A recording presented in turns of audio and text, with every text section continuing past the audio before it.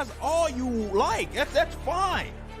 But just understand, like, this does not help you out, man. I know you're having to watch your arguments be diffused real time. I know that it frustrates you. I knew that this was what you were scared of us saying, fuck your old guard, man.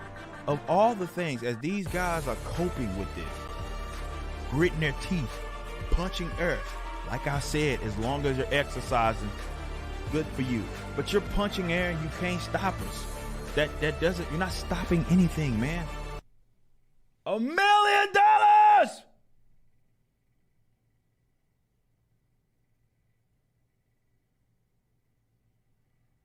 $1 million. There's nothing that you can do to stop that. Nothing. We're just getting started. I'm a young man. We are just getting started. I'm telling you, I get that hatred out your heart because you're gonna be left with the eat ass face.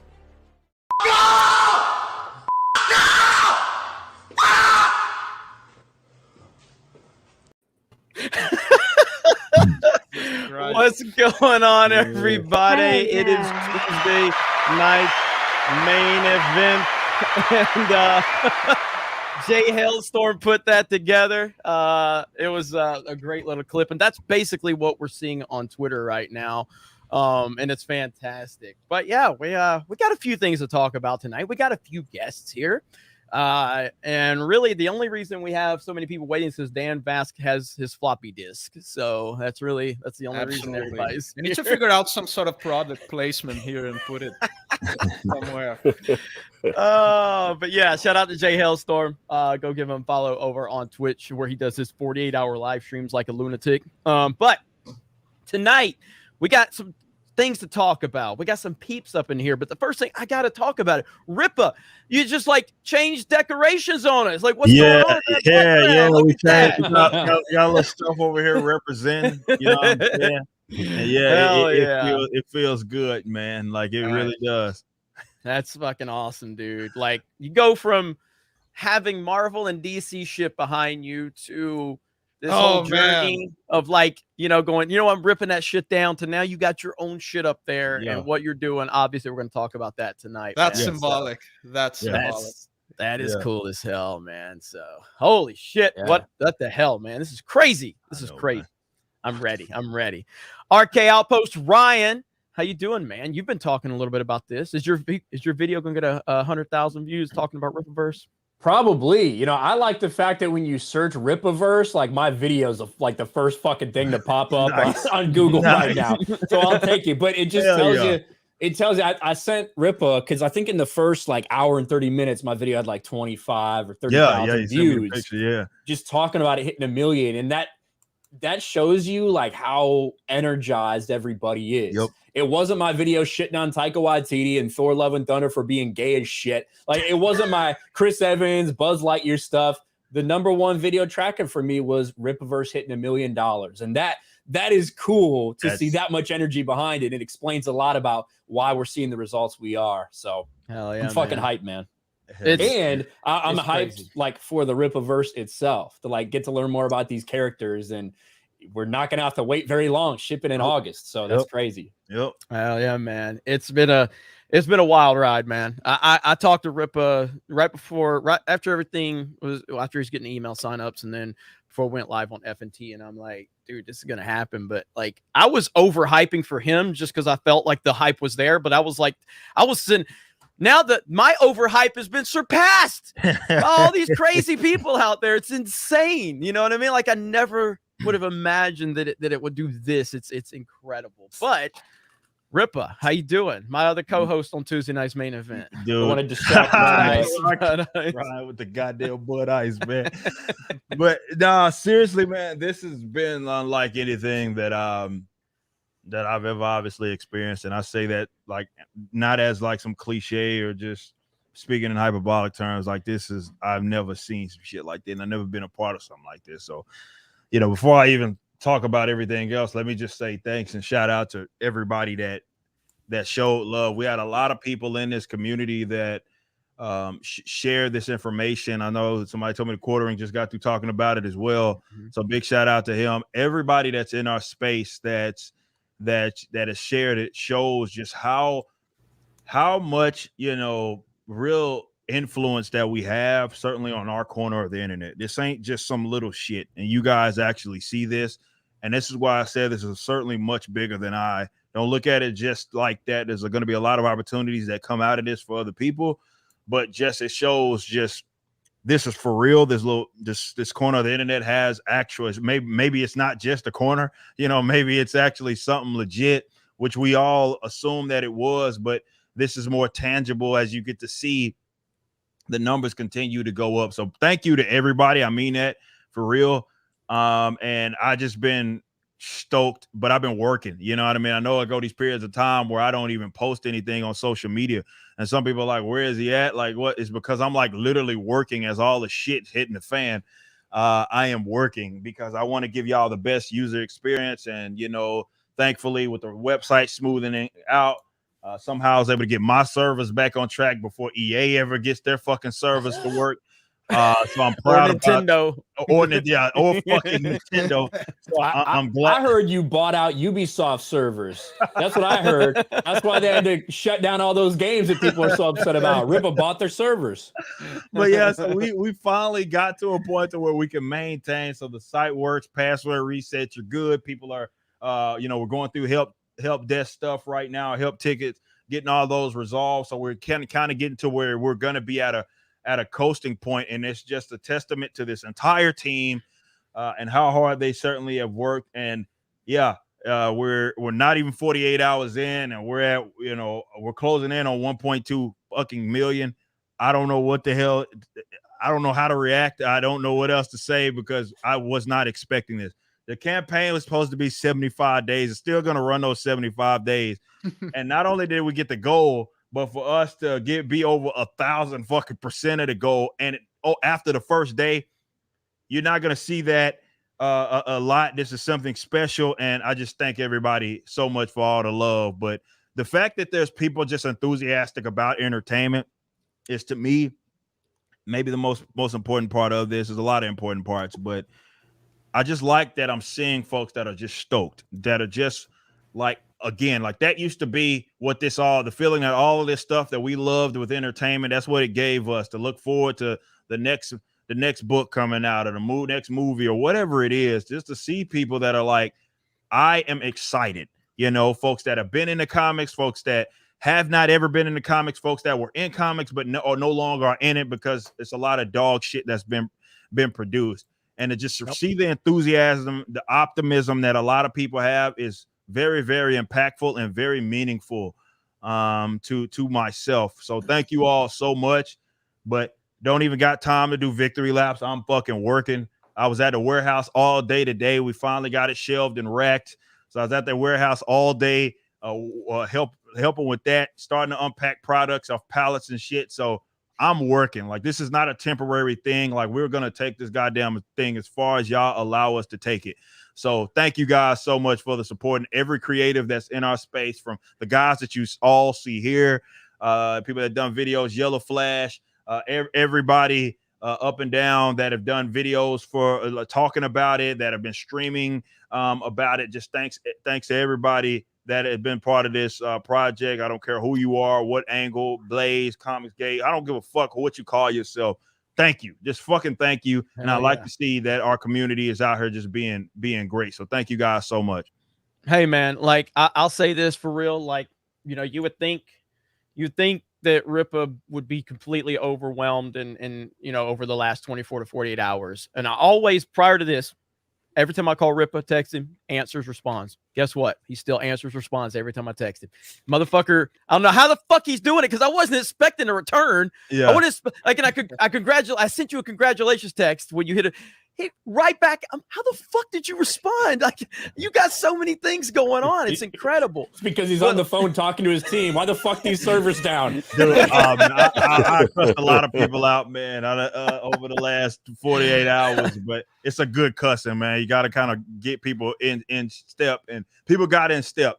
You know what I mean? So I think, let me say that everybody that bear with us through those issues that we had, this was a big project to be able to do housing on our own stuff, but it's pretty much smooth now. we're not having those issues. We got a couple of functionalities that we turned off temporarily so we could get a smooth process and a user experience that no more slowness or anything. So the fact that it's working like it needs to be working is, again, it's a testament to just the team and how hard they fucking work. So yeah, I am always on the phone. I'm on tablet. I'm on my PC because I'm just working non-stop because I like this is not no temporary thing. I'm already thinking about the next 2, 3, and 4 steps forward as I'm working. So yeah, thank you again so much. Hey man, it's I got a lot to say to you as we get further into this about how much I got so many compliments throw your way. You're gonna get tired of them. But we'll have Mario Kart to offset it. So I got so many questions about this too, because like I know everybody's looking forward to that. Yaira is where the real hype's at. So the question that I really want to know is, how does it feel to have created a character that people are going to jerk off to? That's what I want. Yeah, I was gonna take some getting used to. Let's just say that. Hey, Lady Rippa approved Krista cosplaying as Yaira. I will take that all day, fucking long. And holy shit, I'll probably pass out once I see it. I'll be like, it'll be real, you know what I mean? But it's wild. I don't know man. what the fuck I do. I see that. Well, from one massive success to another, not Dan Vasc, but that umbrella guy. What's up, that umbrella guy? How are you, man? How's it going? Oh man, it's good to have you back on the channel, man, and everything you've been going through lately. Holy shit, it's been a whirlwind for you. Killing it, man. Man, dude, crazy. I was figuring out. I just on Ripper 1 minute, I was figuring up your numbers, comparing it to Keanu Reeves, because I was like, dude, in one day you pulled 85% of his backers in one day, and you pulled 80% of his funding, and that was them flexing one of their biggest names. And you're gonna outdo that project. That's amazing. Yeah, man, appreciate that, man. Thank you so much. Yeah, you and your shout outs, man, have been obviously key to that, all the social media interaction, and that's been the cool thing. I know we'll talk about this in a little bit, and I want to let Tuggs finish talking about everything he's got going, but y'all have been galvanizing the troops, and these people are too stupid to realize, as I've been called more N-bombs than I have in the last fucking 48 hours than I have my fucking whole life. And it wasn't me. And it wasn't Ryan, believe it or not. It wasn't Ryan. But you should sell N-word passes on your campaign. Oh, that should be the stretch goal. Yeah. Oh, exactly. There you go. You're welcome. $2 million. Yes. Everybody gets one. That's the only way you get SAW to spend money, if they can get them an M-bomb passes. They say it more than anybody. Oh my God, Rip, that would be great. You could be like, listen, I know people have been questioning whether, I get to listen, 5 million money with this idea. Yeah, if you have money, I want you to back this project. Like, if you're a Democrat, you're welcome here. We've even got a tier just for you. Look at this. Yeah. But no, seriously, that umbrella guy, like, I just want to bring this into perspective, like seeing him come off the successes that he has had, and then to move into this just goes to show what we're doing in our pocket of the internet. And this is like a very important thing, because just weeks ago we've been talking about that umbrella guy and his like just meteoric fucking rise over the last weeks, and definitely covering the death trial and everything, and we're just moving to victory, and it just fucking feels glorious, man. Yeah, it's fantastic, man. It really is, and it's an honor to be on here with you guys. It really is. So, Tug, obviously, man, happy to have you here, man, and anything you need, man, we got you, dude. I love being here, man. This side of the internet, it's ours. Really, the internet is ours. Twitter doesn't count, man. That's just even there. I mean, we really do own Twitter when you drown out the bots and the stupid noise. Yep. Hell yeah, man. Especially with you, Eric July and Rippaverse trending today. Yeah. That was crazy. Nuts, that was crazy. Nuts. And that's probably even with these fucking insane people that got all of us blocked, that are like Eric, but they like put an asterisk in the eye, so like it's not a searchable term. Yeah. Fucking pussies. Yeah. Exactly. Well, we have someone who doesn't own Twitter right now. That's Dan Vask, who's banned from Twitter. Yeah. Hi, Dan. How are you? I told Rippa that didn't happen before I started hanging out with you, motherfucker. Thank you very much. Radicalized. Radicalized. Yeah. There you go. But yeah, man, this fellowship is amazing. It's freaking amazing. I don't even know how to call it. Because we're so different amongst ourselves, but the thing we have in common, I guess, that we're fucking normal. We're fucking sane. And this, I think that's the ultimate thing that defines us. And everybody's so amazing. I had the opportunity to experiment firsthand the power of this fellowship with the Friday Night Tights theme song. Hell yeah. Those fucking guys brought it to number one. And now yeah, not a rock, like rock charts, not heavy metal charts, not fucking whatever charts. Number one, period. That's insane. For three straight days on the same week, Iron Maiden had a new album. That's insane. That's no bullshit. That happened. Hail Friday Night Tights. I imagine Bruce fucking Dickinson. Like, who the fuck is this same bastard with a big old fat ass flying with us standing up? Oh my god, I'm probably confused as fuck, man. Yeah, and now the fellowship is showing its power again with our brother Rippa, and it's like that power is as the word says, powerful, but it needs someone to catalyze it. It needs a spark, and Rippa is providing it. So damn right, it's fucking awesome, man. Like, thank you. Thank you for being a capitalist. Thank you for making money. Thank you for making profit, because your profit actually makes the world a better place. It actually allows civilization to work. And this is not empty virtual signaling. This is actual fact. Business owners make the world go round. And dude, thank you so much for paving the way for the rest of us to follow in that. Hell That's what yeah. it's about, man. Thank you so much, Dan, for sure. Awesome. Yep. And man, like Rippa, like go ahead, Ryan, and then I'll go. I was just gonna say it's awesome, and like obviously Dan is such a creative dude. Rippa is clearly showing his creativity right here and now, writing and building this comic book universe. And it's not something that everybody can do. I saw a lot of people saying that, like in my videos and everything, it's like, man, a lot of the haters too. It's like, well, finally somebody's actually doing something and creating something. Like, why don't you do that, Ryan? It's like, listen, I know my fucking strengths. Yeah. Creativity ain't one of them. Like it's just fucking not. Like, I understand that and I know that. But at the same time, when you see good products, you should talk about them. You should promote those. When you see people that are making these products, you should promote them. And you know, that's kind of what our role is. And it'd be stupid of me to be like, well, I'm just gonna make a comic book now. Like, that's not me. You know what I mean? So this is why I say, and to that point, like, this is why I say, like, everybody has like their kind of space and role kind of in this. This is not like every person does not need to be a creator. If you have that bone in your body, go for it. But everybody has like is a cog in sort of, or whatever you want to call it, kind of in this machine. Like we need everybody to kind of do whatever it is that is their part. And if you have a strength, and no matter what it is, if it's in just supporting someone's work, if it's in commentary, if it's in the actual creative aspect, we need all that stuff is necessary. Like, so, you know, don't feel like I see that a lot where people are trying to think that other folks should be forced into a role that they're not just because they're in a position of followers. That's not how this works. Like, this is not my first creative project. This is like, I was blessed with this. I say this all the time. Like, I wasn't ironic. Wasn't taught to write. You heard the music and stuff like that I've done. And, you know, this is God-given. I genuinely believe that, because nobody really taught me how to do it. I just stumbled upon that. So this is why I feel like my place is in more of the creative space. And yeah, I can commentate and stuff, but my role is in the creative space. That's not a knock to anybody else. And you still can be very supportive of other people's project, or there's something else it is that certainly you can do to assist. So everybody has their kind of role, certainly in this, and this is very important.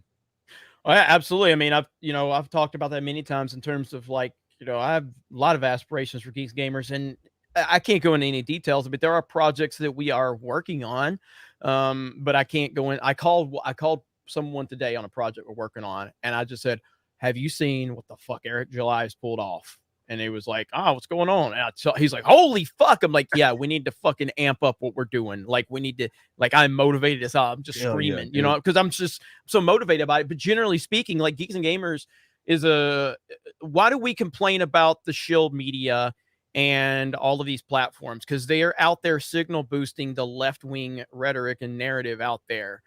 We need voices that are going to be independent from that. We need places like Bounding in the Comics. You know what I mean? We need those people that are boosting voices without having a political bias. That's an important piece to the puzzle. It's not the most important piece, but it's absolutely an important piece. And not recognizing that is a failure. So there's a lot of pieces of this puzzle, and it ain't simple. And so what you're seeing right now, Rippa's the type of guy that doesn't go, I'm a leader, I'm going to come out here and be a leader of men, but he is. And a good leader knows when to follow. I will follow Rippa any fucking where. Like, I can't stop watching his live streams. He's motivating me. He's inspiring me, you know, like everybody runs through the problem, no matter who you are. You're every human being. We all have our doubts on certain aspects of things. And I hear Rippa. I can't stop watching his live streams recently. I can't stop. Yeah. And to be fair, though, he's kind of keeping me from work because I can't stop fucking watching him. But but I'm watching him and I'm just like, man, I will follow this motherfucker anywhere, because one thing that the people that I've surrounded myself with and the people that we have on this side of the internet, generally, there's no egos involved. Man. Like, we don't need to have, I need to have more subs, or I need to have more views, or whatever. Like, I see people always trying to say stuff like, oh, Gary passed Jeremy in subs and he's the leader. Okay. You think me and Gary, you think that hurts our relationship? Gary's the fucking man. Yeah. Like, Gary's the man. I've said he's the Joe Rogan of the geek world. Like, Gary has things that I or nobody else in this world has. He's a fascinating person to listen to because of his knowledge and how interesting he is and how well versed he is. He's amazing. And he's been to jail. And so, yeah, but it's all about, like, that's why there's the people on the left are so angry when they see us succeeding. When I see Tug blowing up and getting like 100,000 followers on Twitter, I ain't sitting there going, I want that. Like, no, I'm like, holy shit, more people are waking up to what's going on. Couldn't be happier for Tug, you know, couldn't be happier for what has happened with Ryan and his channel. And it's everybody's just crazy blowing up in their own way. And everybody has their moments. There's peaks and valleys, you know, but what Rippa's doing right now, Rippa is elevating everyone. And I can't say that I've seen that on this level for anyone. I've seen some great things from people like Gary. I've seen Comicsgate doing their thing and Ethan's Cyberfrog blow up. Obviously, that was a massive thing that kind of sparked a lot of this. Yeah. You know, we've seen, obviously Geeks and Gamers has had its nice little bump, you know, and a lot of people saw that, but it was a really isolated from, okay, I might inspire this person, that person. Rippa is raising everybody's game. Look how many people are in this chat right now. We usually pull, you know, between 3,000 and 4,000 people, but look at the enthusiasm. Yeah, there's more people watching. Look at the chat lighting up. Look how much people care about this. That is Rippa elevating every fucking thing. And people are following and respecting that. Everybody's played a part into this. You know what I'm saying? And I think everybody deserves their credit. But Rippa is the spark right now. He truly is the spark, man. It's fucking crazy. I can't say it enough. Like, you, to your point, I want to reiterate that, like, or rather piggyback off of that. Hang on, we have diversity. I'm sorry. Hey, diversity. What's up? All right, what's up? Yo, Rippaverse, let's go! 1 million? Yeah, I know, bro. Holy crap, let's go! Not X-ray girl. Not X-ray girl. That's not me, man. That's not me. People in the chat might be like, "Who's that?" Always X-ray girl transition. Who? Wow. No, but Rippa, bro, let's go. Yeah, dude. I knew it'd do well, but I didn't think it would actually like 1 million in 2 days. Me either. Come on, bro. Yeah, good stuff. What the fuck's going on right now, man? I'm trying to figure it out still. but I have no idea what the fuck's going on. Like, still trying to I'm trying to catch up, but this is fucking unreal, man. And so hype. But this is the thing about Rippa, and I'll let you go. But like, you guys understand, like, so we do these like premium Mario Kart streams for our website members. There's like 20 people watching those. Rippa through this whole journey. Like, I would have to, he's hit me up. Yo, y'all play Mario Kart tonight? I'm like, yeah. Like, motherfucker, ain't you building? Yeah, man, I'll come in there. Because he knew there was like 20 people that wanted to see him. And that's the type of person he is. Hold on. He wasn't going like, there is nothing respectable about that. He's a fucking addict. He's an addict, and Mario Kart is his crack. Like, you shouldn't be advertising that.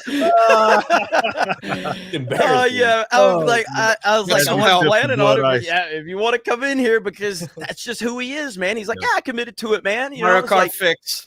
It's he's just he's as real as real gets, and that's why so many people are so happy about this. So many people are connecting with it, and it speaks to his character and what he's done. Anyway, I'll let you talk, Ripper. You were saying something. No, I just wanted to. Only thing I want to do was piggyback off of that point about like how this whole elevation thing. I know that there are folks that look at this because they themselves look at that.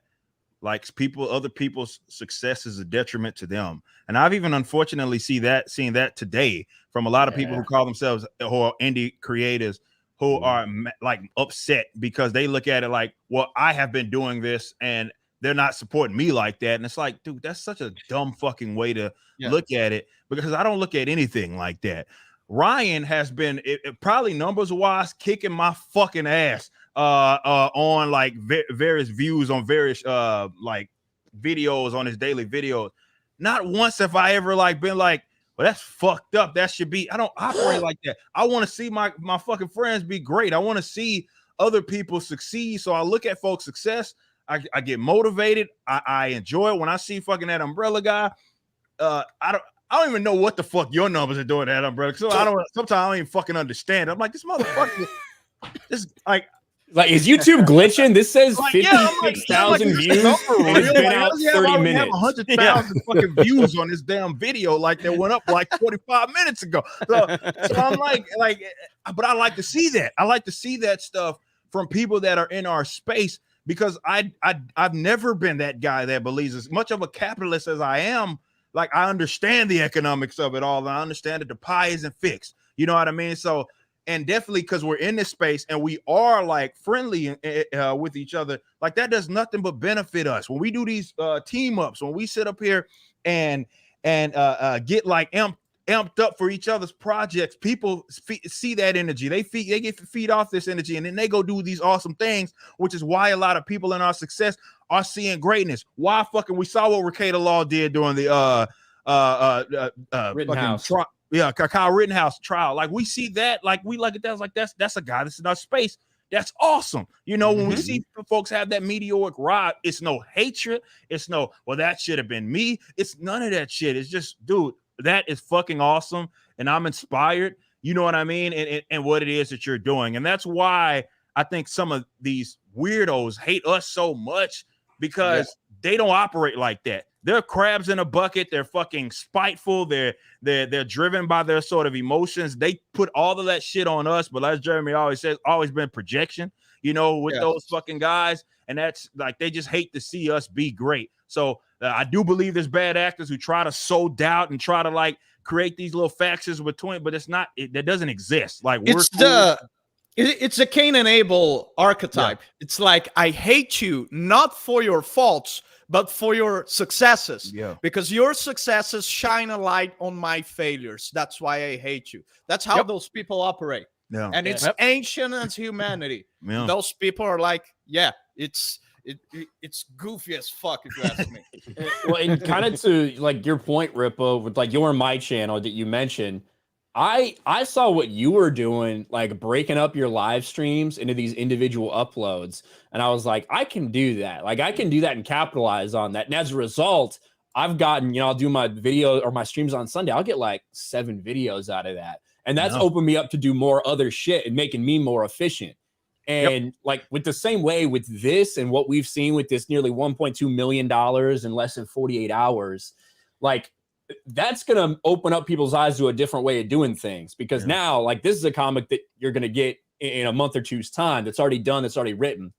Obviously, not everybody is likely going to be in a position where they can drop a couple $100,000 to get ready for all this. So all those things are up in the air. But when you first said you're going to do it on your website, there were a lot of people that like weren't happy about that. Meanwhile, now just as it sits, because you chose to do it on the website, I'm sure there was an investment and things like that. But just when you look at the numbers, without that like 10% platform fee, you're talking 120 grand more that you have in your pocket now. That's 2 full-time jobs right there. Yep. And I didn't have to pay 120 grand alone on obviously to make sure everything, the website server related stuff. I didn't do that. And that was the point that I was trying to tell people.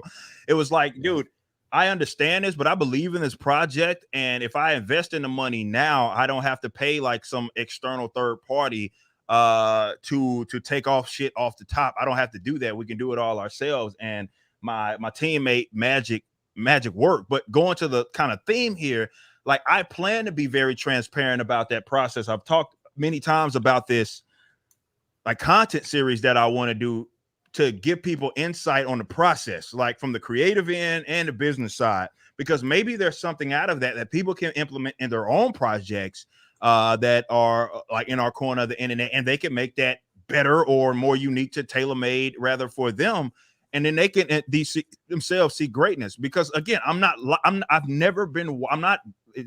rough around the edges as I am. I've never been the guy that I see other people succeeding. You know what I mean? And then when I see some success, I want to like kind of keep it close to me. No, I want to see my friends be great. I want to see other people in our space, even that I don't know, get out there and do amazing things. Because as I preach so much about parallel economies, like that's what's necessary. That's what's going to happen. It can't be just me. It can't be just other people, like few people. Like it has to be more people. So the more folks that are getting out there and somehow contributing to this, that's what it's about. So if you are one of those guys who have been fucking hating just because, well, you've been doing indie stuff forever, so you look at it like, well, that should be me. Like, don't be that way. Just ask me a question. Maybe there's something I can help you out with, and I would absolutely offer you that insight if you can implement it in your own unique way. Like, because that's just how I'm wired. But you'd be surprised, man. I've gotten more than I have. First of all, it's funny coming from the leftists who preach so much about being anti-racist. I've gotten more racist shit said to me, like I said, within the last 48 hours than I ever have in my fucking life, or at least racial-based statements and stuff. Somehow I can't just be awesome. It's like, oh, well, he's black, so this and that and all this, like everything I have to be controlled, all this other nonsense. But you know, either way, like on a serious note, man, I want to see everybody be great. I can't say that enough. This is way bigger than me, and I recognize that. So we need more people doing great things. Yep. Yeah, man, 100%. And mods, don't admit something. Hang on. Go ahead. Hang on. Mods, don't argue with the chat. If they are punching, like Rippa says, the air, let them punch. The only rules: no spam. Obviously between doxing or anything like that, but like literally just spam is really the only thing. They can criticize, they can talk shit, they can say whatever they want about me or whatever, but like don't argue with them. Just let them punch. Go ahead, Ryan. We've always said everybody's welcome here, including retarded people. It's fine. But I did need to. I had an admission to make. You know, Rippa said he's seen a lot of slurs online. I did use a slur when I text Rippa earlier today, but it wasn't a racial one. But I just had to put that on the record, so my conscience is clear. We still got to introduce the ladies. We got My Nerdy Home, Steph, who's taking notes for the clips of the stream. Hi, Steph. Hello, congratulations, Rip. I'm so happy, excited, proud of you. Everything, all of that, the momentum behind this has been incredible to just watch. Like, you're just watching it happen and you're so excited. And I'm telling like my family and people around me who don't even know like anybody here because they don't really know what I do. It's really hard to explain it to them. And they're just like, wow, good job. Wow. But I'm just so excited about it. Hard explaining those things to breakfast tacos. I know, That's true. That's very true. But yeah, I'm just talking about it to everybody because it's just so exciting to just watch. You know, I can't even imagine how you are. I know you're really busy and everything, probably too busy to celebrate, but still the emotions and everything that you must be feeling, I couldn't even imagine because I'm just so excited just watching this. So yeah, Ripper congratulations. doesn't get overwhelmed. Celebrating for him, yeah, for sure. Yeah. He doesn't get overwhelmed. He simply is whelmed. Yeah, Simply pretty much. Whelmed. That's what I am. And we have Krista Nova here. Hello, Krista Nova. Hi. Oh my gosh. Good. It's been, oh my gosh, a crazy couple of days. Shout out to Rippa. Congratulations to Rippa. Thank you. It's just, it's crazy. It really is. And it's inspiring. I even sent it to my mom too, like Minority Home said. I've been sending it to my family and she's been like up to date. She's like, oh my gosh, like where is he at now? And like even she's like freaking out, you know, because awesome. because she watches the Mario Kart streams and she loves everybody there. And so even she's just like, oh my gosh. So we're all just really happy, really happy. It's good stuff, man. It's good stuff. Awesome. And a big shout out to Lady Rippa. For putting up with your ass the entire time, all this way. And she put out a really cool thread actually on Twitter earlier. Steph was like she was talking about a lot. She just thought it was so cool. I did. And my response was, I saw Rippa's reply. It's like all this shit. And you're like, and then I married the most wonderful woman in the world. Yeah. And I was like, my God, man, Pride Month's over. Right here. Yeah. So this is Lady Rippa. And she says, Eric and I first moved in together in 2015. It has basically taken him 7 years of working his ass off to get where he is now. None of the success he's experiencing is by accident or because he's Black. She just talks about, you know, how your dedication and everything and content creation. And then there's Ryan's favorite part right there. And then I married the greatest woman in the world. So there you go, man. So that's a good Lady woman Rippa, right there. That's an awesome woman. That's a Lady woman. Rippa's amazing. She's she's so cool. Although I'm a little upset that she failed to convince Eric to play Splatoon with us. You know, it ain't for lack of trying. She always plays Splatoon with us anytime we play over there on Geeks Gamers Play. But she's Lady Rippa's great.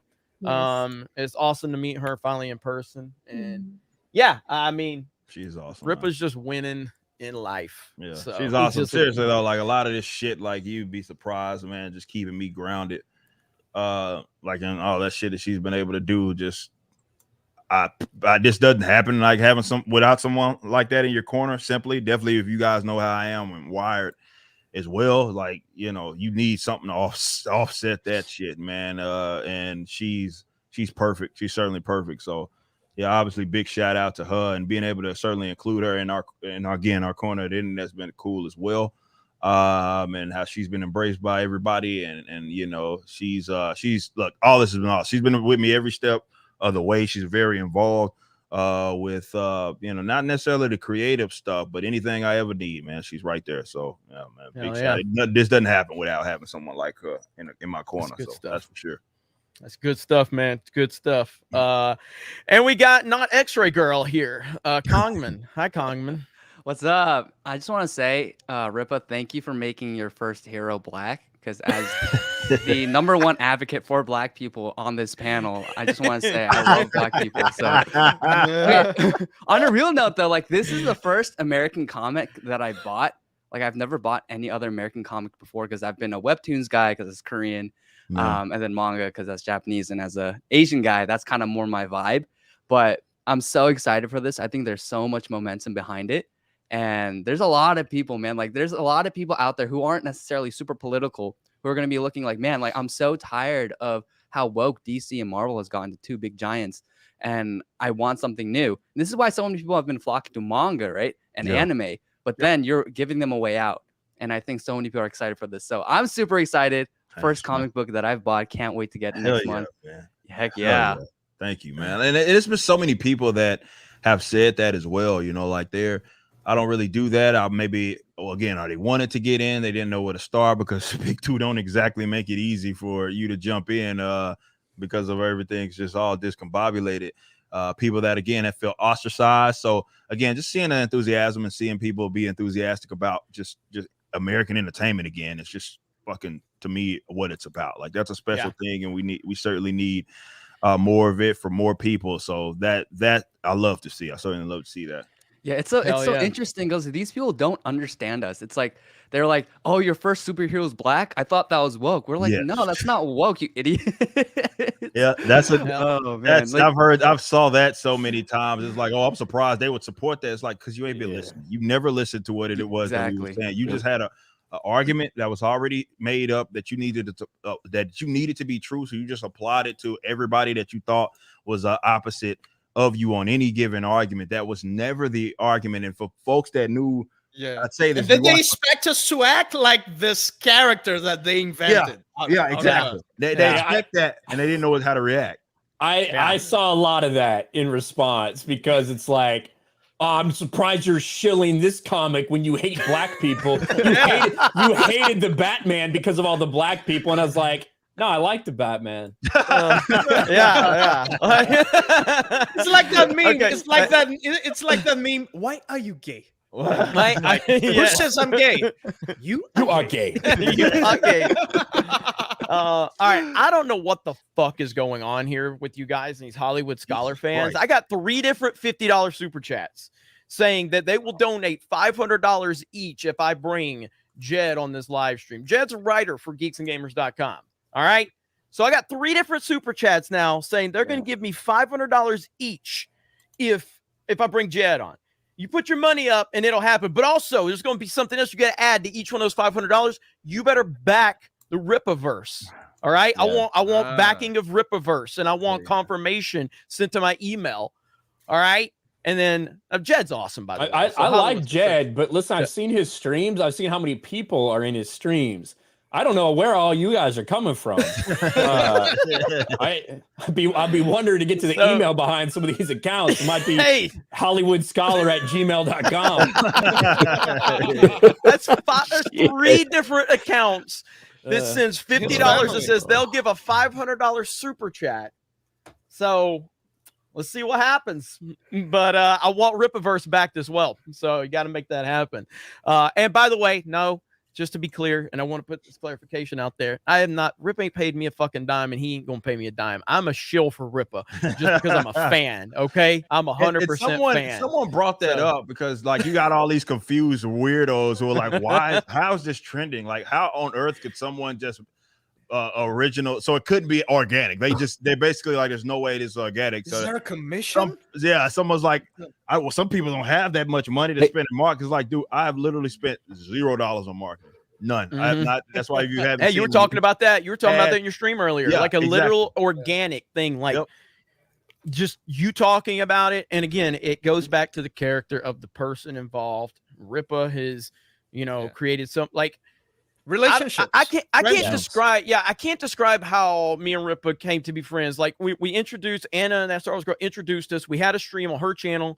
Me and him maybe talked a couple of times after that, but we really never did anything. You know what I mean? It was like months later.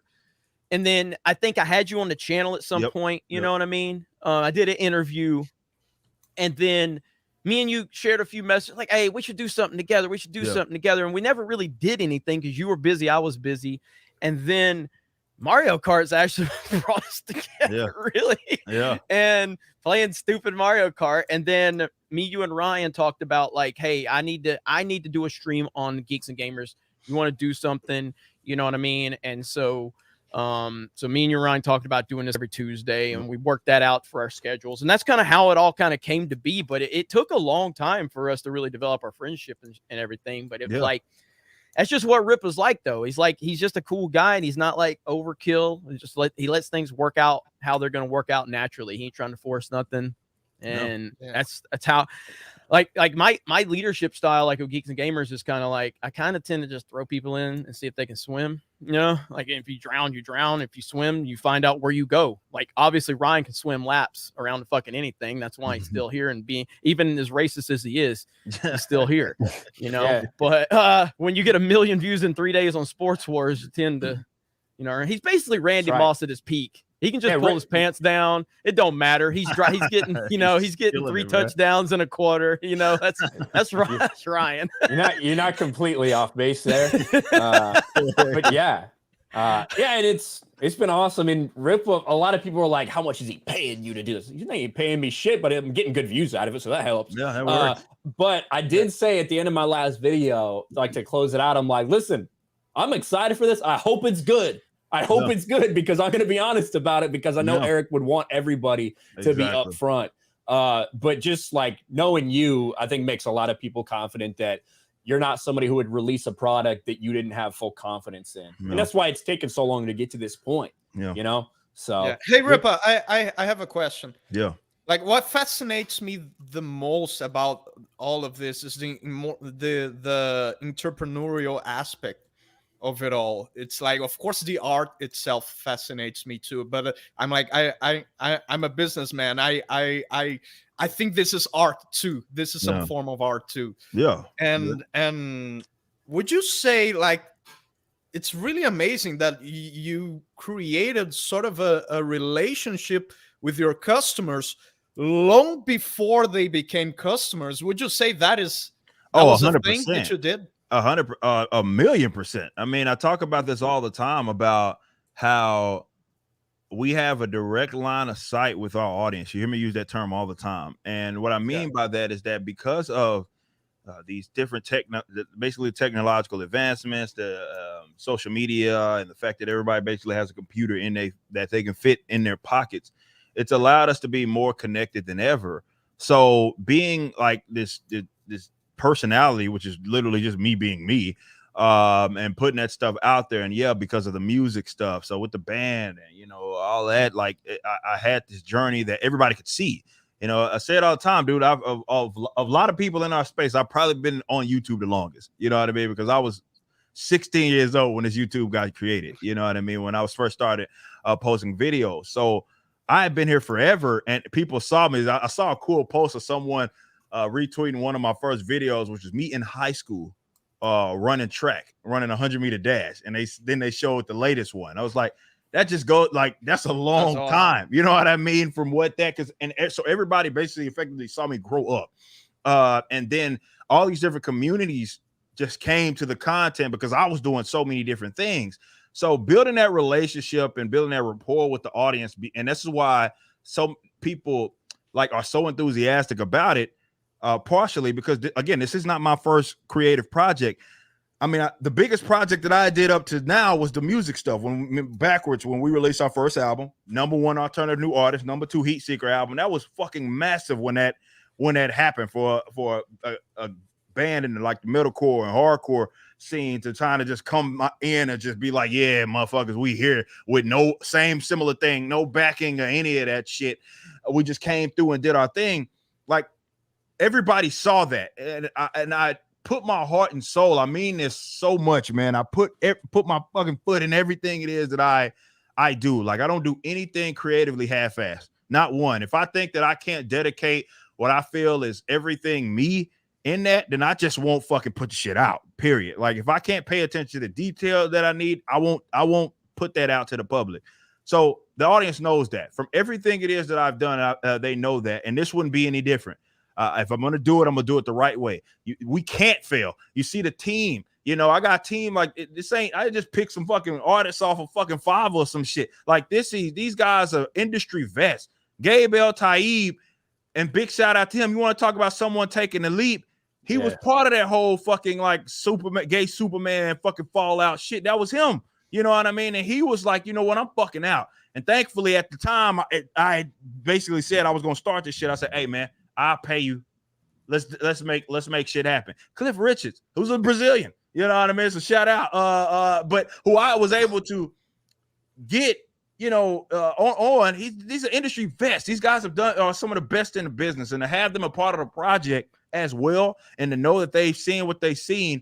Also, there was no way that we could have. I surrounded. Basically, what I'm saying is, I myself don't half-ass anything, and I surrounded myself with people that expect nothing less. You know what I mean? They want greatness of themselves, and they want greatness to the projects that they are tied to. And that's why we can't lose. Like, it's impossible. It's literally impossible. We cannot lose. The story's great. People love the synopsis. You see the design of the characters. A lot of people are digging that because we worked fucking hard to get to a point to where we could present it to folks. And that's a line of sight with the audience, talking about things that I feel that I love. Sometimes I despise, and just saying, hey, this is who I am. And this is why we basically lead with the fact that you are the customers, and I'm trying to give people shit that they want, not shit that I think you should have simply because of my social views or my political views. Like, no, something that you actually fucking want, and it's being given to you by someone that doesn't fucking hate you. You know what I mean? Yeah, and that's what this shit is about. And that's what very is nice. What is also awesome is like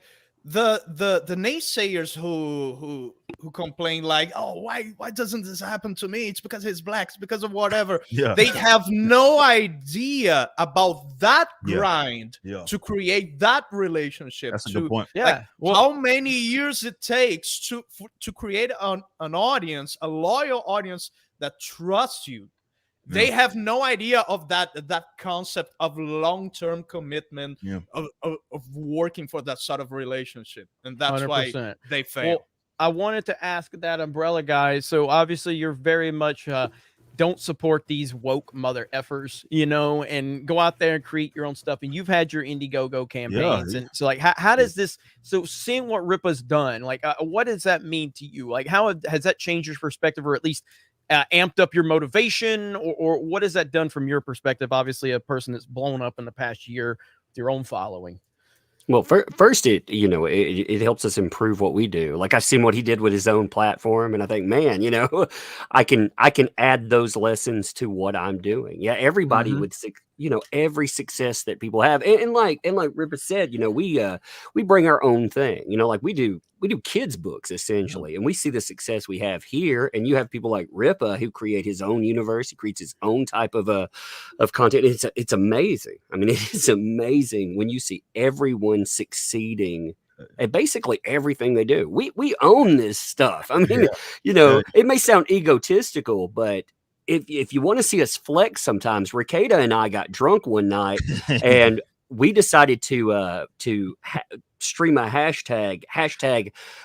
The media accidentally put out a picture of me, but it was as a female. They thought it was my picture, and it had a nice rack. So we decided to hashtag Tug's tits, and we trended at #1 on Twitter. We took over with it, and that's the same kind of lessons that we do with projects. I mean, if we go out and we're motivated and we want to succeed, we do. And I mean, God, there's so many.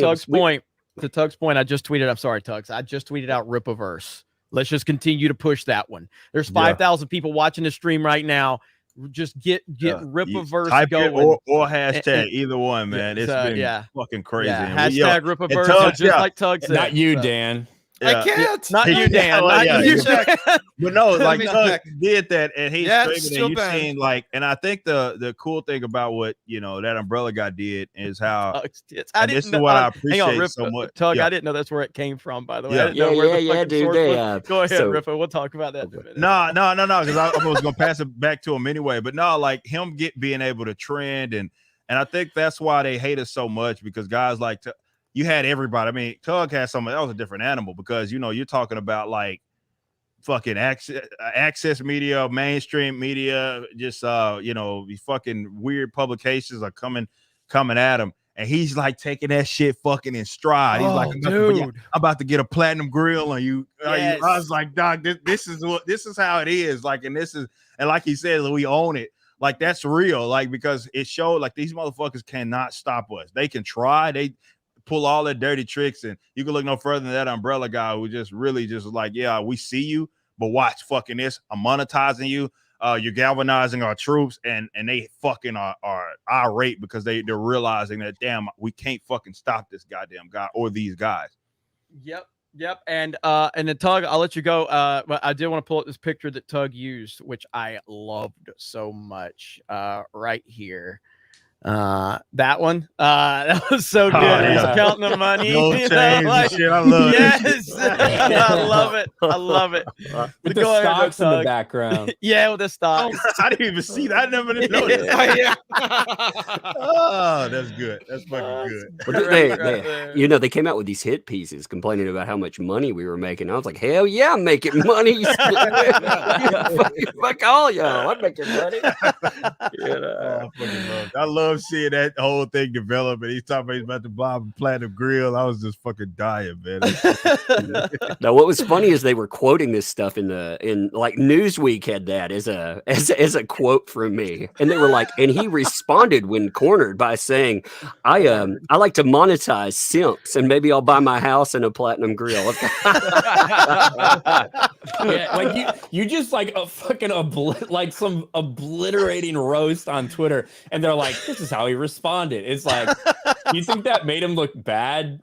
Like, they're so oblivious. Yeah, and so many of these people who are stuck writing articles for these websites that can't generate any revenue and can't generate any clicks, they're furious that we're able to have an impact, that we're able to make money. Like why the fuck should they be mad? Why should they be mad that YouTubers are making money off Google AdSense, like ad revenue from videos, right? Or from individuals donating? It doesn't affect their bottom line at all in any way, shape, or form. These journalists out there, they're doing the same thing. Exactly. Like they're making money looking for stories and writing about things going on.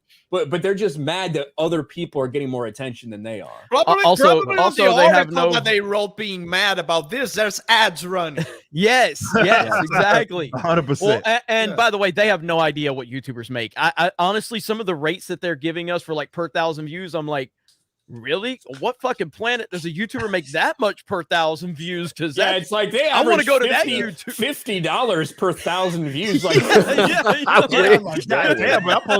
I'm looking at what the fuck? Hold on, is it like a secondary account that I'm supposed to be looking in? $50 TPM. Imagine that. And then they're so manipulative with it because like obviously yes, YouTubers make money, but it's like they don't even account for taxes or super chat reductions or any of that, and they just put this massive number out there. And of course, yes, YouTubers make good money if they're doing well, not even just YouTubers. Shockingly, people in life that do a good job make money. I know it's a crazy scenario. Yeah, I know it's a wild situation where if you do a good job of actually working and providing a product for your customer, whatever that product might be, then they're going to appreciate that. Yeah, and maybe if you want to get some money, maybe a first good step is to stop hating money. Those people think money is a dirty thing. It's they don't actually think it's dirty, Dan. They just don't have any. we don't play by their rules. That's the problem. Like when they throw it out there and they try to suppress something, we're like, fuck you, we're gonna do what we want, and we make fun of them, and they don't know what to do with that because they've controlled access media, they've controlled everything, comic books, all these industries, they've controlled it for so long. And you're supposed to pay your dues, you're supposed to play their game. Screw them, man. They killed these industries. We're gonna rewrite this thing. Damn right. And to Ryan's point, they don't have money. SJWs don't have money. And in the day that Rippa breaks $1 million, the Riva lightsaber failed to get funding. So the Star Wars Black Series Riva lightsaber done by Hasbro Pulse, they did a crowdfund and it failed. It failed miserably, while at the same time the Cobra Hiss project doubled in backers on something that doesn't even have an active run going on a series or anything. This is coming off of the Obi-Wan Kenobi series with a massive failure, and that's embarrassing versus this project that broke a record and got crowdfunding in no time at all. Yeah, and it's not like G.I. Joe has anything massive going on right now. Yeah, G.I. Joe has no big relevant thing going on. Like there's nothing that's really pushing G.I. Joe out there. Yet the fan base is still Alabama. Yeah, well, damn right. But then you see this Riva situation, and it's embarrassing. Look, I made a couple of videos on it. Even in one of my videos got 100,000 views. I even said, I'm here to help Riva. Okay, we're gonna signal boost it. And of course, I couldn't help it because nobody likes the character. No one likes this character. This is pathetic. All of those likes, all of those retweets, all of those millions of views that Ewan McGregor got for his virtue signaling video. Do you think Ewan McGregor backed this project? No, he didn't. And none of those people that are preaching about diversity and representation and how important it is and how everybody's racist and they like all this stuff on Twitter and they hashtag and they do all that shit, and none of them support this shit. Versus Young Rippa, who has a product that was organically advertised by people that like his product, blew it out of the water. And then this one right here, Ryan, is this the one you were telling me about earlier? Yeah, we'll show both of them. We'll show their we're sorry. Unfortunately, the Star Wars Black Series lightsaber, the third sister Force Effects Elite lightsaber, did not reach the minimum backing goal. Thank you to all the fans who supported this project, every fan who shared their passion. Nothing wrong with that tweet at all. The follow-up's a little interesting. We carry learned lessons with every HasLab project, continue taking in additional fan feedback as we progress. Interesting, they want fan feedback when they don't allow comments on this. What post. the fuck? They turn the comments off. Could you imagine the Rippaverse turning comments off? So you don't. Hey guys, don't hurt our feelings, okay? Yeah, fuck like this. You can give your feedback, but just say it out loud for you over there. And Ryan, and I do follow Has Repulsed, so I haven't seen another tweet outside of the ones centered around Riva that have the comments turned off. It's only the ones that are centering around Riva, from what I understand. And you told me about this one. Yeah, this one, because I checked, because I wanted to see, do they just do that by, is that their thing that they do? Maybe because they sell kids' pride. I don't know. What the fuck? Who knows? And I checked, and no, the only things are associated with the Riva lightsaber. And this one, I did see that there was like 5 or 6 comments on it, but they didn't allow comments at one point. So I thought that was weird. I see the little thing. Twitter, one thing I love about Twitter is they're like, hey, if you want to hide comments so that people don't say the mean things they say about you, you can do that. But we're also going to tell everybody that you hid comments and still let everyone see them. So I thought it's the best feature, man. It's the fucking greatest feature. I thought for sure it must just be like super racist shit that they've hidden, right? Like it just must be that bad that they had to turn comments off. Laughing emojis. Laughing emojis. If they could make it spin by itself, then that would be awesome. Hide that. So you are asking for feedback. You're asking for fan feedback. There is nothing even like remotely impolite about that at all. Nothing. You're asking for fan feedback. You hide that reply. LMAO, good luck. You're charging too much. Never gonna happen. Hidden reply. No one wants a $500 BS lightsaber for a new character. Thousands of people do want a BS ATST though. And then this person says, listen, I'm no marketing expert, but I think including this dude would get you 2 more billion backers in a minute. Like there's nothing bad here. To hide replies over that is so fucking bitch made. Like this thing is such a huge failure. And that is what that's what you have right now. You have the Rippaverse. And you have shit like that. Well, I want more of the Rippaverse, and that's what we're kind of building and creating in our own little ways. And Eric is kind of changed the game. I think you have changed the game. I really do. It's a testament, like I say, to this community, and it shows that a lot of the main, mainstream kind of stuff, the old guard, the spot where you just kind of just the status quo, let's call it that. A lot of that shit's smoke and mirrors, man. And it always has been, but it's just becoming more obvious when you see like these pockets of failures, you know what I mean? And then the same company, they'll boast this number, and it's all smoke and mirrors. Like these Disney Plus numbers that we see, like, yeah, a lot of that's just smoke and mirrors. It's like, how do we actually analyze that? And whatnot, but it's you see stuff like that, and it shows like this is not an organic movement. This is just a mega corporation, or a big franchise tied to a mega corporation, and they're just putting out content. This isn't really organic or anything right now, because if it was, this is supposed to be Kenobi. This is supposed to be this big, and this character that everybody on Twitter loves so much, because and everybody that doesn't like her is of course a racist, or they're sexist, or maybe you're racist and sexist, depending on who you are, and like Orion here, and you look at that. If it was organic, there's no way. It's not even that gets funded. So many people will be falling over themselves to get in on that, no matter what the fuck. It's Star Wars. No matter what I put a fucking I had a tier that I thought I could price people out of that cost $5,000. And I tried to price them out of it. It was called the whale tier for a reason. I'm trying to price people out of it. I'm like, only a few high dollar, big rolling motherfuckers that like watch me, like that probably love me, but you know, own their own businesses and shit. They want to support me. Only them are gonna be able to fucking pay for that. Man, within a couple of hours, the bitches was gone. All 10 of them were fucking gone.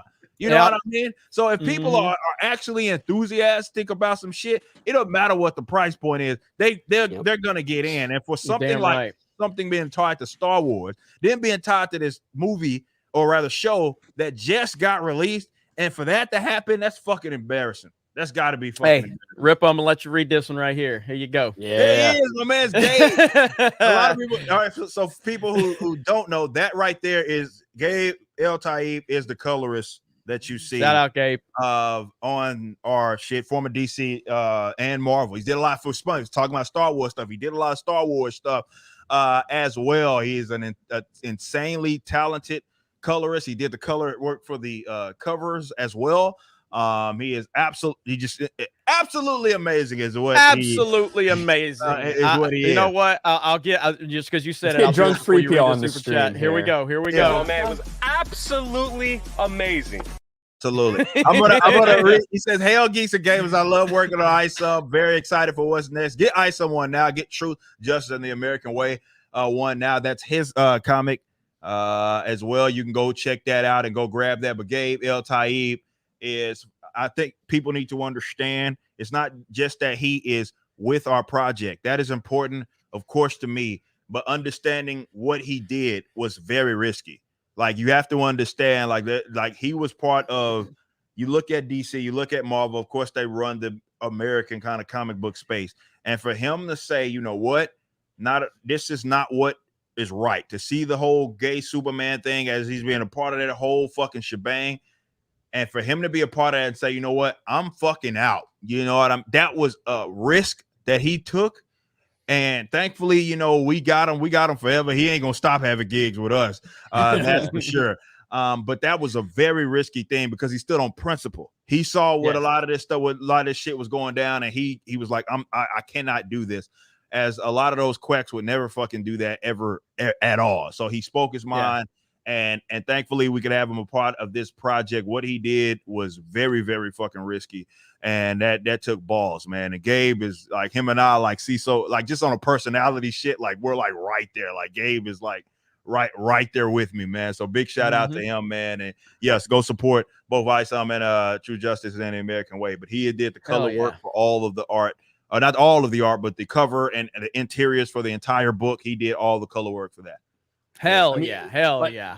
For decades, that's been everybody's dream, right? Yeah. That's everybody's dream, is to get gigs, get consistent gigs with the big two. Like that's it. And to obviously, you know, we're starting to see some things changing. And Rippaverse, obviously a big part of that, but that's not easy what he did. And being so forceful and vocal about it, got all the people on his back. When he basically came out and said, listen, I can't work for this company where Superman doesn't represent what Superman is supposed to represent.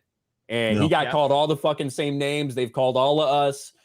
Again, same difference. This guy is fucking Mexican and Arab. Like they don't care. He's getting called all the fucking. He said, I have huge balls. What can I say? His balls. It's going to be easy for people to kind of like, this is what happens, Rippa, you know this, you're not oblivious to this no more than I am, but it's like, you know, 6 months from now, and when you're making decisions, when you're making things happen, people like, oh, well, of course Rippa can do that, he has all this money and success. And it's like, when Gabe made that decision, when Eric made the decision to start this thing, this was risky as fuck for Rippa to even do this, to even go down this road. Like, you know what I mean? So yeah, it's gonna be easy 6 months from now to see, now that Rippa's got success, to go, oh, well, of course, but you got to look at the perspective of it. And none of this was easy. None of it. And that's what Lady Rippa was talking about. Motherfuckers can't grasp the concept of taking risk. They can't even leave their houses without a face diaper. That's very true. That's very true. Oh, taking a risk. Yeah. Well, that's kind of like, that's not only like a lot of the social justice warriors, but this is our culture at large, right? This is why a lot of the huge mega corporations and huge production studios, they don't do new stories and they don't create new characters because they don't have confidence in those characters, and they also don't take risks, right? That's why they do reboots. That's why they, you know, retcon characters and completely hijack because it's like they have there's no risk taking, and then in a society that doesn't take risks, we will die. Our culture will die, and our infrastructure will die. Everything about our society will die if people do not learn to take risks and if they learn to be risk averse. So yeah, like it's not only just the face diaper thing. I think the face diaper thing is like very emblematic of a broader societal problem that we have, especially in our entertainment.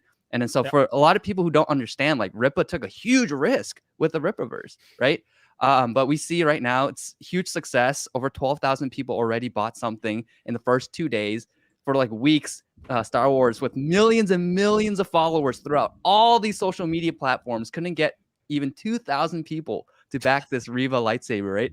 And so I think a lot of people are understanding and waking up to the reality. Like when you start to corporatize nerd culture, like people will just get turned off. They're like, what the crap is this? You're completely bastardizing our favorite characters and ruining our stories. Like, stop this. And it's not working out. I think this is a big statement I'm about to make, but Rippa, I think, is probably our modern day Stan Lee. Like, so what Stan Lee did with Marvel back in the day was very like revolutionary. And what Rippa's doing with the Rippaverse is revolutionary. And he's not paying me to say this. He ain't gonna like you saying that. Not that he's gonna dislike it. He just he knows he's as much as Rippa's arrogant as fuck, and he is. He's also very humble when it comes to shit like that. I can confirm it because Rip already asked me if he dies, he wants me to start shilling NFTs with his from his account. We gotta get his login for his Twitter account and then start shilling NFTs. Yep. I'm gonna start drawing Rippa's blood, make him sign in it, shit like that. God, by the way, chat, I see you guys have made fucking crazy fucking what? Yeah, this is crazy. I think this is and the person in the chat who's calling me Ban Vask. I like you hear from my lawyers. You hear from my lawyers. You'll get a DM on Twitter about it. This is nuts. It is. I appreciate all of you, and I will get to all of these momentarily. We got a few things we're going to talk about here, and thank you all. This is the second biggest main event we've ever had, so shout out to all of you. Go ahead, Ryan. Real quick, I want to say, just because we have so many people here, you know, we've talked about a little bit before, but everybody might not know. A lot of us here are going to be in Houston just in a couple weeks for Anime Matsuri. So I know there's a lot of people that especially want to be talking to Rippa, and maybe you might even see a Rippaverse thing or two at a booth there. Very possible. Yeah. So that's right. Rippa's gonna be there. I'm gonna be there. Jeremy's gonna be there. Gary's gonna be there. That umbrella guy, you gonna be there? Yeah, it's looking like I guess I am gonna go. So there you go. So obviously Rakeda is going to be there as well, so it's going to be really fucking awesome. We're set to do a big YouTuber panel, and then I think we might have a separate FNT panel. Got to get that confirmed, but you guys should plan on going to that, just like the same one we did in Dallas. We're going to have another one of those. So Anime Matsuri is going to be off the fucking chain. We're going to be there Friday, Saturday, Sunday for sure. So make sure you guys come and check us out there. Yep, man. It's gonna be crazy, and I can't wait. I'm so excited about that. I'm so excited to hang out with all of you. We've been making, you know, we did some stuff with cons recently. We're at Dallas Fan Expo. We had a panel there that was amazing. Some would say absolutely amazing, but it was incredible. Amazing. It was incredible to be there, and you know, I can't believe to be part of all this. You know what I mean? Like, what I mean by that is just this little, whatever it is we have in our little space here, it's insane. You know what I mean? It's truly insane. And I'm happy that we got people that rise and different things going on with them, and nobody's like, you know, mad about that. You got Dan Vask has 25 million views on his Witcher cover, and he's like inspired by Rippa now. Like that's how it works. Like I don't think I've been a part of anything that has that many fucking probably you could add my 2 top viewed things together, and I don't think they get anything fucking close to 25 fucking million people. That's crazy. It's crazy, man. And like, did you see what I texted you earlier, Rippa? The shout out. Look at my last text message to you, and because you were live streaming when I sent that to you. But like that, you're gonna get a shout out from him. Oh shit! Yeah, he's gonna support Rippaverse and everything. Like, you know, and dude, it's crazy. It's insane, and it's something that none of us take for granted. We really don't. We really don't. Now, Tug, do you have any projects in the future, or are you gonna be focusing on your more recent Indiegogo? Like, what's going on with you? I want you to plug anything you got going on. I mean, we have a project we still have a project that's out there, but right now, I mean, I'm not really plugging in. I'm just glad to be here, you know, and enjoying the wave that I'm on right now, man. You are on a hell of a wave, bro. Man, like he's riding that shit, man. So for us, like I've been keeping up with the Amber Heard, Johnny Depp stuff. I know some people have in like different ways, but in the aftermath, obviously Johnny got the big win. Amber owes, when you factor everything in, $8.35 million. What's it looking like from here for people that may have not been paying super close attention? Well, I mean, if Australia comes through like they're talking about, you're talking perjury charges and everything else. So you're talking about the potential for criminal liability as well. So, I mean, this stuff that hasn't stopped. And, you know, covering this just to make it clear to people, we see people falsely accused every single day. And most people won't pay attention to smaller cases. I mean, that's just the visibility of it is not at a level like this superstar name. So this is important, not because of the dude there, but because falsely accused people, they deserve justice, man. And we got to take that back too. I mean, we come from all these different arenas, and that's the thing I like about what we do. We all cover different things, but we all unite around the same banners. And when these assholes come for us, because that's the one universal we all share. They all come for us. They're all the same people. They all try to take us out because they hate us universally. We have each other's backs, and that's what matters. But yeah, absolutely. Man, I mean, and Tug tried to tell me about that, because I was famously like, oh, I don't care about the Johnny Depp trial. I'm not, and I really never paid attention to this shit. Okay, Tug and Yellow Flash both were like, it's bigger than anything that you're focusing on. You know what I mean? And I realized that towards the end of it, when the stuff with what's her name, the lawyer for Johnny, when she was roasting Amber Heard, Camille, is that her name? Yeah. When that stuff was going viral, I mean, you couldn't get away from it, and I'm just like, holy shit.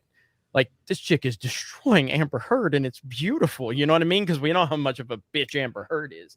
And so you couldn't get away from that. So that was pulling me in. And I was like, yeah, you know what? I get all of this now. And so what you guys are doing, and Tug, you were the first person, at least on my radar, for forever talking about this. Yeah. You know what I mean? And that is like massively important stuff. You know what I mean? I just from comics, I watched this happen in comics before covering the Vic Mignogna case. I watched in 1 month, I saw 39 people in the comic industry, and many of them brought it on themselves. Of course, I'm not saying all of them are innocent either. 39 accusations against people. I know some of them weren't guilty. Some of the things that they were saying about them were absurd too, and their careers, they just bam went out just like that. That could be anybody. And yeah, that is a fight, man. Like once I started focused on that, like, I don't know, man, you get hyper focused on whatever you like, whatever you cover. And that's a fight that I need. And man. you definitely did that. And Clemson PC for 50 says, just back Gabe's truth, justice, and American way. Best wishes for success to him. Long live the Rippaverse. Much love to the panel. Thank you, Clemson PC. Appreciate you so much. And we have more diversity here because we have black friends at Geeks and Gamers. One of them being Epic Mike. What up, Epic Mike? Did something happen? I'm not racist. I got two black friends. I saw somebody's name trending on Twitter. I don't know. Did something happen? Did somebody do something? Did somebody fucking break the internet? Make over $1 million goddamn dollars? Yeah. fucking killing it, man. Appreciate it. God Goddamn damn. conspiracy. This is the one time it's not a conspiracy. That's what's crazy. He told me That's what he not wanted to do. Conspiracy. That face with that comment is just so funny. Like, John Packer. He's one of my favorite fictional characters ever. That really doesn't surprise me at all. That makes a lot of sense. Yeah. God damn, man. Listen, it's crazy out there, man. Yeah. A lot of people pissing their pants and crying. A lot of people cheering and stuff, you know. I mean, listen, man, I see a lot of people that are like, oh, well, you know, I've been doing this a long time. I don't know. And I'm like, yeah, did you ever make $1 million though? You know, in 30 hours. 30 hours, Rip, is that what it was? Like 30 hours, right? Yeah. Insane. Yeah. And honestly, I would have bragged about doing this for a long time and failed. That's what I'm saying. Or like, you know, well, I never said it wasn't going to succeed. Obviously, people do well. I mean, it makes sense, you know. I'm like, yeah. Like, so in all reality, like, it's nothing. It's nothing against, you know, what happened with your website. That's just normal when you get that much traffic. Geeks and Gamers has been bogged down before with just a certain spike in traffic, but if the website like doesn't, if it holds, you're gonna hit 1 million in 24 hours. I'm very confident of that. You know what I mean? Every fucking Call of Duty game launches breaks the damn. I said this on my stream the other day. I was like, listen, every fucking year they drop a new Call of Duty game, and every year everything fucking goes down, and they're gonna sit there and bitch. I'm like, he told everybody, he goes, listen, we're trying to break the website. We're trying. We're pumping the numbers up. We're doing everything. That's how good he did that they broke the website anyways. Yeah. It couldn't handle it. It was like, bro, I tried. The only time that really pissed me off with the website was when everyone and their fucking mother was refreshing to see it hit 1 million. I couldn't it not. That's what everybody was like. You know, server teams like, what the fuck? Like it's like everything's, but everybody's refreshing. Everybody's doing everything. We're on that wheel. We're fucking fried, man. Trying to fucking run them damn servers, but because everybody was refreshing and shit. Like, what the fuck is? Because I'm sitting there, I was like, oh shit, I can see it tracking. I've like got my thumbnail made already. I'm like reacting to it as it's going. I'm about to like record the video so I can like brag about it and put that video out there. So I'm like, shit is gonna hit. I'll take my pre-workout, and then it's like, fuck. So I'm just sitting there all amped up from pre-workout, and I can't go work out until this thing hits 1 million. So that was the only time I was frustrated. Oh man, I'm so glad we got that smoothed out though. Like, and that was the thing. It was like the stress test. We tried to fucking do everything we could to break this goddamn thing, and it was all fucked. And we finally got to a point to where we could break it, and we're about to hit 1.2. We're fucking $500 away from 1.2 million. But like, what the fuck, Lofty? Big shout out to Lofty. Lofty, I was gonna bring you on, but Tug said he deals with enough of your shit on Flashcast, so he couldn't deal with another. No, I'm kidding. Well, speaking of Lofty, we've got another. Look at this thumbnail. This is good.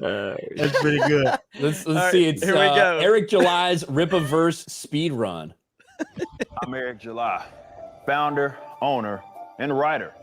Welcome to the Rippaverse.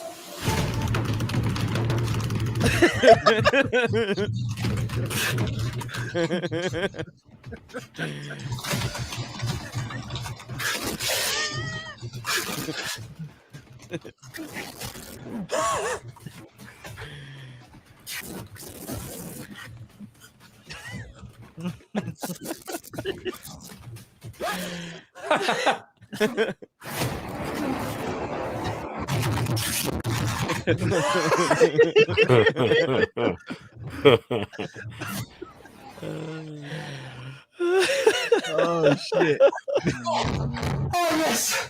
Oh, thank you. Obviously, I didn't anticipate to be here talking about $1 million.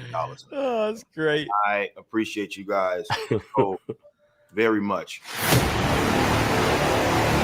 Shit, it's insane, man. It's insane. I appreciate that. It's insane. Yeah.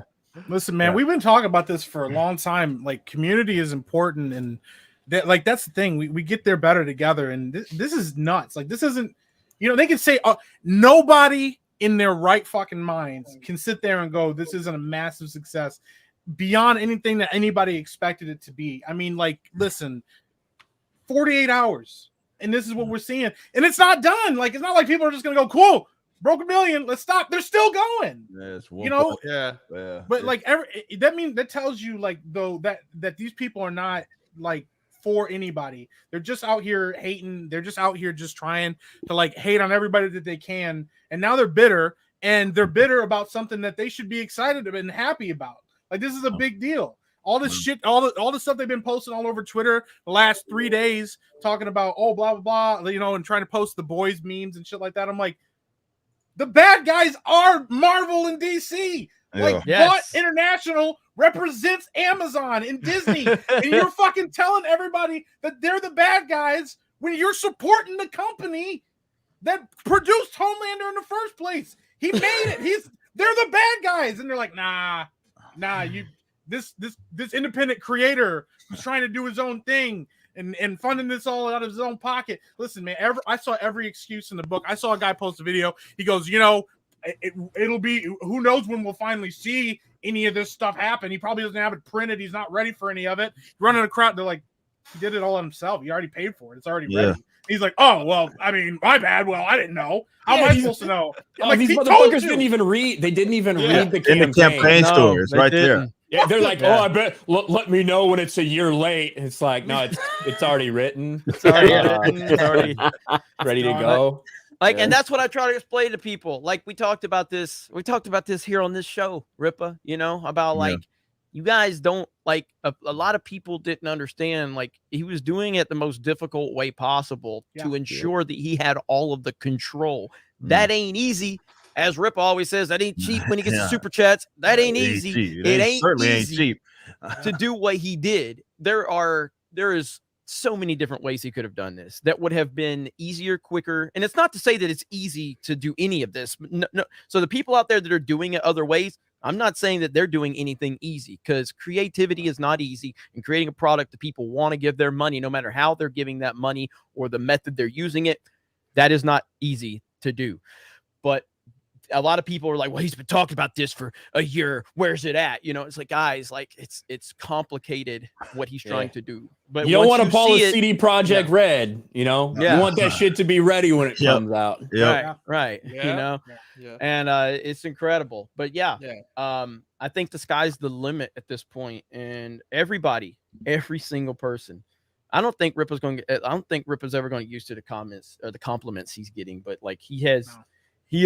I told him this on the phone, and as we were talking, I said, dude, it's one thing to like be inspired by people that you don't know. Like, when you know somebody and they still inspire the fuck out of you, like you are me right now. Like, that shit's crazy. Like, I know you.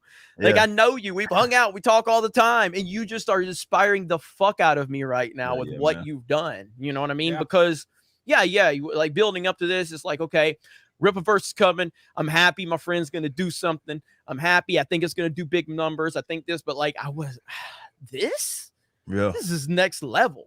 And I do think like without Rippa, none of it happens. So I want to establish that none of this happens without Rippa. None of it. But then you got that element of it.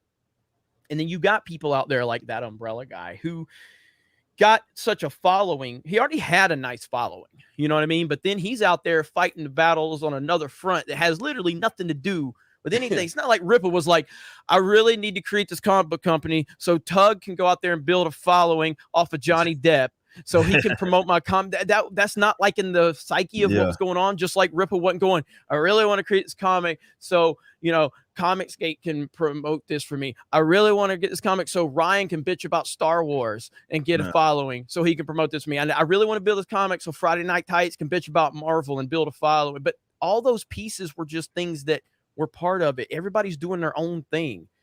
And it all centered around Rippa and his motivation of creating something. And then he develops all these relationships with these people. He builds all these bridges. And this is the result of everybody needs to do their own thing without egos getting in the way. Do your shit. And then when one of us has got something, let's all come together and send it to the fucking moon. Like, even with like all centered that around Umbrella Rippa. guy, like I think most of us here did videos when the media came for him. Like, I know I did. We all did videos talking about that shit and rallying behind him. Like I think mine was like the title or something. I was talking about they're coming at one of our own. You know what I mean? Because that's the way I see it. You know what I mean? Like we're all kind of in this space. And yeah, when we do rally, that stuff is important. You know what I mean? When we rally behind each other and do all that stuff, but it's all like organic. You know, it's none of that. Nobody's getting paid.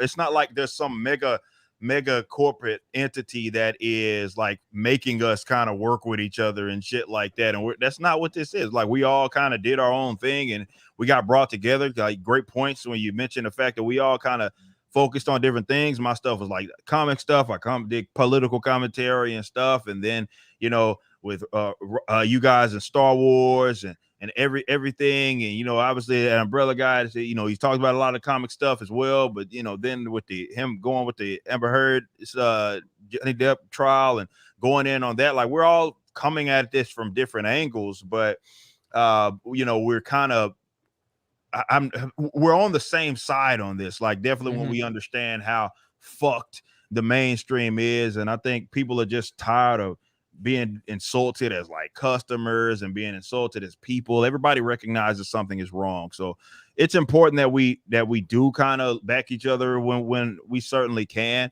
And this is why, you know, there's no egos kind of involved. And this is how, when we see other people succeed, like I get antsy. I love it. I love when I see umbrella guys succeed. I can't say that enough. I've been talking about it on the stream, like his numbers. I'm like, this motherfucker, I don't understand how he got that many views in such a short period of time, but neither do I some days. Yeah, I was like, how the fuck? I was like, God damn it, what the hell? This is insane. You know what I mean? This momentum, but I love it. I certainly love to see it because this is way bigger than kind of just an individual kind of in this spot.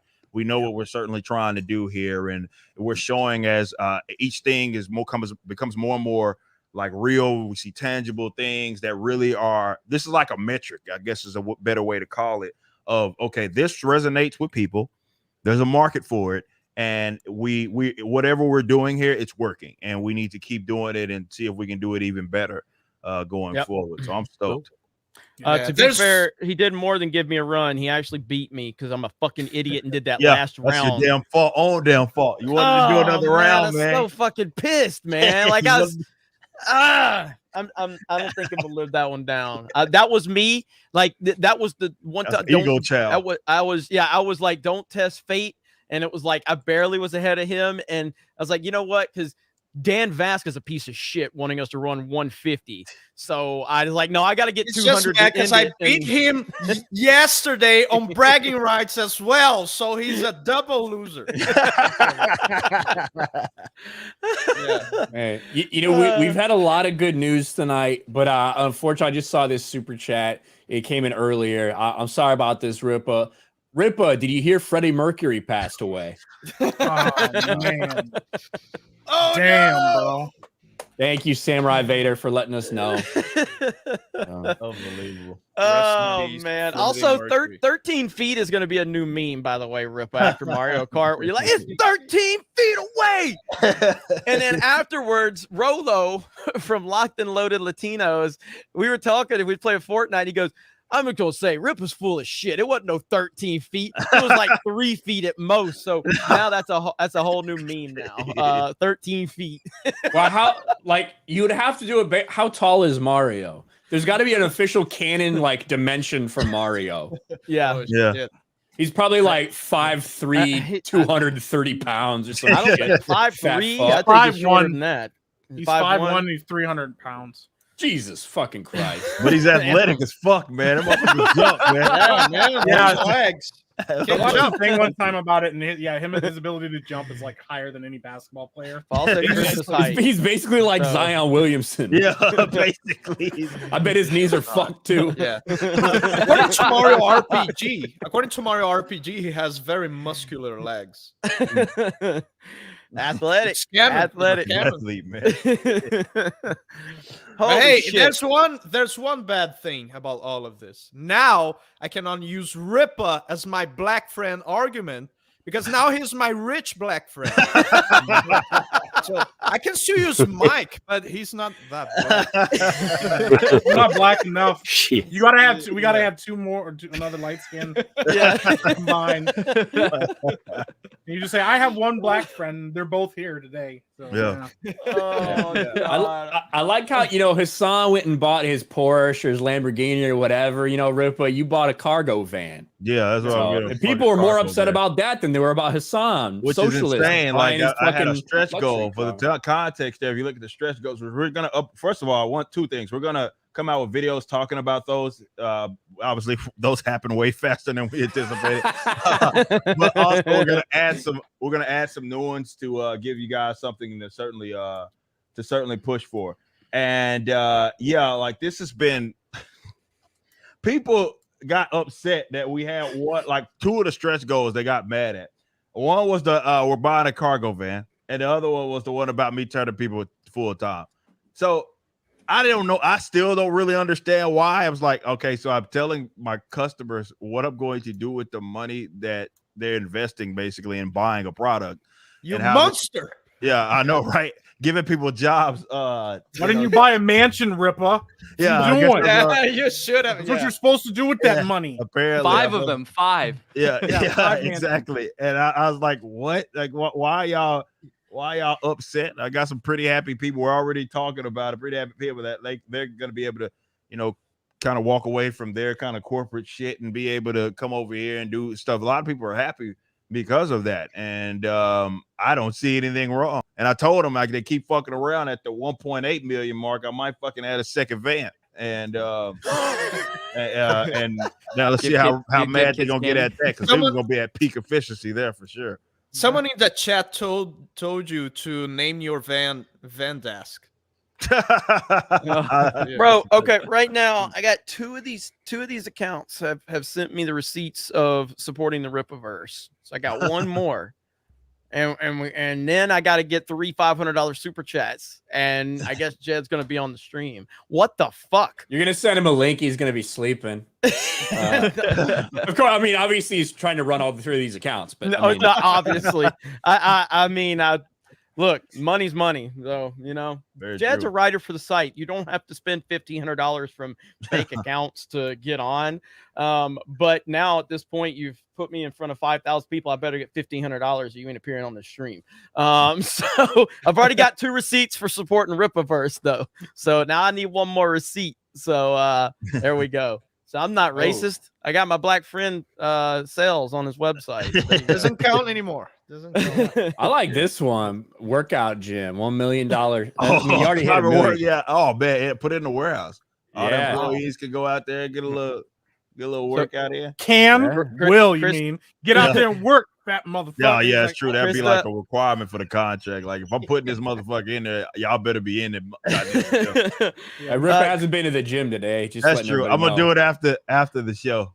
Well, and we also got something else to talk about too. Krista, first, go ahead and get Jed pulled up on Teams and have a link ready when I get these super chats and one more receipt for Rippaverse. And so you'll have it queued to send him the link when I say it's good to go. But let's talk about something else real quick.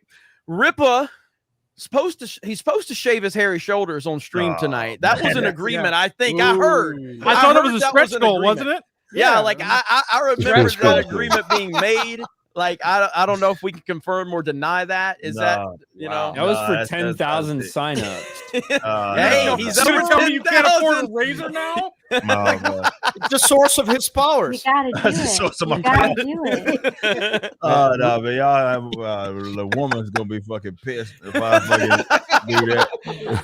I think with $1 million, she ain't gonna be too pissed. Well, that's also part of it. Oh man, that shit. When that shit grows, oh man, it's gonna be trash. I got a story for y'all about that. Like, people understand, like, obviously I'm a fucking hairy man, but how hairy, I don't think people understand as far as like how fast it grows. Like, I'm basically a Neanderthal. And there was one time where, cool story, one time where I had to, because I was, for some reason, I had to have a heart monitor on. This is when I found out I had those it's harmless, like what they call them, not POCs, PACs.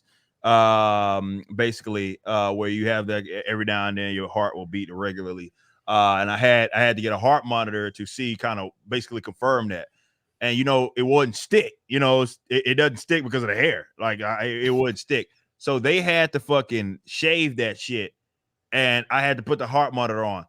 I was fucking like that was the worst week of my fucking life probably ever, because obviously the hair is trying to grow back. It's itchy as a motherfucker.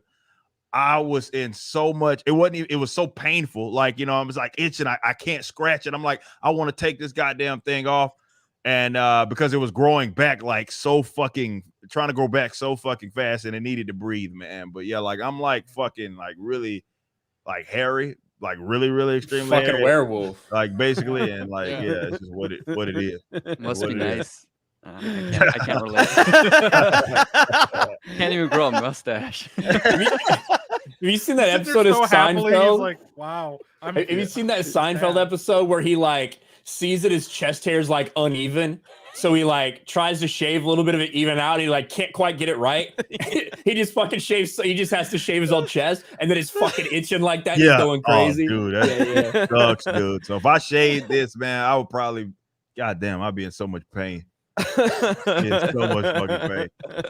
So that was I don't know where that came from. That was some super chat or something that was like, Rip was like, hell no, that ain't happening. So we turned it into a whole thing or whatever. I think I just randomly promised it. I just randomly promised. Is that what it was? 10,000 pre-signups. Okay. So yeah. Right. Dude, I don't know where to start on super chats. Like, I feel like I'm that umbrella guy at the moment. Like that's how crazy it is tonight. Like, wait, man. Yeah, like it's we can get some of these big ones knocked out. So before we do that, I did want to say, so like the reason I wanted to get Dan and Tug on here, because it's like this was to me this is a special moment for like Rippa, and wanted to have some big names. Obviously Gary's always invited. I know Gary's really overwhelmed. He texted me earlier and sent his congrats to Rippa, but like he's Gary's got a lot going on, and I know he does Real BBC on Tuesday too. So obviously Gary's always a part of the show, and to be fair, Gary was pestering me for a year to like, let's do a show on Geeks and Gamers since you do FNT with me. I'm like, and I didn't do it, and so he's like, fine, I'll do something of my own on Real BBC. But anyway, I do it myself. Getting everybody on here because I wanted everybody to show like that, we got Rippa's back. And I know that like a lot of people are going to think like, oh, well, Rippa's a tough dude and none of this shit's really going to bother him. But he's about to be facing the fucking hate train. They're going to move away from Tug and Ricada and focus on Rippa now. That's essentially what's about to happen. Until the next trial that gets 100,000 views, and then we'll be back on those guys. But Rippa's going to become the target for them, and I think everybody needs to realize that, and that's why all hands on deck right now. All hands on deck to show we ain't intimidated. We don't care the bullshit you're going to say. You're going to spread lies. You're going to spread bullshit.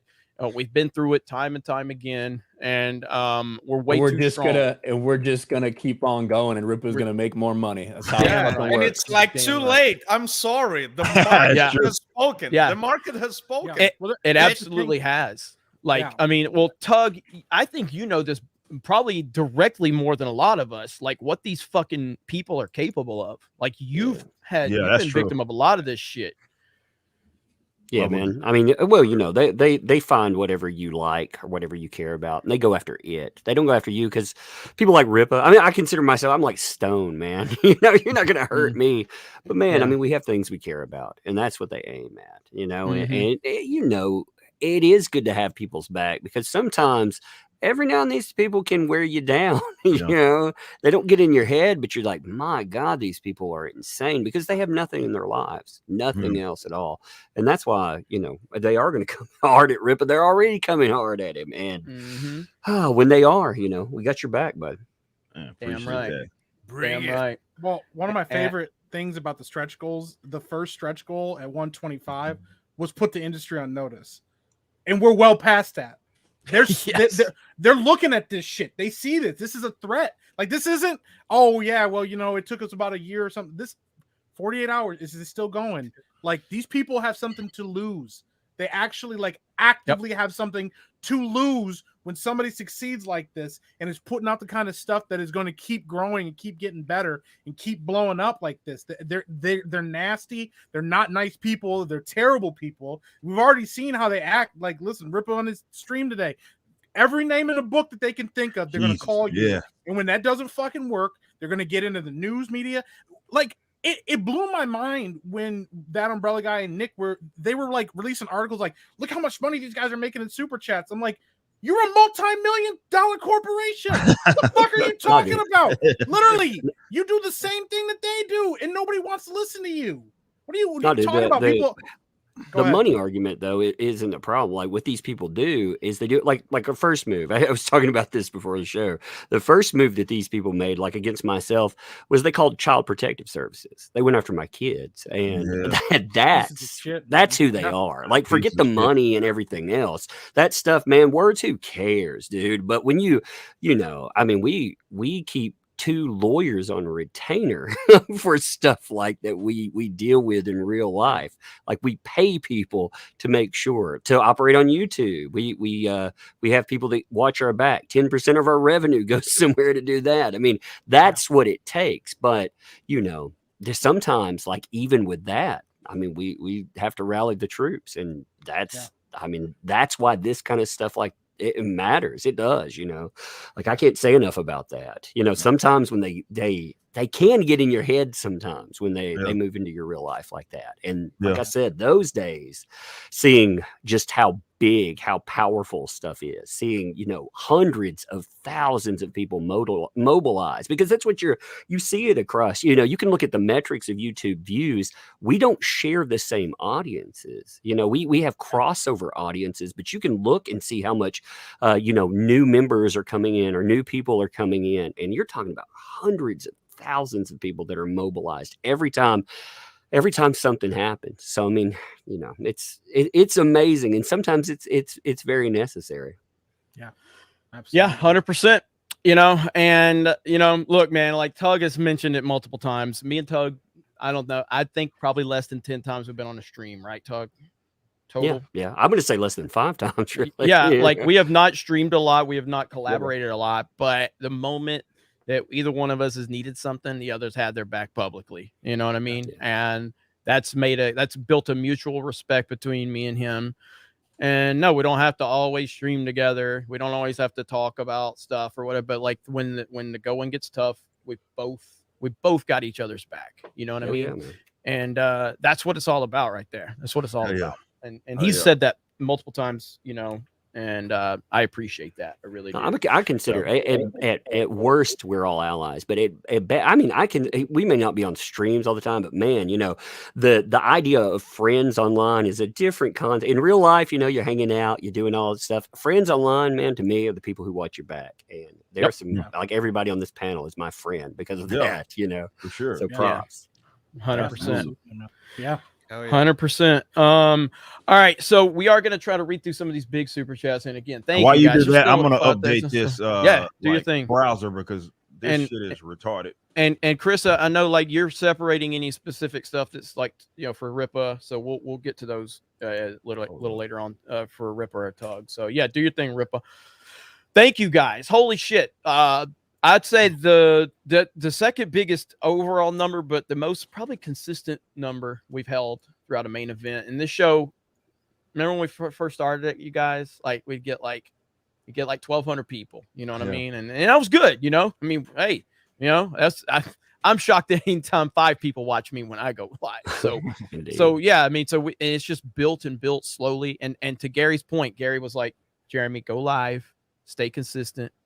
You'll have an FNT style show over there. And I'm like, all right. He's just stay with it. And Gary's the king of live streaming. Yeah. So he's absolutely the king, dude. He's the king. So, all right. That was a Tug. I think. No, it wasn't. Who is that? And here I heard an echo. I muted real quick to see what it wasn't you though. Wasn't you. Testing. I blame Epic Mike. It ain't me, bitch. I had to mute myself. I know Ryan was like, I got to blame on a black guy. He's like looking around and he looks at Rip and he's like, that guy's a millionaire. Not the millionaire. Yeah. the oppression ladder, you know, is a little bit, is a sliding scale based on your income level. All right. Ryan watched Rip climb past and damn it. On that point, and I know, and I'm pretty sure Rippa talked about this earlier, but I do want to make this point. Rippa ain't a millionaire. Okay. he has put so much money into this shit, and he's about to put all his money back into it. Back in, right back in. Yeah, all he's gonna do is he's gonna build more. So if you're sitting there and you're like, oh, Ripple's got enough money, please don't have that attitude. If you never had that attitude for Marvel or DC or Lucasfilm, please don't have that attitude for Rippa, because he don't have enough money. He's made some money to make business decisions. That's essentially what he's done. You know what my favorite part about this whole thing is Rippa looking at this money and like what he's gonna do with it, and then realize that he has to pay taxes. Woo! Talking about CPA. Talking about CPA. Happy about I gotta all get this? a fucking whole different account for fucking theft. I got an account for theft. Like that fucking shit, man. I don't like U.S. that government's like, man, keep going. Yeah, they bro. rubbing that This fucking good greasy shit ass here. fucking ass right now. They're gonna all send it to Ukraine anyway, so that's exactly. Governor Abbott is rolling down his hallway, just thinking, "Yeah, Rippa's gonna put a new wood floor in my house."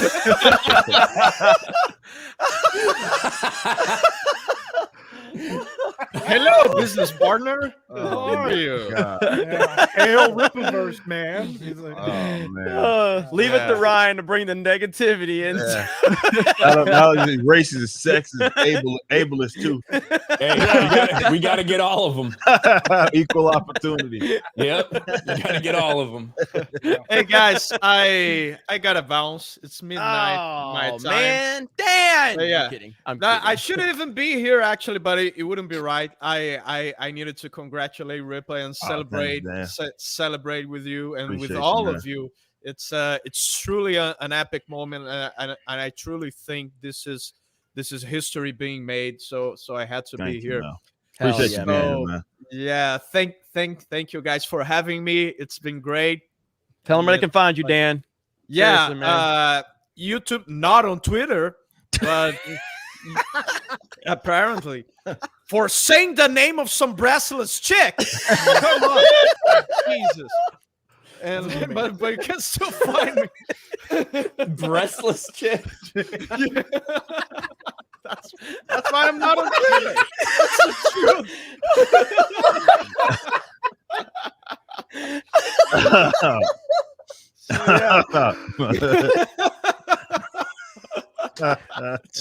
Jeremy's broken. You broke me, dude.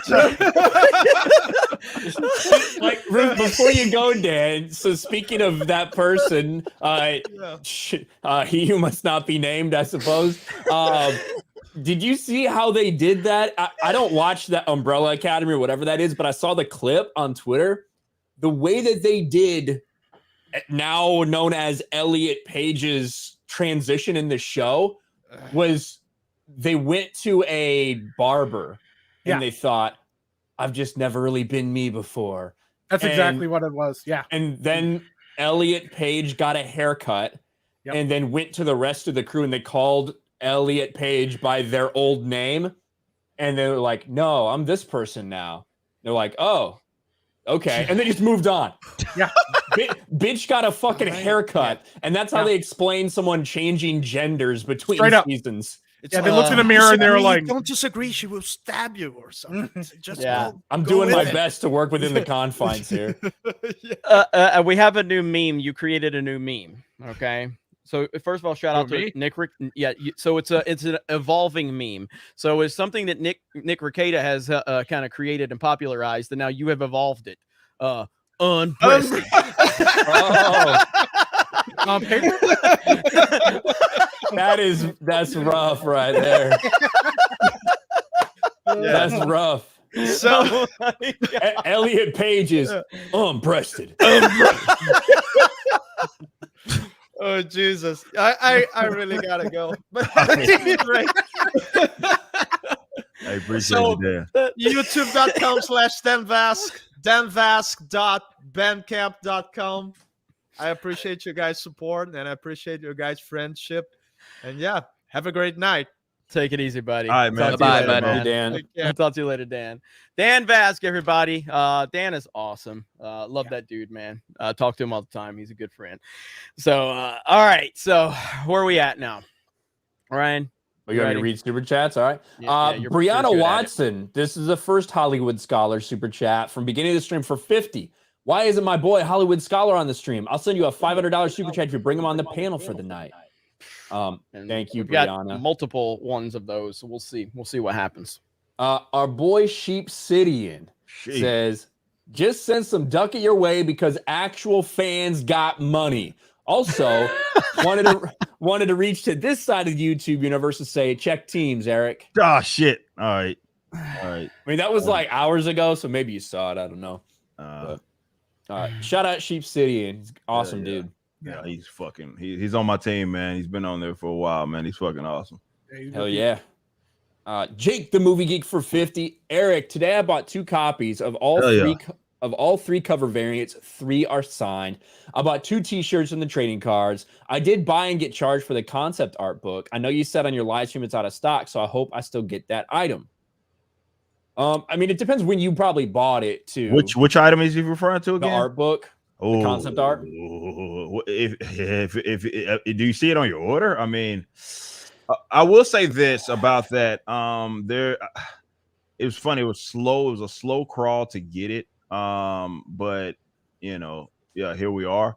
But I don't know if there's a few more available. One of the things that we had to do to get the site to work properly, as you guys see, it doesn't show like anymore, like how many folks which like got that item. That's what we had to turn off in order to stop the bitch from breaking, because it was some it'll be back there soon enough, but we gotta try to figure out how to make it kind of more efficient. But I know on the other tiers, when they are sold out, they have like it's blacked out. It says sold out on there. Yeah. So because I saw that too, I'm assuming that means they're still available if it doesn't say sold out. But yeah, either way, I know you've got a help option. You've got a help option to help. Bingo. Yes, so the help beacon on there. So if you got any like serious questions, if you want to click that, just click that, and you're good to go. We'll get it addressed. You can ask about orders and all that stuff. My team is working through those. Hollywood Scholars top simp for $50. Ooh, I saw Brianna's super chat. I'm with her. I'll donate $500 if you get the indubitable Hollywood Scholar on the panel. Get him on. He's a creative too. He'll bring a neat perspective to have on the panel with Eric and Tug. He's the smartest man. We shall see. Thank you, Robert McDonald for 50. Thor to Mjolnir. I need you to take care of Jane. Sob Mjolnir. With the soul of Polly Walnuts. Will do, boss. I just saw the Watchmen movie. I know how to take care of an ex. there you go. Thank you, Robert McDonald. Yeah, Thor's a fucking mess. Taika Waititi's a lunatic. He should never be in charge of anything that has an established universe. I know not everybody fucking saw or cared, but the ridiculousness and the parody levels that are in this 4th installment of the Thor franchise does not compute with the first Thor movie or the first 2 Thor movies. Like, there's no way these like 2 things can exist in the same universe. It just doesn't fucking make sense. The serious tone, and I know the first Thor movie is everybody's favorite. I liked it because it was at that point in Phase 1 Marvel. I liked it because every character felt different. Every character's establishing, movie felt very different. So that's what made it special when they all came together.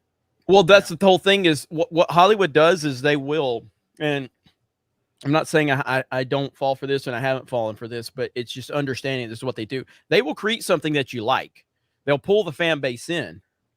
And then once they see that they have the foundation and the infrastructure, then they'll start pushing their bullshit into it. They're good at that, man. That's what they do. Like, they're very good at that. And that's what they've done with the Marvel Cinematic Universe. I think they did a fantastic job of it in Phase 1.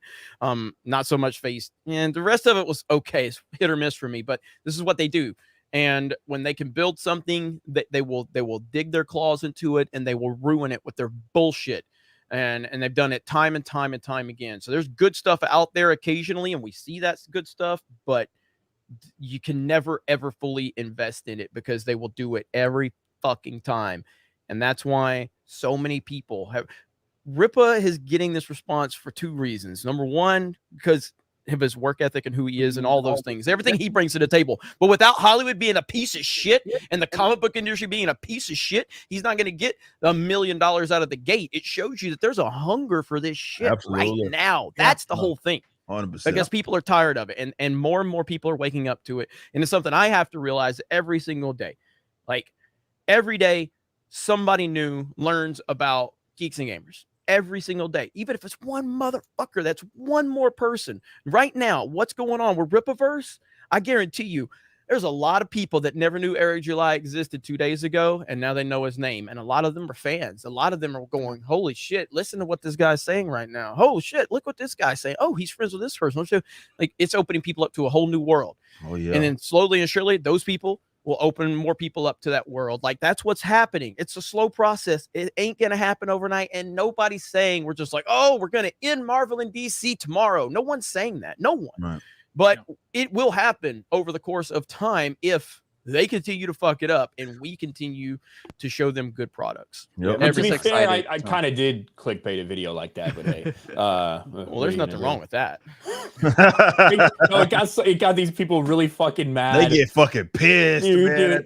I got so tagged in so many of those and I was like, man, you fuckers don't realize like how much you helping them out when you guys do this shit, man. But yeah, it's like I love it. The fact that you like that's your top like one of those videos and you getting all these viewership because of those. I fucking love that shit. Not because it's my product, but because you're seeing like other people be able to also monetize these fucking idiots that are in this space. This is the best part about it. Shit. Everybody, thanks, idiots. Yeah, I mean, thank you for giving me a perfect title, right? I already had the first title, right? Rippaverse hits 1 million in a day. I knew that was going to be the first part of my title, but I didn't know what I was going to put after that, right? And you gave me the perfect thing. Racist SJWs have a meltdown. Like, come on. It doesn't get any better than that. Lay up, baby. Yeah. I just can't wait for the Rippaverse to be like made into movies. Ooh, How excited! That's so exciting. That's exciting. Maybe the Epic Verse is going to collab with him. Josiah and Mike once they get it off the ground. We'll see. Listen, hey, the goal is to create quality content, so we already know Rippaverse is going to be quality. So yeah, man. So it's good stuff, man. That's the thing too. I mean, like, dude, that the difference is the quality. Like, we just watched Marvel with all of their money create a movie that's poor quality. The director's making fun of the fucking movie and how bad the quality is. That should tell you right now how little they actually care about whatever they're making. They don't care about the quality of their art. They don't even care about the quality of their directors. Like, Taika Waititi could absolutely do a better job on that, and he just didn't want to. He doesn't care. You can look at a difference. Like, go back and watch like Ryan Coogler do his breakdown of a scene in Black Panther, how much effort and detail went in that behind the scenes and the shot composition, everything. And go watch some of the new, like, more modern directors in Marvel movies. They don't have any fucking clue. They're like, oh, I thought it was just kind of cool to do, or I'm laughing and goofing off the whole time. They don't give a shit. They already know they got your money. And now they're looking at somebody that's actually pulling out quality, like, work, and he's also making money. And he's going to keep making money. Now they're terrified because they go, shit, we can only do this for so long. The game's up now. Everybody can see it, So, yeah, man, fuck them. All I'm saying, like, Rippa, if you have like an Asian superhero, just don't make him like a kung fu thing. That's too easy. That's too easy. That's like every single. Yeah, that's way too easy. It's so overused. Where it's like, hey, like, I get it. It's part of our culture as Asians, but I feel like we can do a lot more. That's way too easy. That's way too easy. Yeah. Or like, I mean, what, Danny Rand? Are you going to tell me Danny Rand is the Iron Fist? No, it has to be Asian. Only Asians do martial arts. They're like, oh, okay, I didn't know. Oh, fucking Danny Rand! Oh my god. Man, remember when that was like the worst thing Marvel had done? The good days. Yeah, those were the days, man. Holy shit. Britt Cormier for 50 says, I love when people talk about how comic book fans are racist and sexist. I guess they missed the fact that Storm led the X-Men back in the 80s when Cyclops took off for a bit. No one I knew had an issue that she was the leader. And that's the entire thing. They'll come out, it'll be, oh, you guys are all sexist because you don't like this character, this female superhero. It's like, man, it's weird. I don't really remember a lot of that backlash when Wonder Woman got released. Like somehow, you know, that movie that made like $900 million that had pretty good feelings, like from both a critic and an audience standpoint. I don't really remember that fucking narrative, right? But then when it's Captain Marvel, you guys are just sexist. When it's Reva, you guys are just racist. It's all because of racism. That's weird. I don't remember the backlash surrounding the black characters in The Mandalorian. Giancarlo Esposito. Don't remember shit. Samuel L. Jackson. Don't remember that. It's all fucking made up bullshit. And Rippa pointed that out by all the people that are simping so hard over this white girl he just created in his universe. Very true. Very true. Yeah. James Tiberius Kirk for Aussie 50. Mr. Spock passes on his regards. The Enterprise has traveled from the 23rd century for the Rippaverse launch, and we spent a bunch of credits. It's worth mega dollars in the future. Shh. Love to you all from the crew of the Enterprise. Well, thank you. Appreciate that. Shout out. Yeah, thank you, Star Trek fans. James Tiberius Kirk. Before movies sucked for 50. I was sadly going to break the bad news to Rippa that Jesus died, but I'm getting conflicting information on that one, so I'll hold off until I've confirmed. Congrats, sir. Also, for $50, I'll plug myself. Got my first 5 movie reviews up. There you go. Check out Before Movies Sucked. There you go. But Jesus died and he rose again, so there's the difference. I like that guy's that he didn't word himself very. He's like, I'm just gonna plug myself here in front of everybody. That's right. No. Plug himself. All right, we got a couple other big ones. Oh gosh, I didn't do shit. Man. Jay Schwalbach for 167.87.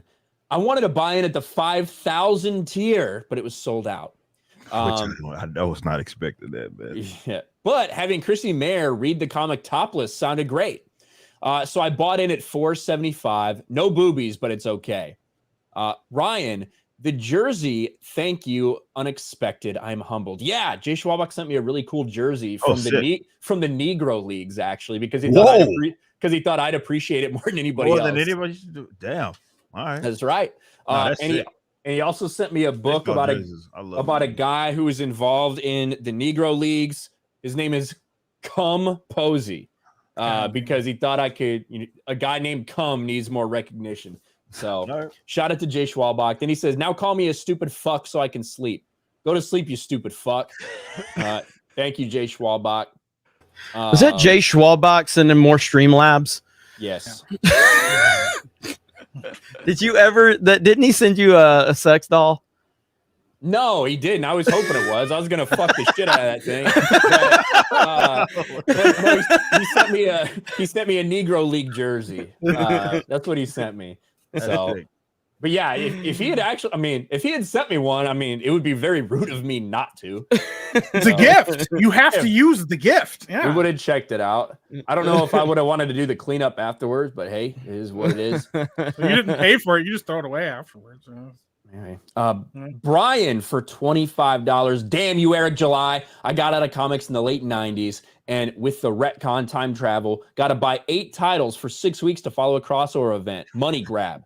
It's your fault that I bought my first comic in 2+ decades. Looking forward to seeing it ship. Appreciate you, though. Seriously. Thank you so much, man. Let's go. Hell yeah. That's awesome, man. So, like one thing, like you guys got to realize, do something. Like Rippa tonight, Rippa usually, like I know me and Ryan watch his live streams forever. Rippa will pull about 1,000 people. Rippa's sitting there at like 3,000-4,000 people. Yeah. What does he do? He's like, you know what? I got to go to main event. Like, he don't have to come. He'd be like, fuck you, Jeremy. I'm killing it. Fuck you, you bitch. But no, he's not, because he cares about his friends, and he's never going to change. What was that tweet the other day? They said Rippa makes $1 million a day, still calls Jeremy a fucking idiot during Mario Kart. Well, that's Rippa for you. That's very true. I still don't understand why we couldn't do the redirect. Like, I went to him, Ryan. Yeah, so YouTube, because YouTube's fucking retarded. Even though like Twitch has the raid system figured out, and guess what? If you don't want to just be raided by random people, you can just turn it off. Yeah. But if anybody else wants to raid you, they can.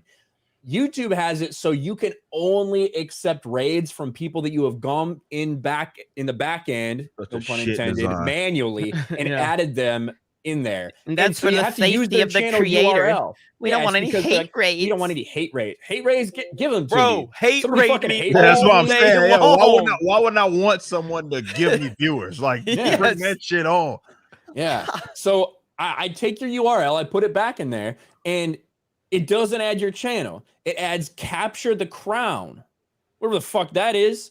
Like the band Capture the Crown? Yeah. What the fuck? I know. I've done a cover of Capture the Crown, ironically, like way fucking bad. Why in the fuck why? I'm not. I never was in. They're from Honestly, Dallas, ironically. I was never in that band. So when I was setting stuff up, when I first set stuff up, there was a couple of URLs that would not work, and one was the main Geeks and Gamers URL wouldn't work on the Geeks and Gamers channels and shit. So it's very strange. So I think it'll like update or something that's overnight. Crown. Ain't that that's the Australian band, if I'm not mistaken? It says Capture the Crown topic. That's what it says. Well, you got Capture the Crown topic. You guys can rate it. They're not even like I don't think the game, like the band Capture the Crown is even. I think they broke up a long time ago. Yeah, because Maurice is not. I know Maurice, the guitarist, but I don't think they're still around. I don't know. It's your channel that's telling us that. Yeah, but either way, that's irrelevant. What the fuck they got to do with you? I never admitted to Capture the Crown. Like they're in the same genre. But the girls are very quiet. Say something, Steph. Say something, Krista. We're working. I'm not allowed to talk. I'm only allowed to document the men talking. It's gonna we've get clipped because we've had the highest fucking viewership ever because the women are here to be fucking seen, not heard. All right, we've discovered the algorithm. Also, earlier something funny happened. And I saw someone said Krista's not laughing. Krista is multitasking like a crazy person right now with all of the stuff going on. She's sending me so much crap right now with like emails and like Chris is constantly moving all around with all the super chats and stuff. So all of your super chats are seen directly by Krista for sure. Just want to put that out there. There you go. Oh. So yeah, if you ever wanted to get Krista's attention, you you actually got to pay to do it instead of constantly putting it in the chat and not paying for it. Like, just send a super chat and be like, "I want to take Krista out to dinner." You know, I hear she likes steak. JS Pena for $2. Rippa, will Ryan be a villain in the Rippaverse? He already is. Like, what are you talking about? No, fortunately for you all, no. He's make Isom just walking by and he sees a guy in his car bitching about black people in a superhero movie, and then he just beats the hell out of him. You'll sell so many copies. That book was written before I did my Batman review. So maybe the next one. Oh my gosh! But I just want to say a lot of people guessing about the name Isom. You got any special things you can tell us? Any hints or anything like that, Rippa? I can't. I know a lot of people are guessing about that, talking about powers and stuff. I'm not gonna give too much away, like just because I want you guys to read some of the stuff, and then like more, not even necessarily just this upcoming book. There's just so much detail that if you guys are picking stuff up, that of what you have seen, that you'll be able to kind of this is not just a guy has powers because reasons. Like there's some depth through this, and I don't want to give it away. So you got it. And I'm not saying that you're gonna learn about his origin in the first book. It's just keep up with it. We're gonna take our time with stuff. Okay. Yeah. Very nice. Very nice. Now, I don't know how long. I don't know how long you're planning on being here, man. Just let me know whenever you got to bounce or whatever you got going on. Or I'll hang out for a little bit longer. You know? Yeah, if Amber Heard gets sued again, you know. Man, I'd be out of here in a heartbeat. I'd be like, hell yeah, I'll get out of here. Nah, dude, I'll just hey, I know how the algorithm works. I'll change the title. I'm like that umbrella guy on Amber Heard latest news, and we'll get skyrocket. We'll break it down. Breaking news. By the way, back Rippa.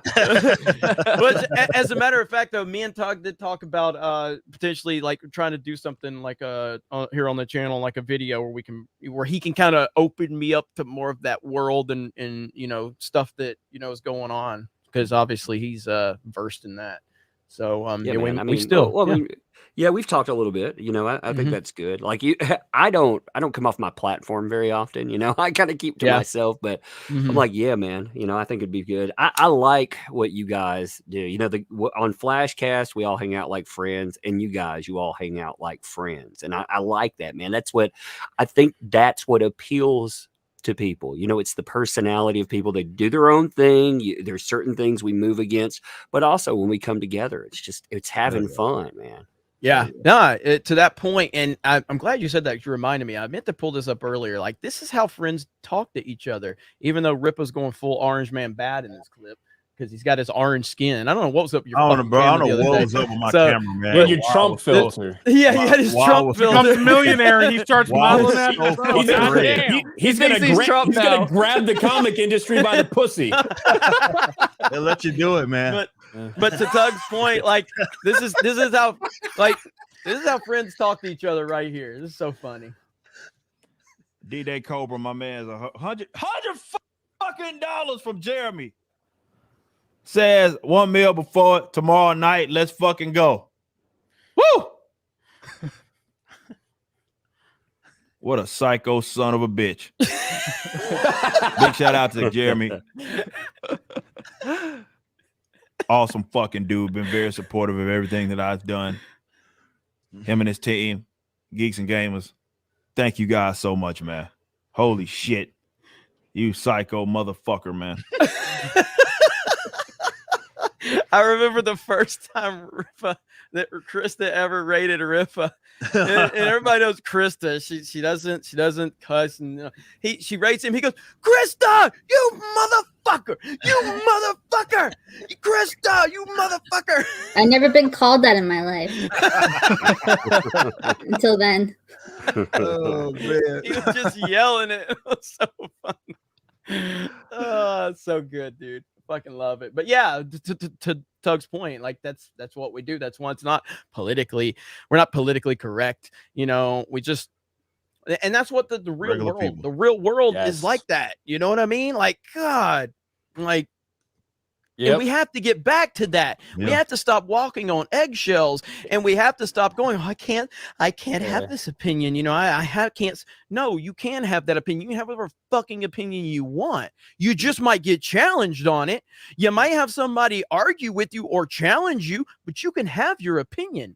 But the problem is these motherfuckers love to throw their opinion out. Then the moment you come back at them, claim racism, sexism, toxicity, Yahtzees, whatever. That's weak bullshit. That's not the real world. That's not how people in the real world act, and that's what we got to get back to. Yeah, like we need to stop catering to adults who act like toddlers and have like temper tantrums every time things don't go their way. And we have to stop like letting these people set the rules for society, because again, no normal person who touches grass acts like that. Where they go like people who carry pregnancy instead of say woman, right? Like, and then say birthing people instead of woman. Like, no one actually talks like that. Like, no serious person talks like that. So we have to stop being afraid of these people. But with that being said, I gotta go. Gotta get ready. I'm going to Korea next week, so that's gonna be really fun. But hell yeah. That's why you're not coming to Anime Matsuri with us. We need some Asian representation. I don't think there's gonna be any there. So I know I'm so sad. It sounds like so much fun, but you guys have lots of fun for me. And shout out to Rippa again for Rippaverse. So great celebrating with you and all of you guys here on the panel. Also, hi Tug. I'm a big fan. I don't think we've met before, but hey, what's up, man? No, I don't think we've ever met before. Cool. Yeah, but huge fan of what you did and your whole coverage of the Depp trial. Yeah, Kongman's cool. Kongman worked on Terror on the Prairie with Gina, and Kongman is a world famous Smash Bros player too. I thought when he said he was good at Smash, it's just like Ryan said, it's just because he's Asian, but no, he's actually just legitimately good. So it was fun. Johnny was talking so much smack, and he got smacked. Well, yeah, nice to meet you. Yeah, and Epic Mike, I also heard you like anime, so we got to connect, bro. Yeah, absolutely. Enoch, my mom wants confirmation. Are you going to North Korea or South Korea? My dad is actually Kim Jong-un, so I'm going to go visit my dad. I can see the resemblance. We attract a certain crowd around here. Gamers, so. I've been putting a lot of weight in this area right here, so I think that it's kind of showing recently. Oh, that's so good. All right, that was good. That was good. All right, Kongman, have a good one, buddy. Yeah, tell them where they can find you, man. Tell them where they can find you. My handle right there, Kongman J Lee. And then also, I made a new YouTube channel. I'm kind of like, I used to do a lot of political commentary, but I'm kind of like shifting away from that. Not that I'm like afraid or ashamed of my views, but I kind of want to do more like vlog type like content, like lifestyle type content, which kind of speaks to and explores different things going on in entertainment and culture today. So I made a new YouTube channel. We're gonna have really fun content on there from not only from Korea, but also my time on Terror on the Prairie. I just have to get that approved by the big guys. And yeah, so you'll get like an in-depth behind the scenes stuff look on that as well. So yeah, anyways, check me out there. Love you all on this panel. Thanks for having me on. Appreciate you, bro. Take it easy, man. Nice to see you guys. Right. Kongman's cool, man. We just met him in when we were out of town.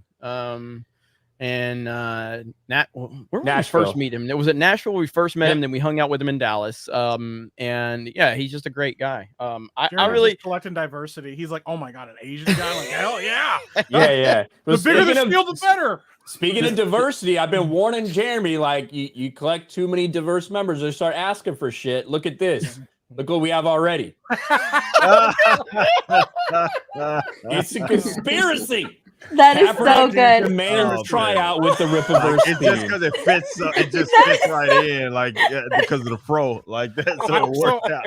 I went on a stream, and that started getting passed around, and I was the new Kaepernick. So I got to live up to it. That's right. Talk about how basically working for Geeks Gamers is like modern day slavery. But can I have a job, please? I need a job, please. I'll do a tryout for you and everything. I don't care what Warren Sapp says. I did a good job. Yeah, your passer rating probably be about the same if you played in the NFL right now. Holy shit, man. Legion of Memers never disappoints. We love the Legion of Memers. I can't even tell what's his hair and what isn't in this picture. I know. It's so good. It's a hard thing, man. Yeah. Oh shit. It's kind of out of control, but I don't want to. That was fantastic. No. Oh my god. Again, I want to thank everybody for being here tonight. Like, dude, this has been a crazy stream, and we knew it was going to be a party. We knew it was going to be a party, but you guys, I mean, in all honesty, and Rippa said this, I know we've all said this in different various ways over the years, but it really means it now more than ever. We work for you, and that's it. The audience, the customer. That's it. That's who we work for. Mm-hmm. I have never taken, and again, I'm not saying there's anything wrong with it. Okay. I know some of my fellow YouTubers out there, have sponsors and all that, and that's fine. Like, because you got to work with people, and I'll have companies that I'm having a lot of conversations with a lot of different places, but I've never taken a sponsor at this point. In order to get to the next level, we'll have to work out some relationships for sure, with some, kind of people that have the same kind of, it's just got to be the right situation. Clearly I've had some connections in the past that didn't work out on live streams for charity. Hey Zach. But anyway, so I got to be careful, and I don't, I'm always nervous about that. With getting involved with people just so they can go, oh, they are toxic, so we're not affiliated or whatever. But the reason I haven't done up to that point is because you guys keep us moving. It's incredible, and what you've done for Rippa and what you've done with the Rippaverse, man. The chat, everybody in this chat, everybody in Flashcast chat, Commentsgate chat, Friday Night Tights chat, Rippa's chat, all you guys, you deserve a round of applause because all of you made this shit happen. That's as real as it gets right there. That's as real as it gets. 100%. So it's crazy, man. It really is. Well, don't know what to say. I feel humbled just to be like a person that knows Rippa to be part of. So I can only imagine how Rippa feels. I'm in another dimension, man. I've been in another dimension, man. Are you honored to know yourself? He looks in the mirror. You did this, motherfucker. Yeah. Rippa, you need Molly, man. You're like, I'm good enough. I'm smart enough.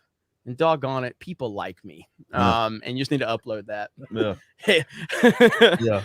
Oh man, it's good stuff though. Well, it's Dark funny Ultra. 'cause I was just gonna say real quick, like there's a lot of I've been watching Twitter like a hawk, and there's people being like, oh, he's grifting all these people out of money. These people like Rippa isn't. If Rippa didn't make $1 million, he wouldn't be like, it's you guys' fucking fault that I didn't make $1 million and shit. But that's what the studios do. Their movie 100%. fails, and the first thing they do is tell you you're the reason it fucking failed. They'll call you every name. They call you all right, and they call you, the white supremacist and everything because you didn't like watch their movie.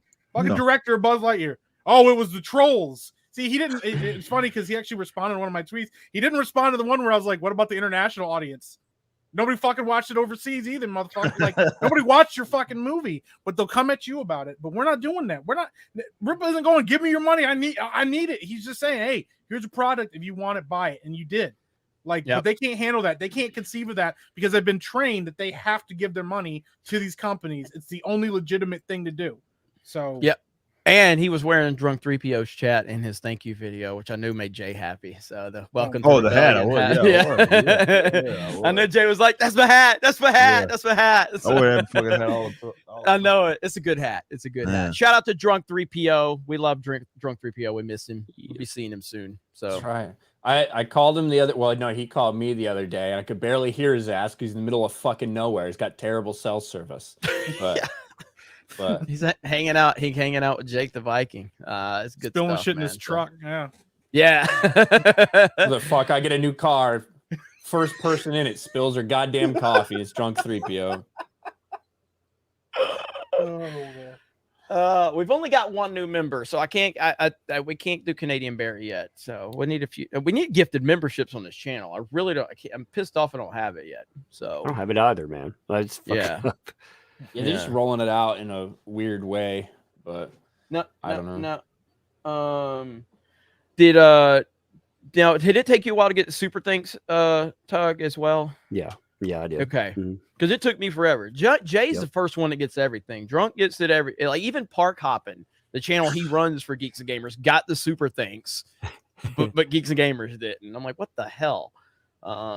So yeah, all right. Well, Tug's got a bigger channel than this one, so if he don't have it, I don't feel too bad yet. So we'll see what happens, I guess. By the way, we just did hit 340,000 subscribers here on Geeks and Gamers, so thank you all for that.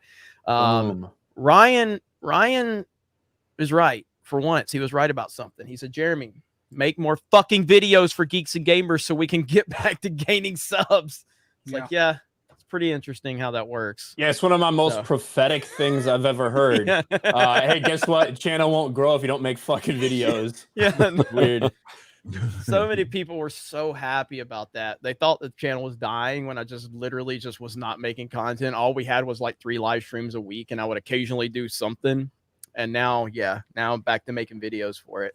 And shout out to Salon. I'm making more videos for D-Day Cobra again, too. That's working out pretty well. Did your Hunter Biden one stay monetized? It did stay monetized, but it never really took off, which, again, it's weird, man. Like, I'm just not in the algorithm yet for that channel. Again, I've got to build that back up. I'm getting like anywhere from 10 to 25,000 views per video, which is still good. I'm not complaining. It's also just weird, like, sometimes we make videos on shit and things that we're like, oh man, this is gonna be fucking massive, like because it's like everybody's talking about it, but it just doesn't do anything, and you're like, that's weird. And then it'll be the most random shit. It'll be like some stupid Hollywood celebrity had one dumb tweet, and it's like, this video got 300,000 views. Why? Yeah, you know what the problem is? Remember that DeSantis video that Steph clipped from Main Event one week, and it got like 350,000 views, and I was like, what the fuck? Yeah, how? Like, my channel blew up on that, like my Supergirl video.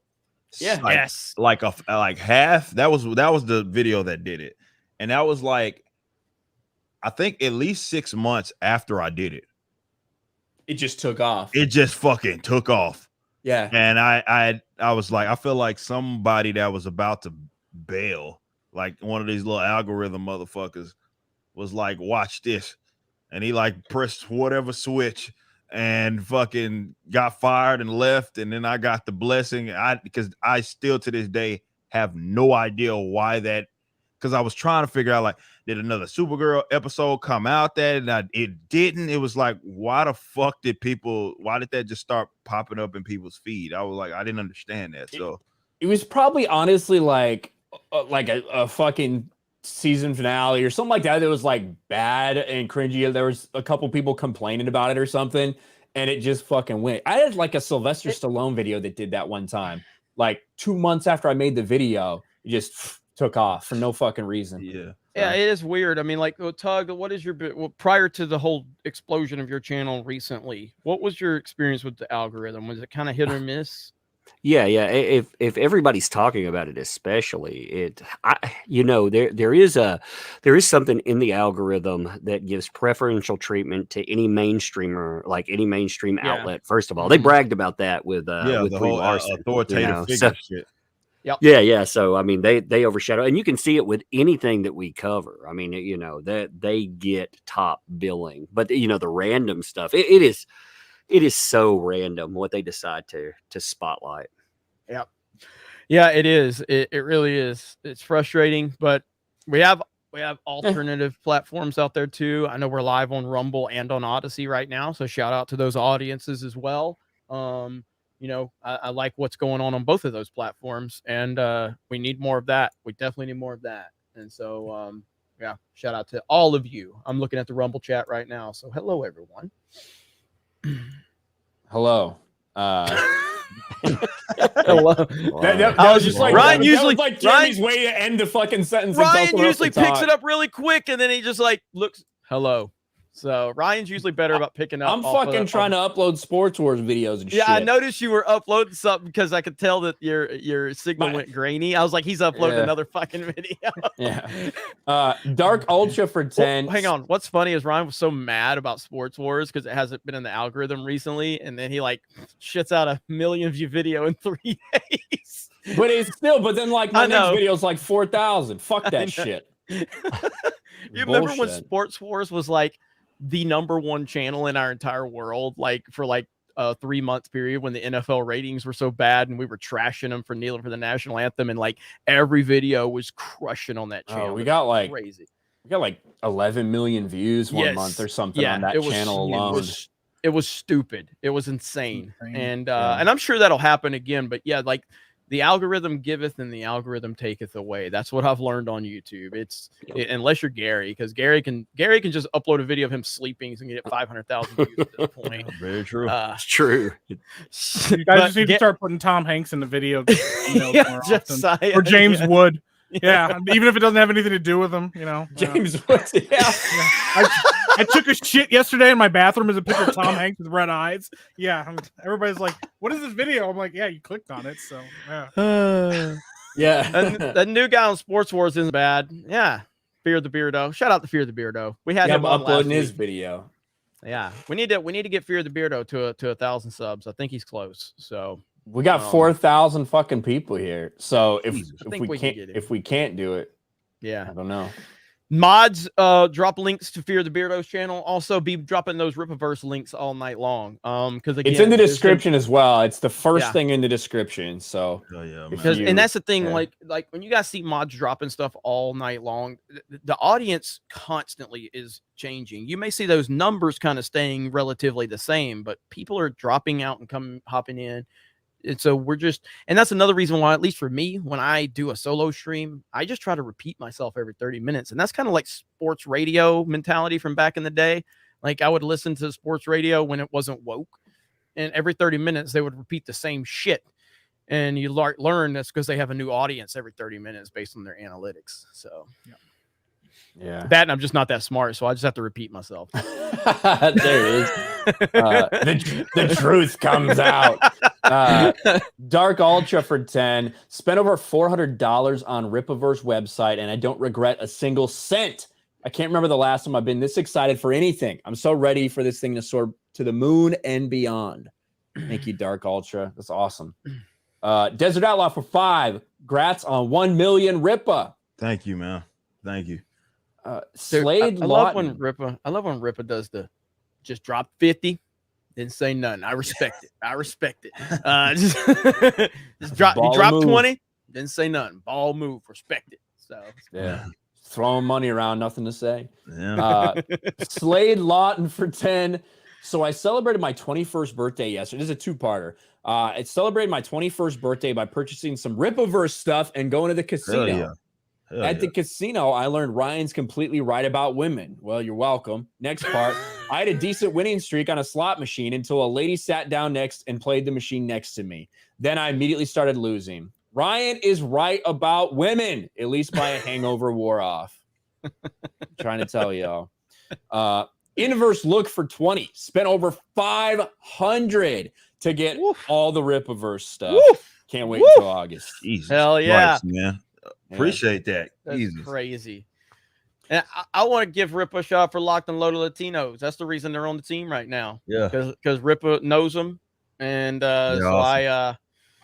I I had some. It was funny, man. I had some person. I'm not gonna say anything specific. I had some person that they were going after Joe last night in the Fortnite stream, like bad. And so I banned them. And then another count comes in that says, Jeremy, I'm going to tell Eric that you banned someone from the chat. Let's see what he thinks about you silencing people and promoting the Rippaverse. What the fuck? Like, what? I was like, the reason Locked and Loaded are here is because of because Rippa. of me. Yeah. Like I did. When I talked to them, I was just like, all right, well, they're cool, but Rippa knows them. I call them up, Rippa. 100% sounds off. I was like, all right, cool. They're fucking awesome, man. They're awesome. They are awesome. They really are. Yeah. So shout out to Rolo and Joe. Yeah. I'm gonna tell Rippa. Yeah. What happened to me building Rippa's career? Now you're telling now you're telling. It fluctuates, man. Whatever they feeling that day is the person that's in charge, man. Whatever they fucking feeling, who knows? It'll be tomorrow. It'll be Gary. Fucking who knows?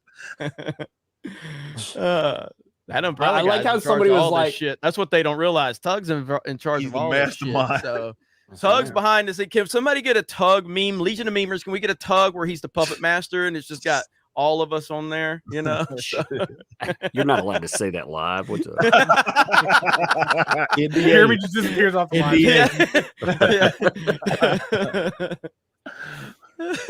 Wow. Where the fuck am I? Here we go. Inverse look for 20s. I said that. Spent over 500 to get all the Rippaverse stuff. Can't wait till August. Hell yeah. AE Tapia for 20. Been watching you guys and the FNT crew and friends for a while and finally decided to find my voice in this fellowship thanks to motivation from Eric and the Rippaverse. Got my A and B signed covers ordered. Hail Rippaverse. Nice. Hell yeah. Appreciate that. Eric Sanchez for 5. Rippa, when I paid to get on the 20th, I'm putting my order in. Can't wait to read it. Okay. Love you guys. Now I got to get back to work. I will say this. I want to say this because we announced it. Those covers, I know everybody talks about Yaira and everybody loves it and everything. Those covers, because we had to reopen them because I'm basically my second stash is we're just gonna sell them. Fuck it. You can only get those through Friday. Cover C will be announced maybe even tomorrow. Cover C will reveal that. But if you want that cover A, especially that cover B, then you better get in where you fit in because by the end of Friday, so going into probably Saturday at midnight, them shits is done. We got to shut it off or whatever. And those are limited and we move on to the next cover. So if you want to get in where you fit in and you want that cover, because it will not be available after Friday.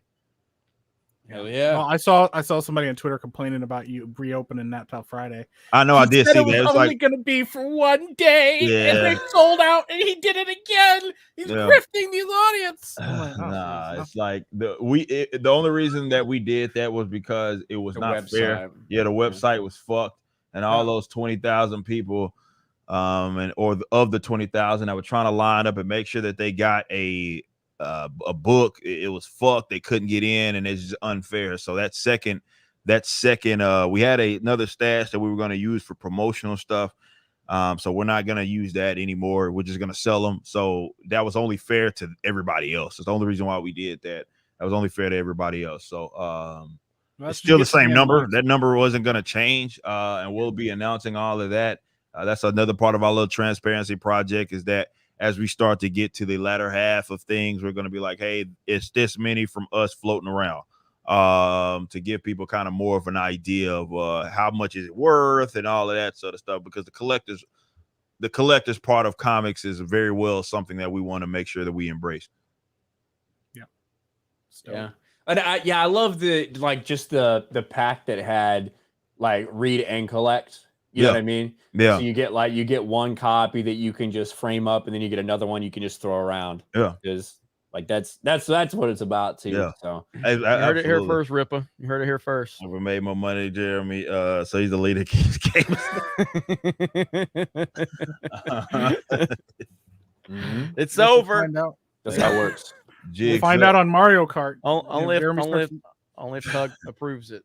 So he's the mastermind.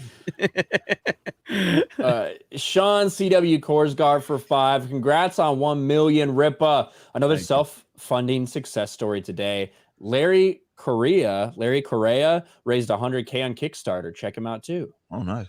There you go. I don't know if I'm familiar with that name, but thank you for letting us know. Monopoly Loser for 10. Congrats, Rippa. Absolutely amazing to see all your hard work paying off. Can't wait to get my hands on ISOM. Hell yeah. Hell yeah. Hell yeah. Hey, check that out. Check that out. Got a tumor on my spine, was in 2 car wrecks last week. So being able to grab a signed variant A has been an absolute joy for me. Awesome, # long live. I'm glad we can get it to you, man. Thank you so much, man. And but yeah, man, you got to get better because hell yeah. Jesus Christ, man. Yeah, man. You're in a fucking Final Destination movie. Holy shit. Somebody's gunning for him. Yeah. Hope everything's okay, bro. But I'm glad that I mean, we find motivation through different things, and obviously that's you're really connecting with him. So that's best of luck to you, man. Keep us posted, keep us updated. Yeah, man. Keep up that fight. Drewby Rants for 20. Congrats on the Rippaverse. I bought a Yaira cover B in the poster. What can I say? I like the blondes. I think, yeah. Eric, you have inspired me to focus on writing music again. The metal community is in bad shape right now. Boy, tell me about it. Jesus Christ. Wish Dan was still here. We can go on for days about how jacked it is. So we need as many people that fucking definitely have freedom minds, man, to get out there and create in that scene, because metal can be cooked, man, as of late. That's for sure. You're inspiring a lot of fucking people. I can tell you that right now, man. You got no idea. So that's what it's about. Mm-hmm. Yeah. And then for maybe this is from the same person because it's like right below it, Krista. For $2. Congrats, Eric just ordered the $50 signed. Is that one, Krista? Hell yeah. Possibly. Okay. I have to go back and look. Yeah, I'll go back and look. All right. John Yarber for 5. The next Stanley equals Eric July. Boy, that's kind of a lot of pressure. Do you like when people say that? I've heard that a lot, man, and it's like, goddamn, man. That's. I mean, I welcome pressure. I mean, I'm a guy like that. I like the expectations to be there, and I like standards. Hell, we wouldn't have put out that ethics if we didn't want people to hold us to something. But I get what people are saying. I wouldn't certainly ever compare myself to that fucking man. I got way too many things I'd have to accomplish. But I get what people are saying. It's the idea that they see creativity, and they're excited, and they think that there's a chance for this to be special. And thanks to you guys, it certainly will be special. And I'll look at it less about the comparison to that man and more about being great and trying to do something special with what it is that we're getting with this big massive following and everything. And we'll certainly live up to the hype. We will do that. Yeah, I think it's not a fair comparison, just because it's like comparing Wilt and Michael, different eras. It's 100% like Ripper's trying to do something different, because of an established industry that lost its way due to being overrun by, social justice freaks and greedy corporations. And the climate we're in, the political climate, is really like nothing we've ever seen. And so I just think he's blazing his own path. That's essentially what I think. Yeah. I think Rippa's the next Ripper. That's what I think. So yeah, I'll take that one. That was better suited for me. It's good seeing people excited, though, man. I mean, people excited about comics. Like, when's the last time you saw the people best part of it. Tug just nailed it. That's exactly right. Like having people excited. And when is the last time? It's been a while since you got people just even those weirdos that we were just talking about, that all fake fucking oh my God, I can see myself because Superman's gay shit. Like, that's not like real enthusiasm. Like, you know what I mean? Like, this is like organic, legit. Hey, people are fucking stoked, and that's what this is about. I love to see that, man. I really do. Like, for people, look, that means a lot to me, because I knew when comics were in a far more decent spot. I knew what that feeling was like, to look forward to, let's say, going to a comic book shop on a Wednesday to see what's going to happen next in some arc. Like, that was a special feeling that we're trying to kind of rekindle in folks, and to see people enthusiastic, that's just huge. Yep, it is right. Oh yes. And I see some people in the chat saying my super chat hasn't been read, so but I'll get through all of them at some point tonight, don't worry. And we'll say yes, video game is still in the works, and some other stuff is in the works as well, but I can't really get into the details of that. But yes, Cancel Catastrophe is still in development, and it's going very well. I don't have a release date for it yet, but you know, to talk about that for a minute. So we had a Factor Blast that was created by a fan of Geeks and Gamers. I had no idea it was being developed. So fan created it. I thought it was amazing that someone put me in a video game with different levels, and it's crazy. It's insane. Like, and so I love it, man. It's a pretty difficult game. It even made Ryan rage when he played it. But so then I brought the guy into it, and I'm like, I'd like to do something else that, you know, maybe I can be a little more into the development, the creative process on it. So there's another game being developed called Cancel Catastrophe. And again, we know, like, it's still kind of Geeks and Gamers personalities. And so instead of just me being the main person, now it's like different personalities. And we understand that that's just going to resonate with our little, you know, corner here. Like, we're not looking to have like a little 2D side scroller that's going to be like knocking off, you know, these mega AAA games. We know that, but what we're trying to do is kind of get our feet underneath us to learn what we're doing, and then maybe we're able to develop something a little more original down the road. But we're in the early stages of just having fun and giving something fun back to the people that support us, and then down the road maybe we can take the next step. So looking forward to it though. And Rippa's in that game too. Yeah. You know, Rippa, again, not officially part of Geeks and Gamers. I'm tired of saying that. Yes, I made his channel, but he's not part of Geeks and Gamers. You can stream on Geeks and Gamers and not be officially part of the team. Tug is not part of Geeks and Gamers. He just runs everything. He just runs everything. Yep, all of our channels. I see Cliff just sent this. Blade Devil, The Littlest Umbrella, Death, Rippaverse, and many other independents are the first embers of the phoenix that will rise from the ashes of the collapse of the old industry. Thank you, Cliff. Yeah. Hell yeah. And also, they were talking about some people talking about the meetup. So yeah, we do have the Orlando meetup. You can find all that information on geeksandgamers.com, all of the details. I need to talk to Quarter Black and see where those are. Yeah, we need to see what the hell. Yeah, we need to see what I don't even know if we're past our limit or not. So if you go to geeksandgamers.com, on the front slider, you'll see the Geeks and Gamers Nerdrotic logos, and you can click on that and you get full details. There's 2 different events for October 30th in Orlando. There's 2 different events. Please RSVP for only one, because we're trying to get as many people in there as possible. So check that out. And then Friday Night Tights, I'll follow up with everybody and find out where those numbers are, because Quarter Black has that information, not me. That's right. Awesome. All right. And Matsuri. People shouldn't forget Matsuri. And Matsuri, yes. And that, so I'm still trying to figure out how that whole thing is going to be kind of laid out. But from what I understand, there's going to be a YouTuber panel on Saturday. At 1. Saturday at 1 is a YouTuber panel, and that's where a lot of us will be. And then we're working on having a Friday Night Tights panel, much like we did at Dallas Fan Expo. But we still don't have all of that figured out yet. And then obviously, most of us on this show right now are going to be there. So it's going to be like Mike's about the only person not going to be there because, you know, as Ryan would say, we don't want too many good black people there. Josiah won't let me leave the state right now. So I'm actually going to see Mike soon. That is very true. Yeah, I'm going to be seeing Ryan. I'm going to see Mike in like 10 days. Are you allowed to say why? I don't know. No, I'm not allowed to say why. Okay. He doesn't let me. Just understand, there's a lot of projects being worked on. So we bitch about Hollywood. Everybody, we're working on stuff too. So. The goal is to make projects, and you know what, like been saying it, like a rising tide raises all ships. That means people that we're connected with get involved with our projects and stuff like that because we care. It's important, you know. So, and it's also exciting for people to be able to see people they know involved in projects and getting to do different things and stuff like that, you know. So yeah, man, it's a good time. You guys will know soon. We learned this from Rippa. Rippa was like, "Don't say nothing until you're ready to do something about it." So me and Josiah learned that real fast. We're like, "All right, we won't say anything until we're really ready because it's a lot of work." Yeah, so, yeah. I actually wanted to go visit a couple places in Gary, Indiana, and I wanted to bring Mike with me to stay safe.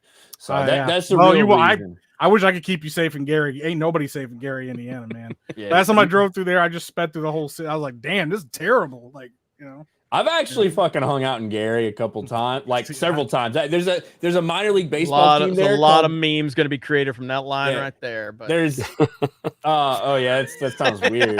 That sounds really bad. Yeah.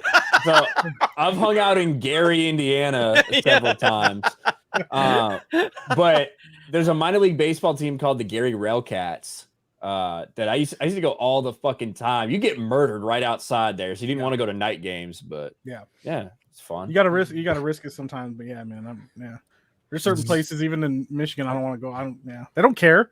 They know I'm light skinned. They got attitudes about stuff, so I gotta protect my interests. Zero Max for £5. So Rippa, in the end, did you faint after the 1 mil? Much love. The comic's gonna get me back into reading books. Ain't nothing easier to start with. Man, I don't know about. I was at the warehouse. If I had to orchestrate that shit, man, and if I hadn't probably been doing that, maybe I would have passed out. But I texted him right when it happened. Here's what he said. He said, "I'm fucking spinning right now." That's all he said. He said, "I'm fucking spinning right now." Yeah, that's true. It's funny. Yeah, it was awesome to see. It was. Like, to me, it was so cool to know that the entire fucking world was like, at least that our world was refreshing to see it hit 1 million. And I knew it too. It was I knew it was going on. And then finally, because it killed the site, like nobody could even buy anything. So when it finally did refresh for anybody, the number was the same. We're like, oh fuck. But awesome moment that I don't think a lot of people are gonna forget anytime soon. So at least until the next one. So when that hits 2 million. Yeah. Tug, have you been on F&T? You have, haven't you? Yeah. Like once or twice? Yeah, a couple times. I've been on once. Okay, I just couldn't remember if it was more than once or not, but it was a while back. But we probably need to change that. So yeah, you can never have enough Tug. So right. That sounds sexy. Woo! Never. There was meant to be a multi-layered comment right there. So how did it feel when, obviously, you were so attached to the Johnny Depp stuff through the UK trial, through everything? How was it when they started actually like naming you in court in front of this worldwide audience? That's like kind of impossible for us to fathom. Times. Yeah, but that first times. Yeah, 6 times. 6 times. Yeah, I remember. It's what like was the first time though? Yeah. Oh, the first time, man, it was surreal. But after the woo, yeah, it was also vindication because I kept saying, we got in 1 year, I got struck 9 times. Now we beat every strike, but we took 9 strikes on the channel because these people were leaning on us. I talked to somebody. I talked to somebody that would know, and they told me that since my channel hyper focused on this case, if he lost that case, I might kiss my channel goodbye. So, when I started talking about this, people treated it like a conspiracy. I'm like, nah, those people wouldn't care that much, would they?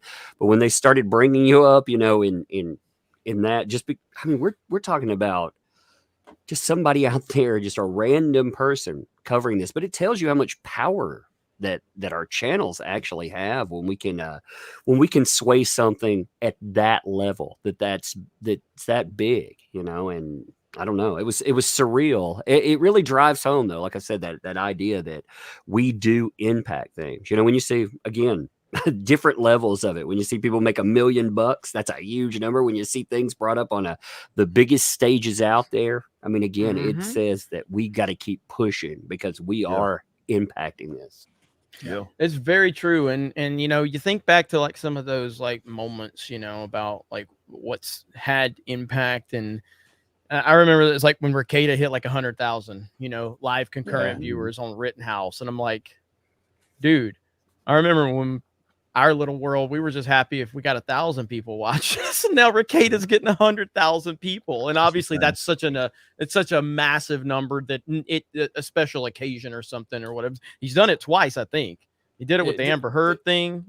Didn't the Amber Heard Johnny Depp thing? Didn't he get 100K watching that? I know Tug was live too, probably had what 30 or 40,000. I don't know. I mean, you had watching. We had about that.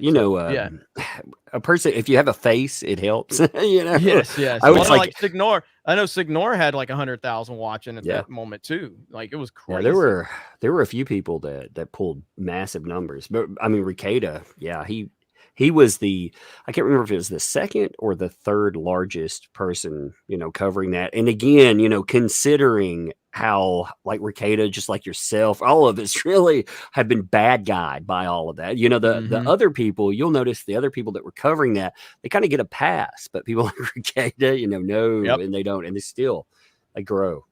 Yep. Yeah. 100%. There's been a couple kind of like moments where it's like these breakthrough moments where like, wow, look at the people that, we're friends with, that we're doing stuff with are like transcending all of the mainstream. Right? And to me, Ricada's Rittenhouse stuff was like the first big one, when a guy just gathers together these random other lawyers to shoot the shit and call fat people fat on street. You know what I mean? Like literally just normal people hanging out, shooting the shit, talking about this very important issue and talking about the facts instead of the mainstream media narrative. For him to get so much attention was crazy. The Johnny Depp Amber Heard thing was another one. To see so many people, yourself obviously at the forefront of that, getting all this attention by just laying out the facts that weren't there, that the mainstream refused to show for years. And this one with Eric is another one.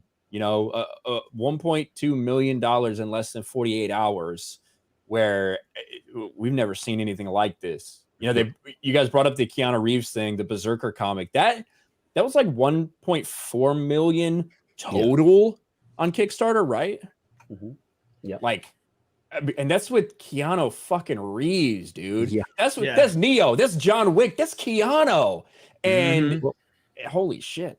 And I mean, monetary and backers. I mean, he's already got 80. I believe it was 85%. I could be reversing this, but it's either 80 or 85% of the funding, and then 80 or 85% of the backer. I mean, right there, you've already surpassed that in one freaking day. That's what you managed. And again, you did that against Keanu Reeves. That is the big gun for Hollywood coming in, and that's absolutely that's nutty, man. It's crazy, man. And happy to be connected in any way to him, man. Just knowing him, That's fuck with Rippa's dogs. Man. You see what happens.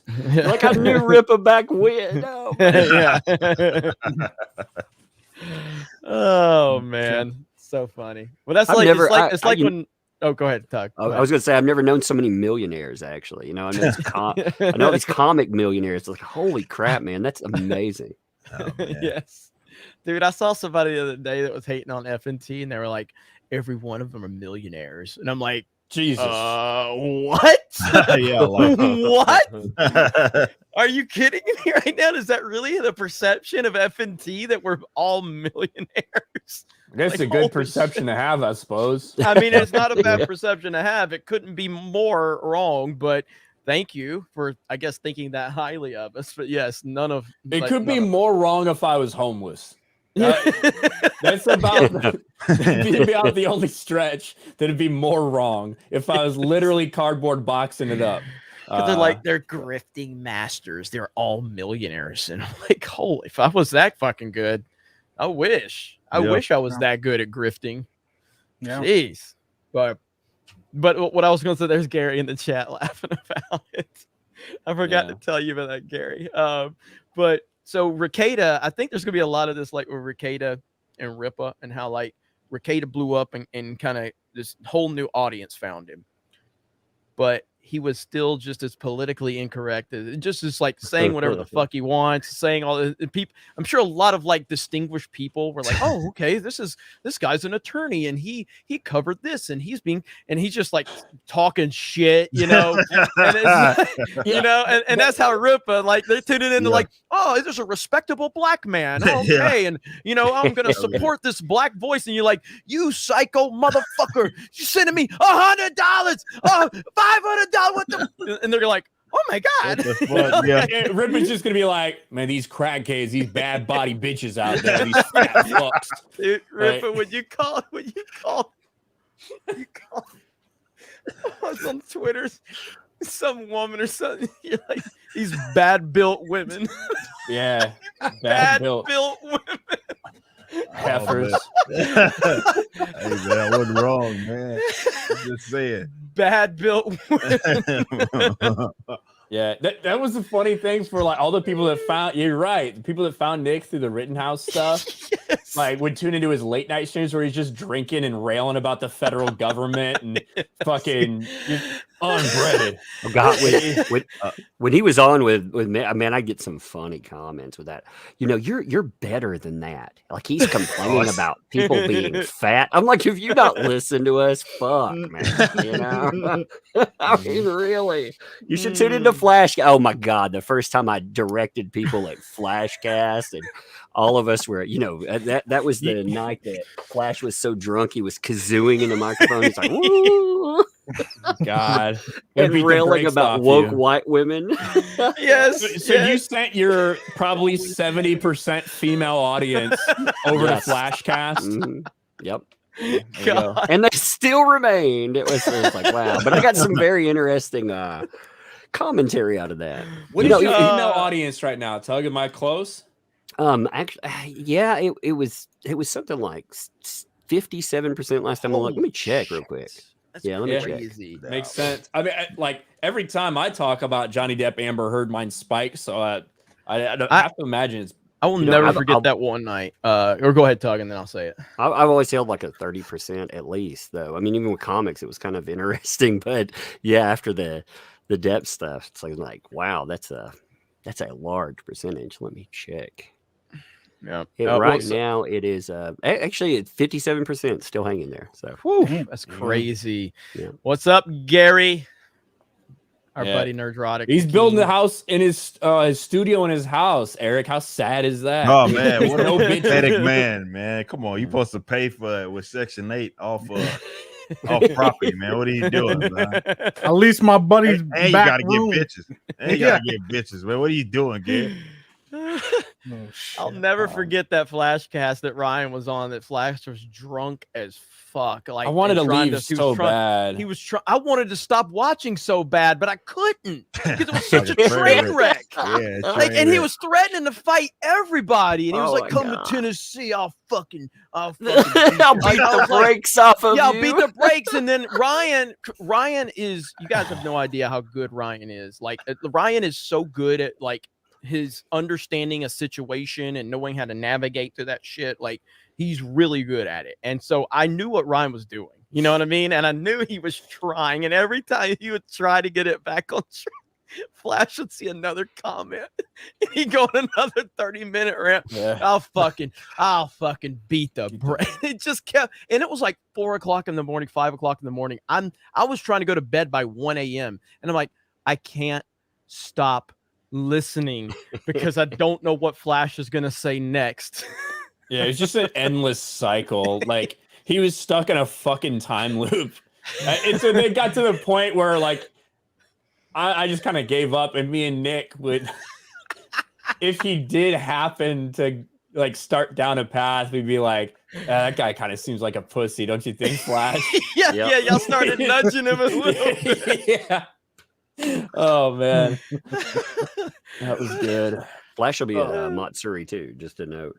Hell yeah. It's gonna be fucking awesome. Like I cannot wait for Anime Matsuri. I want you guys to be there in force because we're gonna be there for a decent amount of time, and we will at least have a location there where a lot of us are all gonna have booths. We're probably not gonna be manning the booths the entire time, anything like that, but at least an idea of kind of where to come find us and stuff. So Should be awesome.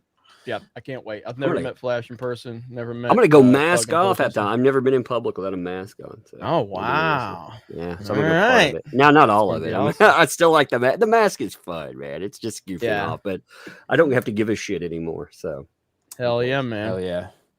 It's gonna be awesome. I can't wait. So Anime Matsuri, that's in Houston, Texas, at the end of this month. If you have not, look into it. If you're interested, there's gonna. How many? You were there last year, right, Tug? Nah, year before. I didn't go last year.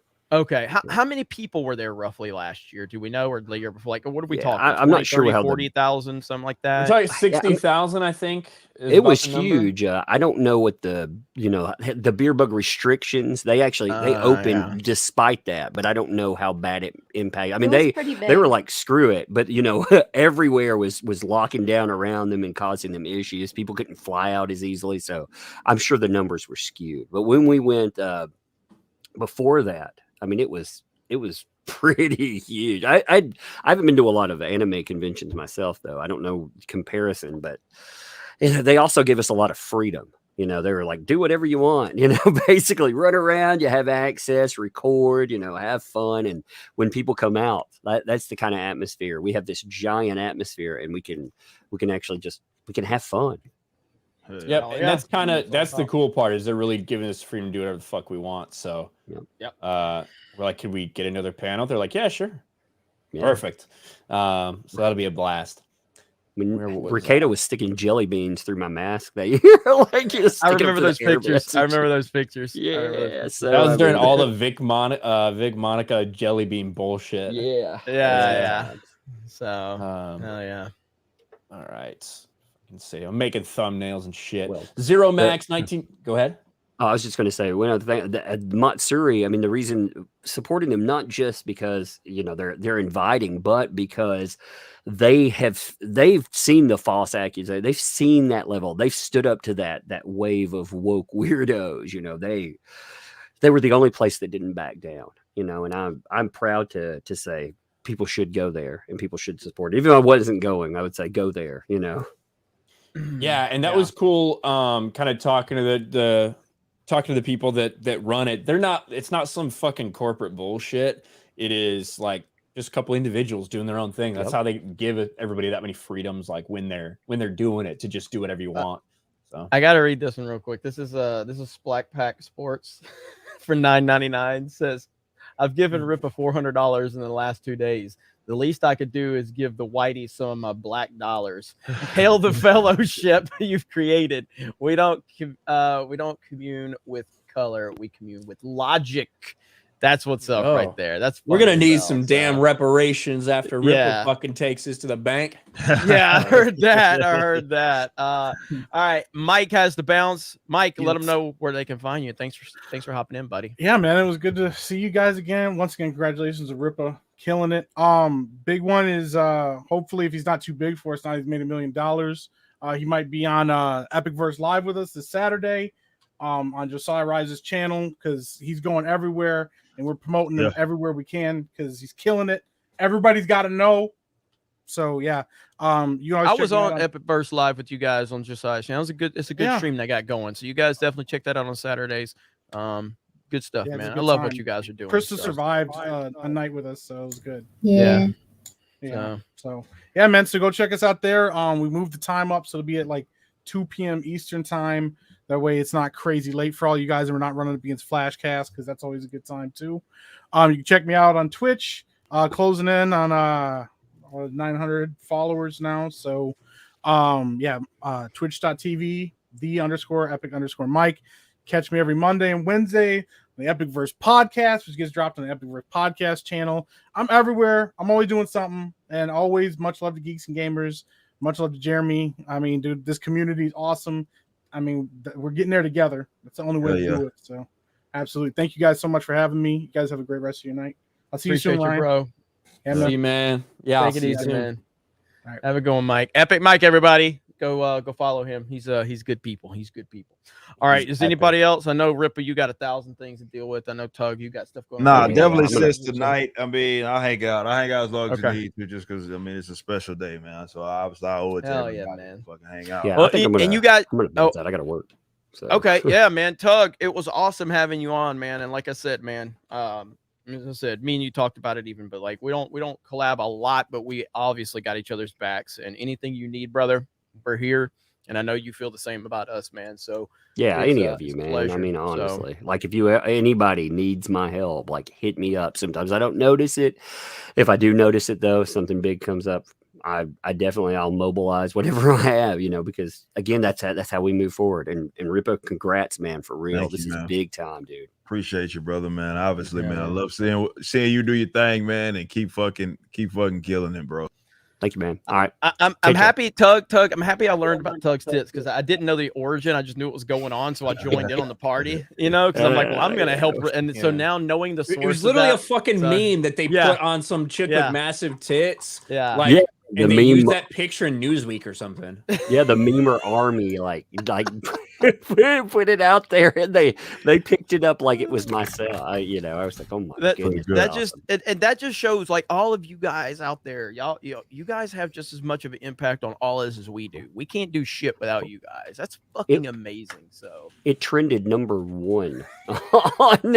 I mean, it didn't take over like entertainment. It trended #1. They had the NHL, which was paid advertisement, and it out trended the paid advertisement, and that's amazing. Just about a joke about, hey, look at that rack on that umbrella guy. So all these fucking holier than thou Twitter people are always trying to get like these inspirational shits and all these identity politics things trending. You guys get Tug's tits. I thought it was very inspirational. What are you talking about?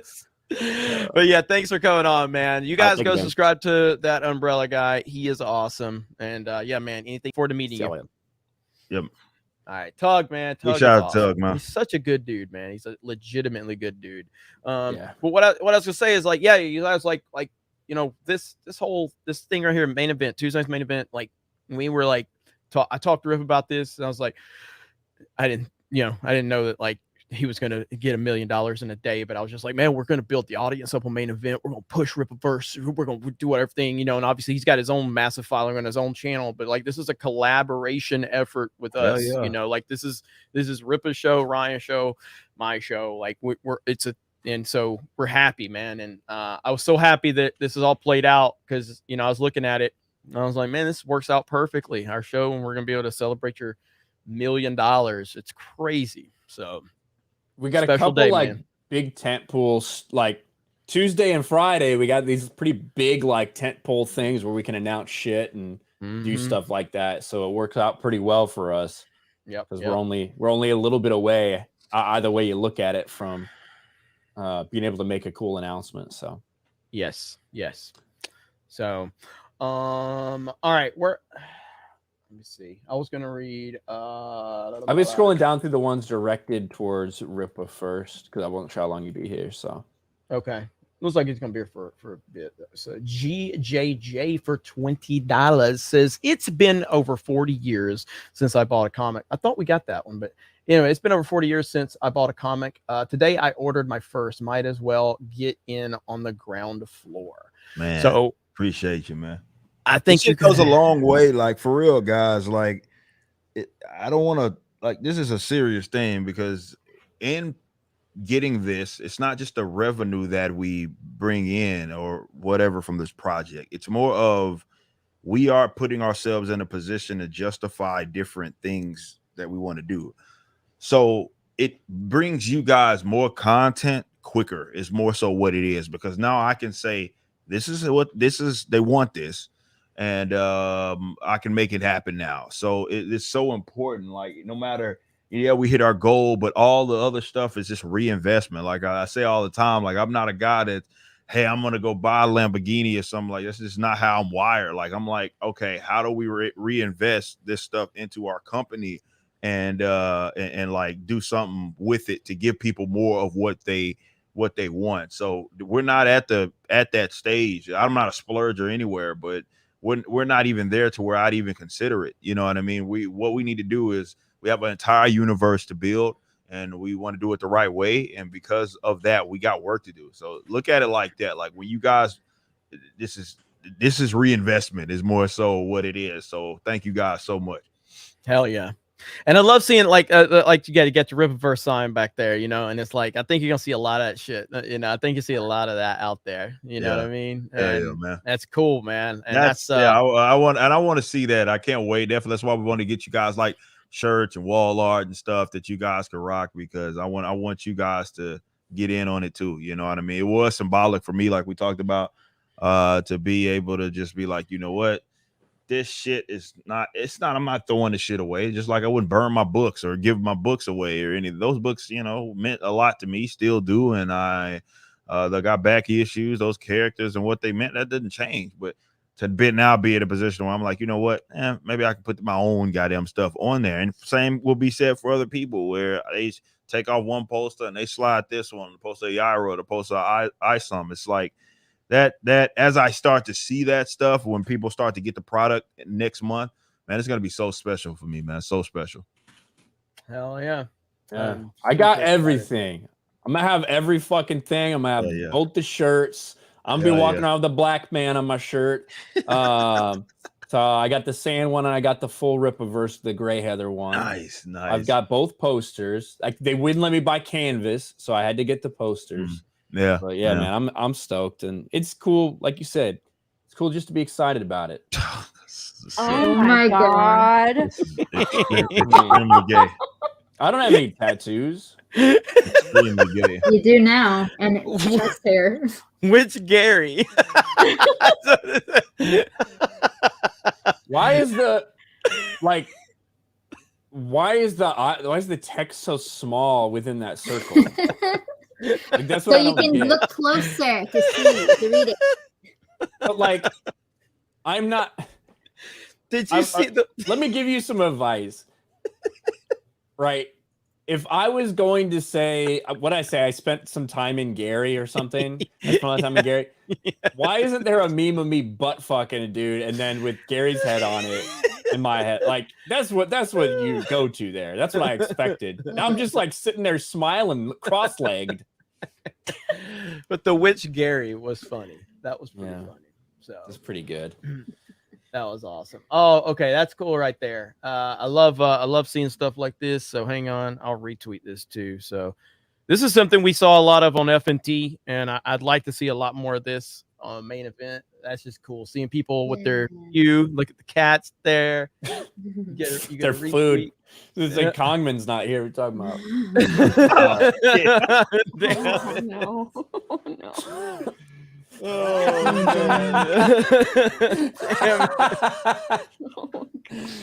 damn it, Ryan. Oh, shit. I was not ready for that. I was not ready for that. What just happened? So glad I'm not wearing the same shirt now. Don't worry, it happens to Rip all the fucking time. It was like 2 years apart, and it's like, it's like a video for 2 years. That was like 7 years. That was that like was when I was still doing covers. That was a long time ago. It's closer to 10 years, man. God damn. Who's in chat? What's up, Josiah? Hi, Josiah rises. Josiah walks like a penguin. That video is so funny. Steph's doing a great job on the Geeks and Gamers TikTok. She's good. She's good at what she does. She's awesome. She's doing good on the RK Outpost TikTok too. Yeah, she's gonna make you a TikTok star. I am, yeah. That's right. I'm coming, China. Fucking give me your money. Oh man. All right, Ryan, all yours. Go for it. I don't know where you left off. I don't want to double read. Okay. Ryan Dunson for 25. So excited for the Rippaverse. Congrats and keep up the great work. Can't wait to get my I Want It All products. Now I got to order cover C. Hail Tuesday night's main event. Hell yeah. Love it. You know how excited I was to get that shit, because in the beginning, some of the bundles weren't fucking working right. Yeah. And I was like, fuck, they're going to sell out of this shit. They're going to sell out. So I just fucking bought everything individually. I'm like, I don't give a fuck. I'm not missing out on these covers. Yeah. And then Rip was like, hey, we fixed the bundles. And just for you guys, we're opening up these covers. Yeah, I couldn't get it. Because I wanted to do the I want everything, and I ended up getting the I want everything. But at first I couldn't get it because of that one. But yeah, got it worked out. But I know, like, you have to assume, like, I'd say most of the people there, like, obviously a lot of that crowd was hardcore supporters, but a lot of it's just people that were just hearing about it. And obviously they're not going to sit there for 30-45 minutes if they're fairly new to it. They're just not going to do it. You have to think about anything else. How many times have I gone to a website and that I was like, oh, what is this? And it didn't work. I'm like, oh, fuck that. Fuck it, man. I don't got time for this shit. Yes. And so that's why I say that I have no doubt that if everything was working, and it's not a criticism of it, because it was just never going to work with that amount of traffic at first, because you guys weren't prepared for it. But if everything would have been working, I think it was 1 million in 24 hours. Yeah, that's hands down for sure. Like that would have happened. Like we know that because once it started smoothing out, like it went like ballistic. Like when and I put that tweet out, I was like, we found what was bogging it down, and we knew it was something. Like, dude, we increased our all that we got all of what we needed to do on the server side. That we could realistically do. It was like something ain't right, and we found out what it was, and some shit needs to be recoded. We'll get to that. That's why we again turned that off. And as soon as that happened, where people could get to the point to now you can get on it, many fucking people can get on it like at a time right now, and it just hit a meteoric fucking rise. You know what I'm saying? Like what we were talking, for example, like we were just talking about, we hit 1.2 bit. We're at fucking 1.230. Like, so we got like over that period of time, just like of us being on here on an upward of 40 fucking thousand like people, or not people, or rather 40,000 in revenue. It's like it just went crazy once people were able to get on the site and the bitch actually worked. So I'm glad that my team got that worked out, and I'm impressed actually with them that they were able to get a lot of the issues resolved so quickly. Password, pretty much the site just works as it needs to function right now. We're just going through tickets. And right here, there's a comment I wanted to highlight if I can find it. This chat keeps jumping around on me. Right here. I'm new to the channels, and I haven't bought a comic since 2004. First of all, welcome. We're happy you're here, and hopefully you've been convinced to buy a copy of the Rippaverse. Give it a shot. But welcome. I'm glad you found us, and hopefully you enjoy it. But yeah, like, I mean, we're all gaining subs every day. So every day there's a new opportunity for a new person that finds us, to experience what's going on, see what we're all about. And there's endless potential there. And that's what we have to remember. Yeah. So that's why you had to make 50 Brie Larson videos. Jeremy could have been someone's first time hearing about Brie Larson. That's right. That was the only intent there. It was genuine intent there. I'm a fan of Brie Larson, and I helped her struggling YouTube channel, and I think I deserve respect for that. She needs to upload again. Her channel's gonna die. Lofty Pixels for 20. I'll see all you beautiful people at Matsuri. I'm cosplaying JoJo Bizarre Adventure. Love this community. Back Rippaverse. Nice. Shout out. Appreciate you. Love you. Ryan, don't go in there talking about how anime is the worst thing ever and fuck all these people. Okay. Try not to do that. I'm going to give exactly my opinion on everything that I fucking see. If I see a fucking freak walking by, I'm going to say it. Like, how it's got to be. Anime's awesome. The anime weebs are gonna beat the shit out of you. It's like, all right. If I get beat up by an anime weeb, fucking kill me now. Just watch Death Note. No, I'm good. Just watch Death Note. It's fucking phenomenal. I'll watch it eventually. I got other stuff to get around to. It's phenomenal. Ryan has to come on Weebs and Waifus. That sounded so fucking weird. It sounded so bad. The way that you said it, and how the length of time between the word "come" and "on," like, I don't know what you were talking about there. I'm actually gonna be on Weebs and Waifus soon. Oh, look at it. So I'm gonna come. He loves on anime. Weebs and Waifus. Oh my gosh. I think I'm supposed to be judging waifus or something. Like Ivan said, I think Ivan's gonna show me pictures of like very famous anime women. I'm supposed to judge them, so I'll probably get a lot of people mad at me there. Sounds like a good job for you, to be honest. So I think so too. Do we chat? Yes or no? Do you think Ryan would love Death Note if he watched the entire series? Because honestly, I'll question everything about him if he doesn't. Because I don't know how you can. I mean, obviously, Ripper, you've seen it, right? Yeah. Like, what's your opinion Oh, on it's, Death Note? it's obviously good, man. It's so fucking good, dude. It's such. Damn, it's so good. I want to watch it again. I'd rather make a couple more videos every day about Taika Waititi. Every time I tell Ryan, okay, you should watch this, he's like, fuck that. I can just bitch about Hollywood. Right. I only have time for like certain things. Like there are certain things that I like, but my mental attention, if there's something I genuinely want to watch to enjoy, I only have so much time, in there. There's a lot of time where I'll just put something on to have it on that I've seen before, that I, whatever, that I know I like, but I don't have to pay attention to it. Like that's what I'll do like in my spare time or whatever. But if I'm actually going to watch something to like pay attention to it, I need to set mental time aside for that. I hear you. Let's see. Neo Saber Leo for 20. First thing, Jeremy, Eric, check your emails. RE Echo EHKOU. Second, noted. Eric, proof that creating your own can be done and done well, and you're just getting started. Also, question for Eric: as a boxer, does Avery Isom know the Dempsey role? Ah, man, I don't know. Maybe you'll see. We'll also maybe see his stance. Is he southpaw? Is he more, does he Philly shell? What does he do? We'll see. Ripper don't want to give no deets I feel away. like I saw. I'll be right back. I feel like he ain't southpaw. I saw one picture on one of these thank yous where he's got a traditional stance. Okay.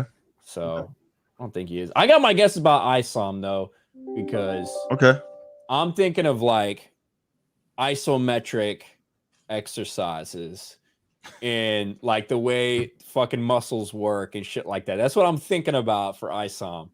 Okay. I've been thinking about that name. Okay. We'll see. It's gonna be. We don't have to wait very long. Which is the good part. Next month. Yeah. Let's go. Thaddeus Maximus for 20.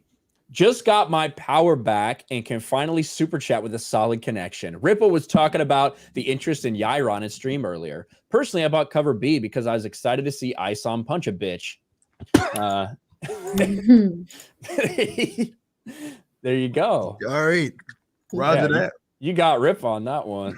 He wasn't ready for that. No, I was not expecting that turn there. I was reading it straight. Thank you, Thaddeus. Yeah, I mean, that's pretty cool. It's just he's treating women equal. No problem with that. But yeah, it does kind of play into a stereotype, but hey, it'd be all right. Domestic violence. Alexander Shibilski for 20. I stopped reading some mangas I was hooked on a year or two ago. Excited to read my cover A. Isom issue number 1 next month. Let's go, Rippaverse. Hell yeah. Hell yeah. So excited. Dime Z Recon for 20. Ordered my shirts and Isom Comics. Rippaverse, the first comics I bought since 2008. Get it done, Rippa. Looking forward to the evil Van Dask supervillain. But seriously, congrats. Thank you, man. Appreciate it. Oh yeah, man, you guys are fucking lighting it up. You guys are fucking crazy. Rage quit for 5. Rippa, the $1 million man, get paid this Thursday. Can't wait to give Rippa my money. Shave those shoulders. I can't make a promise on that. Darth Call for 20. Hey Rippa, did you pull the name Isom from anywhere, or did you come up with it on your own? Maybe not. We'll see. You keep playing things close to the vest, son of a bitch. Johan Naxus for 20. Rip, I haven't bought a red comic book since War Machine #1 when I was a kid in 1994. Oh, man. I'm not a comic book guy, but I backed it because I see the passion and the hustle and admire it. I know it'll be awesome. Thank you. And I appreciate you guys. There's a lot of people that have said that it's either the first time they've bought it or it's been a while. And again, I appreciate you guys so much for just, giving it a shot. You know what I mean? Like, I know you're going to enjoy it and it's going to be something that you're going to want to keep up with. Low Light River for 20. When will Isom become Captain America? That's good. That's pretty good. That's pretty Okay, good. that was good. That was really good. I see another one. I see another one from Gabe actually for $10. Says stretch goal idea. Huge bonus for me, so I can buy new shorts to hold my big balls. DC's loss equals Geeks and Gamers, Comics Gates, and Rippaverse's gain. Oh yeah. Thank you, Gabe. Shout out. There you go. Got to get him them shorts. Just let him hang out the bottom. Just shave him. That's all you got to do. Well, like I'm going to be interested, like what Rip has done with his website and the hybrid. He's kind of like I'm interested to hear more about that. I can't tell you how many times like people have asked me, and again, I have nothing against crowdfunding. There's nothing against that at all. But like people have said, like, oh, you should crowd. But it's like there has to be like a legitimate project that we're involved with directly. That it's not like, hey, just send me money because I travel a lot and I need to offset cost. Or like, I mean, that's what I make videos for. That's what we get super chats. That's what that helps. It obviously under Joe Biden's America, it's very expensive to drive places, but that's not justifiable for that. It has to be like a real big project that we are developing from the ground up. We've got a lot of connections from other things that we're doing, but what you've done there is definitely something I'm going to be interested to talk to you about, kind of understand, because it's really ballsy what you did, man. And I'm glad you're getting the rewards of it. I said I was going to do it, and again, my design and less about them. I mean, designing is that's the easy part, but programming the bitch to do and coding the bitch to do what you wanted to do, that was like, these guys worked magic, man. We worked magic. And no, I said they worked magic because they said dream. I said, okay, I want to take the transparency of a crowdfund, but I don't want to crowdfund because we'll have everything ready before we start taking purchases. So what can we do? And they said, all right, let's make it happen. And we made it happen. So it was, again, it's those guys worked incredibly hard to get this shit to work like it does. And I just can't believe they pulled it off. Yeah, it looks good. And it's familiar. Like, it looks familiar enough to what a lot of people who are used to crowdfunded indie comics, you know what I mean? Yeah. But obviously it's not that website. So yeah. Anthony Gaming for 2. When is your comic book coming to Australia? It can come now. You can get it. I keep getting asked this. We gotta put like a frequently asked question. There is international shipping. Yeah. I would ship the bitch to Afghanistan. I would have chats with the Taliban. We'll make it happen. You just got to pay for the shipping. That's the only thing. And now some of those rates, depending on where you're at, are gonna get up there.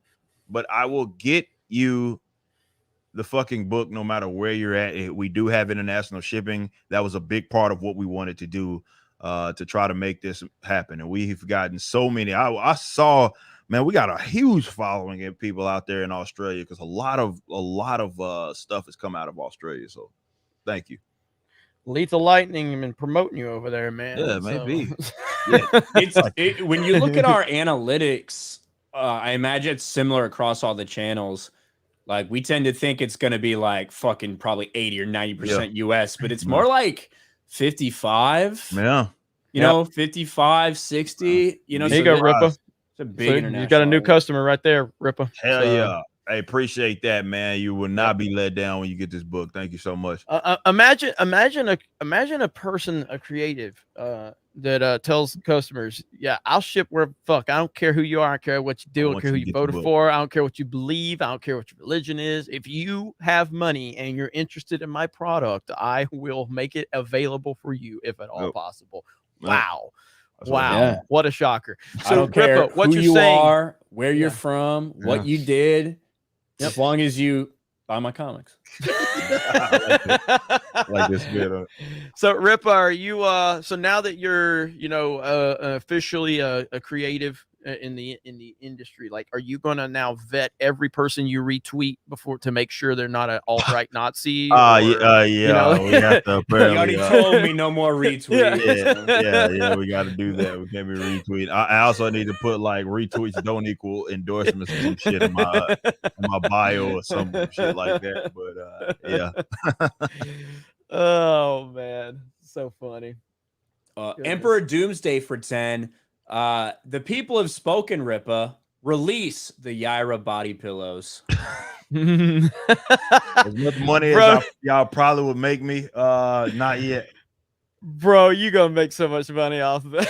Off of her? Yeah, I've made it. It's been clear, dude. Like, it's fucking been clear. Like, I knew people were gonna like her, but for example, that cover B, I didn't fucking cover A, I was like, yeah, that's gonna be the one, but holy shit. And everybody's asking me about her, and they're like, what about her? Yeah, Ice was cool. I know the fucking book's named after him, but what about this chick? I'm like, all right, well, shit. Okay. Yeah. You didn't expect our audience to be like, what about the white one? No. That's weird. Oh no, this makes me like, what about the woman? Yeah, you underestimated how horny our audience is. So. Yeah, true. That, D Jones for $9.99 says, "Yo, Rippa, congrats on the comics. Might buy one someday. By the way, any tips on growing a beard like yours? Beard oil, biotin. No matter how many times I try growing it, it's patchy. Well, anyway, certain oils are gonna help with that. Definitely, yeah, because you a brother too. So our hair grows fucking different, man.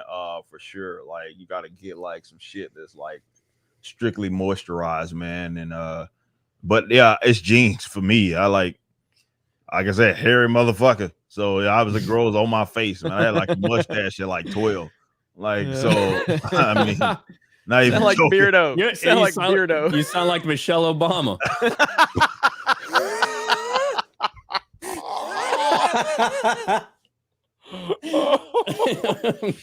Oh, you know what Rip is thinking right now? Oh my god, I am never gonna financially recover from this.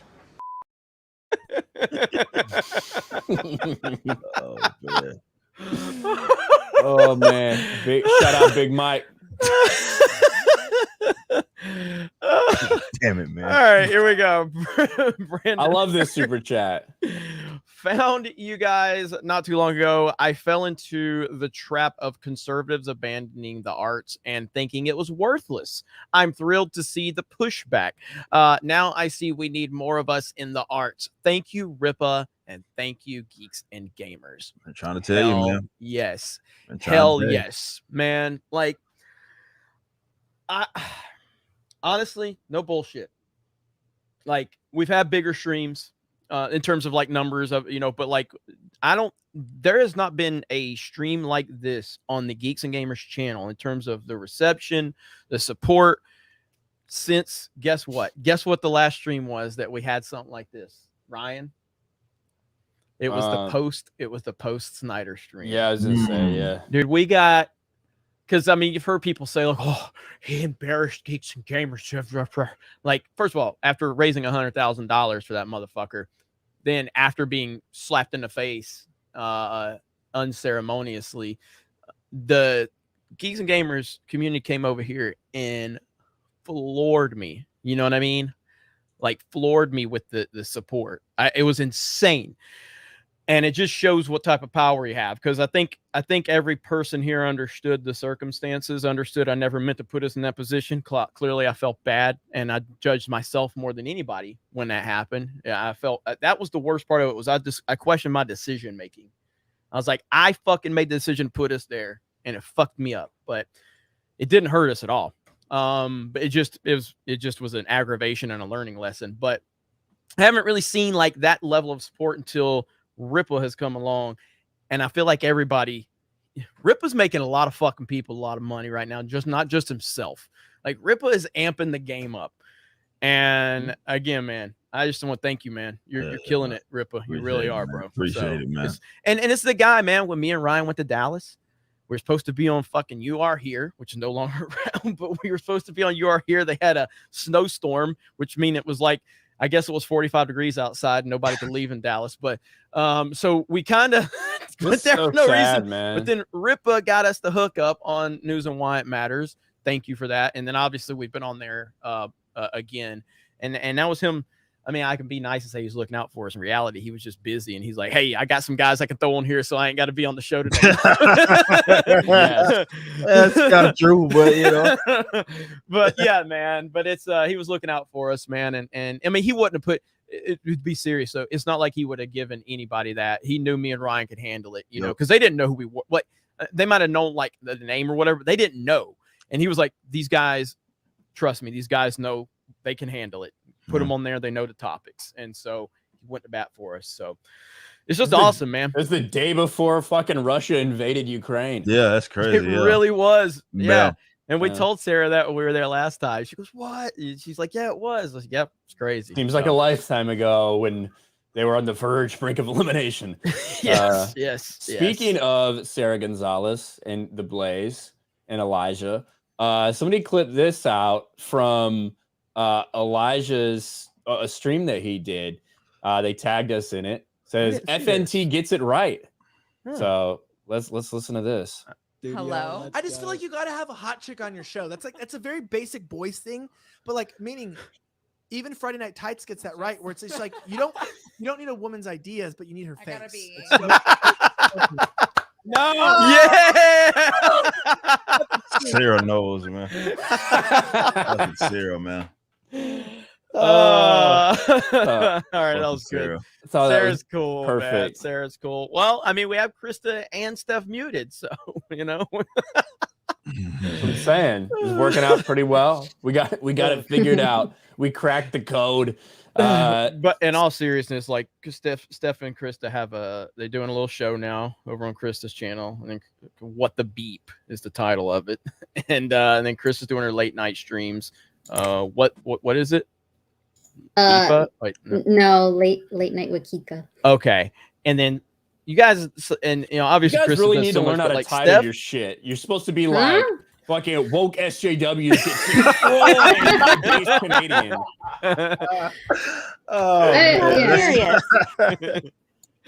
But like Steph, you got like Steph, like she's one of these people that she has her finger on the pulse of everything going on the internet. Like she's amazing in how much she does. So like when you see all these re-uploads from like Tuesday night's main event and some other stuff, that's Stephanie. You know, she's up there doing it. And not only that, but she's helping Ryan on do all the stuff he's doing. She's running different accounts for Geeks Gamers. My Nerdy Home is the shit. Yeah, all my Instagram reels and my TikToks. That ain't me fucking editing that shit up. I don't have time for that. When I edit, I fucking cut the beginning off. I cut the end off. Put my intro, outro. That's what I do. Cut out all the slurs I happen to accidentally let slip while I record. You know, then I export it and upload it. So Steph does all that creative shit. Yep. Yeah, she's good. Thank you. Zanaximus for $50 over on Streamlabs. Congrats to Rip on your success. You deserve every bit of it and more. And thank you for your perseverance. It's an inspiration to many other creators out there. Here's to seeing the Rippaverse expand far and wide through media. Godspeed. Appreciate that, man. Thank you. Thank you. Hell yeah. All right. Let's see. Over on Odyssey, we got a $25 from Radicalized Ryan. It's always Radicalized Ryan. That's one of the coolest pictures I've ever seen. It's me as Anakin. Like, right as he's about to get his fucking shit chopped off, but still.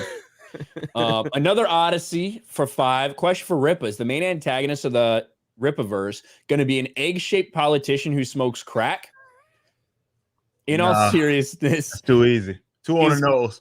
Yeah, it's crazy that providing a product the audience asked for would be financially successful. It's almost like that's capitalism at work or something. Almost. Grundy Peebo for $1. I still don't know what the fuck that means. Every time I read that, I feel like it's a sex thing. Congrats on your success, Rippa. I love how all your naysayers have been quiet or snorting tons of copium. This will not end in a tie because you can't let it slide. That's what I literally said in the song. So thank you. Yeah. There's the people that are like, I give it 10 issues before this is a complete failure. It's like, all right. So $10 million. If you're $10 million, then it's gonna go downhill from there. Okay, yeah. All right. Got it. How many backers you at right now? Are you 13,000 yet? Yeah, we hit 13,000. We're like almost at 13,200. Crazy. That's big, and that's the obviously the money is cool. But the backer number is I think a real interesting one to look at. Yeah, you know, because like that'll give us like a really good gauge, like how many people. Yeah, that's a Marvel book. Yeah, exactly. If it's 10 issues, that's a $5 Marvel book. Yeah. Like what was the highest selling like Marvel or DC graphic novel last year? I think I don't think one of them was 20,000. I think because all the top fives weren't Marvel or DC, and the one that was the top was 24,000. Yeah, so that was the top selling graphic novel, like in our genre, not manga or anything, but the top selling graphic novel was only 24,000. I tell people all the time, dude, like it's not. To act like they can't be competed with is nonsense. Like that's just simply not true. It's not true. And a lot of their numbers, we could talk about them fuzzying up the numbers, but not even that. Like if you look at the graphic novels as they are right now, like anybody that's mildly successful can get in there and do great. Yeah, and obviously in terms of just raw like numbers in terms of copies, when you factor in the Alpha, the Bravo, and the ABC cover. Oh, like, yeah, exactly. You're already past that. Yeah, for like, sure. 100%. You're already past those ones. 100%. I do think that like just the way obviously that when you look at the breakdown of like revenue per backer and shit, it's a different business model, 100%. Yep. So that's why I'm like looking at that backer number and thinking, man, that's going to be interesting to see. Yep. That's going to be a big number. And like I said, we'll be very transparent about that as well. Once like we get to the campaign close, I'll talk about how many books have went out. Were purchased. So even the people that bought double of them, like how many exactly went out, I'll be very public about those numbers and honest about those numbers, because I think that's what this game needs. We need transparency, because even the fact that you have to do all this roundabout bullshit to even try to figure out what the numbers is just goes to show that there's a big lack of transparency in this industry, that we got to get there's two companies with this economist and try to say, well, they kind of sold these and these guys, but it shouldn't. That shouldn't be like that. It should be like, okay, how many fucking did you sell? What's the goddamn number? And the fact that they keep that close tells you everything that you need to know. There's a lot of fucking smoke and mirrors in this damn game. Yeah, remember when that dumb cocksucker, what's his name, the guy who made John Kent suck cock, Tom Taylor. Yeah, when he was like, you guys are so off about these numbers, because like in reality, a lot of us did, based on this one report, kind of jump the gun and like misinterpret 1 month sales for another one, when it was an annual as opposed to like the monthly release, which still was shit. It still was dog shit, but it wasn't like an apples to apples comparison, right? And then the next month it's exactly like what we had said it was. Oh my god. But that's when he tried to do all that funny shit. He's like, look, it's trending, it's number 75 on Amazon, people are buying it. Exactly. I see Literature Devil. What's up, Literature Devil? Customers win, decentralization, more capitalism. I preach all the time. Hell yeah. That's right. Rippa, how are you going to use that cargo van if no one pays for the roads? That's true. Well, the roads will blow up if we don't get taxed. That's what they say. There will be no roads. So eventually they'll wear out and no one will ever do anything about it. But we'll still get taxed. Yeah. Well, that's what's happening right now. So pretty much. CJ for $10. What the fuck? Hail G&G. First you're at the Terror on the Prairie premiere. Now you guys have a big time superstar comic book writer on your panel. Let's go. Hell yeah, man. It's crazy. It's crazy how this whole thing's played out, man. Yeah, that's awesome. I know Eric July. That's the greatest moment of my life right there. So in all seriousness, there's few people I believe in more than I believe in somebody like Eric. Eric is I have full confidence that he's going to take every opportunity that you guys have given him, and he is going to make the most of it.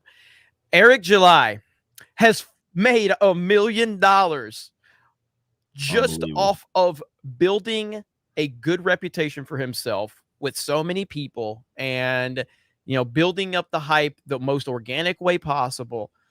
And now the more he's shown people, the more they've gotten excited, even though there was a lot of people doubting and questioning and, you know, accusing him of all of this shit. Imagine what he's going to do now that you've given him this platform. Holy shit. That's crazy. It just gets better. It just gets better from here. That's like I was saying, it's now that we know what you guys like, you want this. It's only up from here. It's only up. Yep. Hell yeah. Yeah, I know. I'll get to it. Maximum Overdrive. So I'm surprised Jeremy hasn't broken into Hive's not playing Fortnite right now. I know. I'm waiting for Rippaverse characters to be added, or I ain't playing ever again. Fuck. No, I'm kidding. I saw somebody say that I need to be casted as Jon Stewart. I like that casting. I'm down for that. Do it. Riley Grant for 10. We genuinely don't care about those crap companies and their crap content. Thank you, Riley. Jeremy Sears for 15. Appreciate it, Jeremy Sears.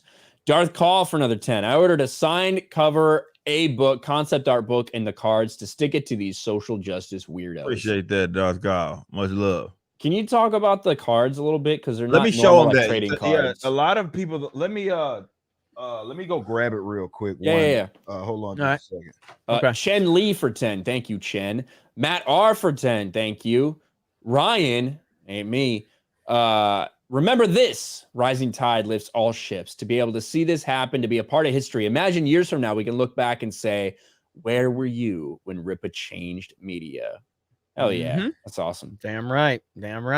And you know, a lot of people like, you know, Eric has met Gina too. So now, you know, Gina knows what's up. She's met Eric. She's got an idea of what, like, I don't even think, like, I know somebody asked her about the Rippaverse at her panel and she wasn't really sure what was going on. Now she knows though. She's looked into it. Like, you know, what Gina just recently did with Terror on the Prairie, you know, with what Daily Wire's doing in a lot of different directions. And then obviously you got what Rippa's done as an individual. You know, there's a lot of momentum, man. That's all I'm saying. So, yeah. Wishful thinking for $20. Ladies and gentlemen, Mr. Eric July, congratulations, my friend. You deserve it. Thanks, man. Appreciate that. Thanks. So yeah, about these cards. So I'm on full screen. I appreciate that. So no, it's a lot of confusion on these because a lot of folks think that they're just like traditional trading cards, baseball cards. And I'm gonna grab actually ironically, I have it's an Ultra Star card who is the same person whose company this is designed my cards. So this says in a knock, hell, go support Ultra Star if you are a supporter of like independent comics. But this is his card. This is mine. This is a more standard size card, like a basic card. Baseball card. Like a baseball card. This is this card. I can't help but notice the small one has a white outline and the bigger one has a big black outline. Hey, draw whatever conclusions you may need. But it's not just it's obviously not just the fact that it's, you know, as big as it is. I mean, as being the size of my hand. But if you look at this, let me see if I can. Here it is. Yep, there it is. So this has lenticular design. So you see this, like you kind of can see it. It's like got this 3D kind of thing going on. So they're like it's a thick, pretty much, you know, it's pretty thick. It has a very important information that ties a lot of innuendos in here. Yeah, right. Is it ribbed for your pleasure? Yeah, exactly. But no, seriously, it on the back it has some very important information that you guys are gonna want to get, you know, basically get in on. But yeah, it's not a standard size card. It's a massive card. Every single card, you get the full deck. It's 11 of them. And yeah, you get to see kind of all of them have this kind of cool lenticular kind of thing going on. So this was actually the most expensive item that we had purchased in terms of getting it printed. It actually even costs more than the book. So that's why it's priced in the way that it is, because it's not just like a regular card. So I wanted to clarify that. Is it like awesome, a 5x7? Yeah, basically, yeah. It's I think that's actually the exact size of it. It's a massive fucking card. It's funny because the printers are like, yeah, so if we get it printed this size, man, you know it's gonna like cost much. They're like, but we can like trim it down. I was like, no, fuck that. Like I want that thing as big as it is. Fuck it, go for it. And we did it. We spent a lot of money on it, but it's already paying off. It seems. Yeah, I heard you say that was the most expensive thing, right? Literally the most expensive thing. Literally the most expensive. Now, is it like is it kind of floppy or is it like no? hard, Like stiff? it's not like it's not like the traditional card that has like this little kind of thinness to it. No, like there's some. It's not even made of the same material. You know what I mean? Of a traditional kind of card. It's like it's hard to explain. Even the front. Like the front is more like the treatment that we have on the front to give it that kind of effect. You know, you're good to go. So yeah. Yeah. What about like any sleeves or protection? Yeah, we have. We have. I thought about, and we're still kind of thinking because we got a little time. We're gonna see if there's an option there, but we are going to send. It's not just going to come in a fucking like envelope or something. We're gonna have it. It has a little bag that that they will be in, and then that bag will be in the actual in a mailer. So they'll be in great shape when you get them, regardless. And you can do whatever you want with them. If the demand's high enough, I will see. If the demand's high enough, we may down the line. It wouldn't be during the duration of this campaign, but we may down the line like do binders or something for you guys. That got them, because this is something that we're gonna, because it ties into the lore of the actual universe, we're gonna continue to do this. So there'll be more of them, and maybe we try to get you guys like a binder or something like that. I just gotta say, Ryan tried so hard to get Rippa to knock him off, and Rippa just kept answering like "fuck you, white boy." So, well, I mean, next thing I was gonna ask was like, since they're so big, do you need like a Magnum size sleeve for it? That was gonna be my next one. And then for those people who are allergic to latex, you got a lambskin one. That'd be follow up. So. But no, those are fucking cool. I'm looking forward to getting them. I love how Rippa just kept answering like you weren't saying all this shit. Professional, man. He's a true professional. I'm not. D Jones for 10. Congrats, Rippa. Keep up the grind. Might buy one someday. Oh, we said that one from D Jones. Thank you. Joe B. What's up, Mr. Biden, for 10. So happy for Rippa's success, and hail Geeks and Gamers, and fellow veteran Ryan Kinnell. Have not bought a comic book in years. Congrats on your success, Eric July. Thank you so much, man. Appreciate it. Man. Thank you, Mr. President. James Tiberius Kirk for Aussie 10. Bit of love for Geeks and Gamers. I've given all my money to Rippa, LOL. Love from Australia, y'all. Thank you. Appreciate James. that. Unsecure Barbarian for 10. Got sent an email from a comic book company shilling a comic that had Mark Wade's name on it. I replied and told him to fuck off. I'm not supporting that toxic chump. I'm buying Rippaverse comics. There you go. That's the way to go. Appreciate it. You know, I just thought about this. So, or go ahead, Ryan, and then I'll say it. Go ahead. I have seen, because I was actually looking at Berserker to just because I was like, man, what's the fucking record, for that shit. So I like looked up Berserker, and on that website there was that company that did Berserker also does work with Mark Waid, I guess. So there was like an ad for it. So it's funny. Nice.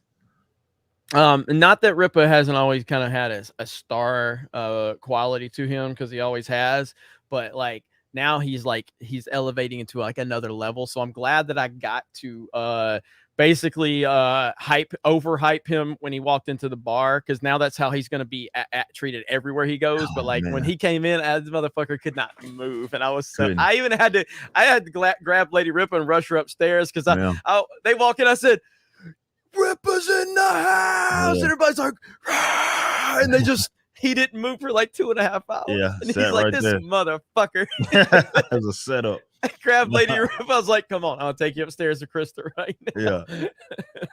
It was crazy. It was crazy.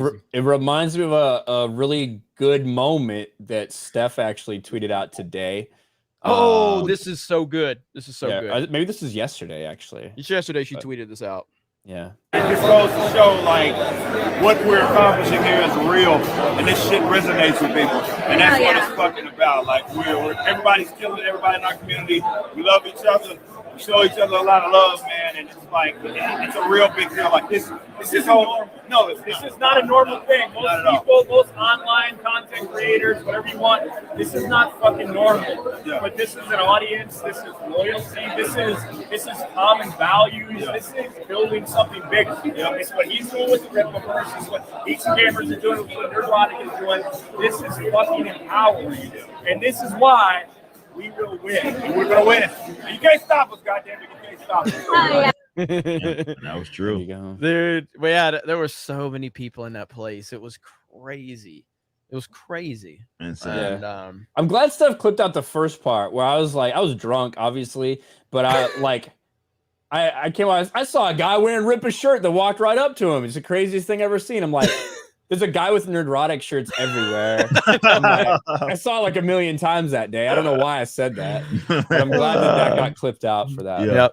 And one thing I've noticed from these cons is and it's not like there's Geeks and Gamer shirts out there. A lot of them are like shirts that, you know, like Jay's done and all that. Because I have not put emphasis on merch.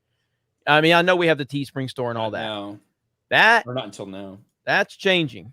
That's changing soon. Nice. I'll definitely give you guys more information on that as soon as we can officially roll some stuff out. But we got some really cool stuff on that front, and I know because when I went to I was like, I got to change that. I can't tell you how many fucking people are asking about it. So it's like legit stuff too. I'm not like I don't like doing stuff on Teespring, and it's again I respect the platform. I know a lot of people use it, and I know it's a very very like convenient thing. But like I want real good quality shit. You know what I mean? To give to our followers and offer. So but yeah, that was cool, man. That was a cool moment. And yeah. And I blame Rippa for me getting trapped on the stairs for 2.5 hours. That's fine. You said that's your own fault. Y'all are all like thinking I did that. Like, oh, look, Jeremy, egomaniac, forming a line on the stairs. I'm like, I didn't do this. I got trapped and the line just formed. So. I didn't think that. I just thought you were retarded for standing there. I felt that way because I was like, this is a mistake. Mike for 10. I think the most important lesson Rippa taught independent comics is that you don't need crowdfunding sites to succeed. Crowdfunding has been put on notice. If they censor it, they will be replaced. That's huge, man. Like it was so many people that discouraged me or tried to discourage me from doing that. And I did it anyway. And now we're reaping the benefits. So like Ryan pointed out earlier, you know, that was if I put that on like Indiegogo, even if I still wasn't like crowdfunding and I just wanted to do a pre-order campaign on Indiegogo, it's like 100 and up on the upward if you consider like processing fees and all that stuff as well. You know, considering how much money we've made, you're talking about over $100,000 that I would not have touched. Yeah. You know what I mean? Like I would not have got that money.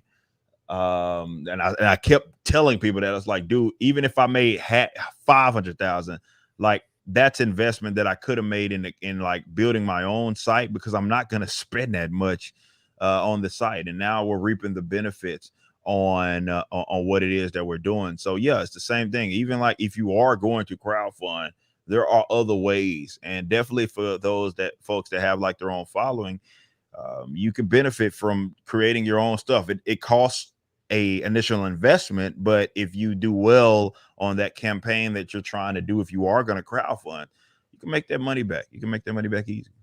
Absolutely. And like I don't have problem with rules. I don't have problem with guidelines. I don't have problem with things being put in place as long as they're carried out consistently. The problem is they're never fucking carried out consistently. And all of these platforms pick and choose how they want to enforce their rules and who they want to enforce their rules on. And people are tired of that shit. It's a universal problem. Yeah. There's no consistency anywhere. Nobody has core values any fucking more. Nobody. Yeah. None of these fucking companies do. And so you just can't find anywhere that's truly going to carry some shit out. So I know everybody can't do it on their own, but God damn it, when somebody's willing to try to do it on their own, don't discourage them. Fucking lift them up. Yeah. Yeah. I think that it would be one thing if there was a bunch of kind of organic traffic maybe coming to a lot of this through these crowdfunding sites.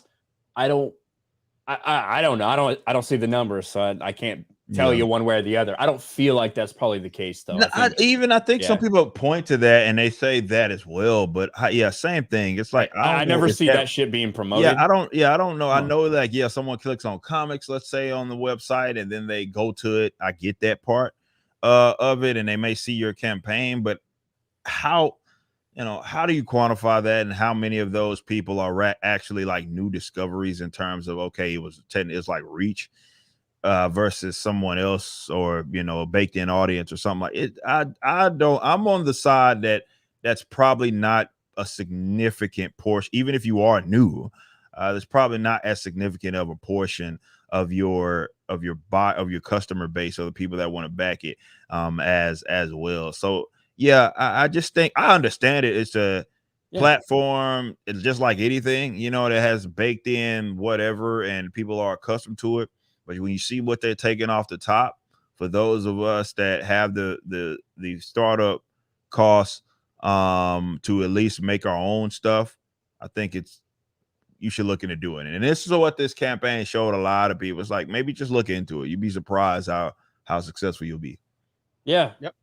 Yeah, for sure. And I see you guys, like somebody literally just said, and I'm not gonna name the names. I'm not trying to put you on blast. I'm sure you don't mind, but they said they're so engaged with YouTube chats, even non. What is that? Some kickback. Anyway, non-pay chats, but I've never seen anyone talk about Rumble chats when they are on topic and really good mentions. I'm literally reading the Rumble chat right now, and I understand that. Like, I do understand that, and I know it was an Odyssey Rumble. Like, I've got both of them pulled up. Krista, Ryan, we all have all the chats pulled up, but yeah, obviously YouTube, there's 2,700 people here, so you gotta focus on that, but the process of pushing people over to different platforms, like, look at what Salty Cracker's done. Like, holy shit, you know what I mean? He's done an incredible job of that. And I like both Rumble and Odyssey, and I think that there is potential there. It's going to take some time to get that worked out. But we see you, and I just wanted you to know that. So no hate at all. I'm just saying, we see you. But I get the constructive criticism. Or I could just call you a Nazi and a racist. Oh, that's right. That's what a comic book professional does in the mainstream industry. My bad. Yeah. True. Abomination AJ, our man, for $10 says, we celebrating Rip, and it feels great to be a part of real life history. You're inspiring as well as paving the way, and I'm here for the journey. His success is ours and shows we can all be great. Thank you. Appreciate that. Absolutely. It does show. It shows that we can do great things, man. Great things. Oh yeah. Gospel song. That's how it goes. We can he do has done great great things for me. Yeah. There you go. Maticus Finch for 10. The egg-shaped villain lives in his secret base, which he leases from a landlord, and sits in his throne surrounded by his masked ninja homies. Okay, I like the origin there. I can feel that. Gotta rip it out. Or rip it out. We got a 50. Rob says, love being here with y'all. Great show. Hey, Eric, one of those crazies that got the 5K. Oh, perk. shit. I'm one of the crazies that got the 5K perk. Go crazy on it right now, Rip. Are you crazy, motherfucker? Yeah, you're a crazy son of a bitch. You like, for real. Psycho fucking son of a bitch to go 5,000. Like, what the fuck were you thinking? Jesus Christ.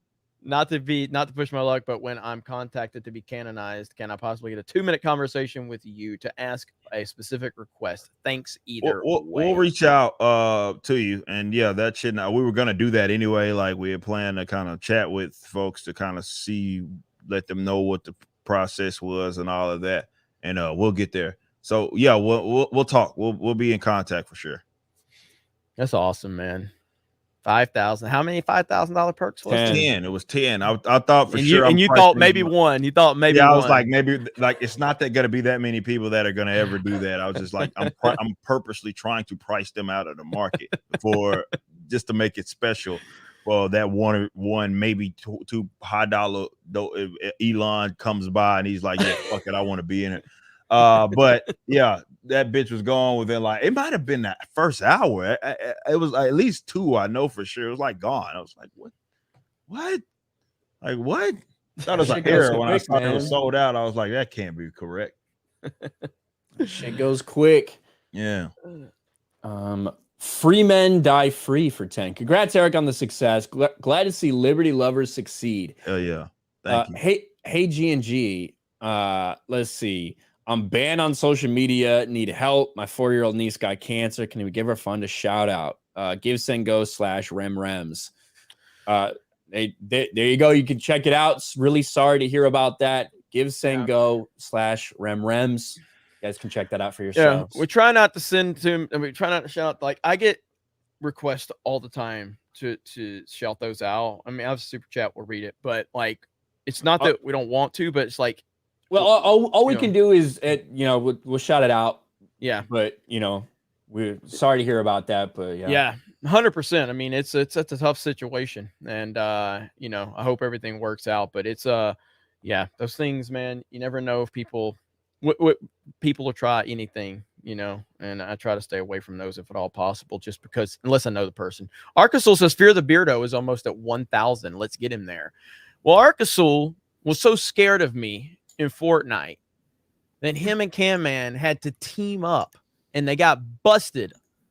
They got busted teaming up to try to kill me. Now they say I'm so terrible, but 2 of them had to team up. Rakeda is eating several Latinx tacos tonight on stream. Oh. You're talking about like breakfast tacos? So he's eating tacos, Mexican women on stream? It's against the terms of service. Yeah, he bought 11 tacos for his stream. Why 11? I don't know. Just the said 11. Fuck? Why would you buy 11? Radio. Oh. Rippa already told me you're a scrub. I don't want to hurt your feelings in Fortnite. Rippa told me you're a scrub. So Radio would beat the shit out of you in Fortnite. Everybody's scared of Radio. Everybody's scared of problems, man. I don't know if y'all want some problems at all. She takes like the what's that fucking other battle royale? Apex? Like all the Apex skills, and then translates them over to that fucking cartoon game and just destroys. I've seen clips of her on Twitter. It's like, she's fucking nuts, man. Yeah. Radio's awesome. Go touch grass, Radio. Fucking stop playing video games. Dark 2 Sleeper for 5. Rippa, curious, did you script Stan Lee style plot or full script each panel? You're encouraging me to finish working on my stories. I scripted each panel. Like how I write is that I say panel 1, or panel 2, whatever it is, and I literally write exactly what I want the artist to do. Like exactly.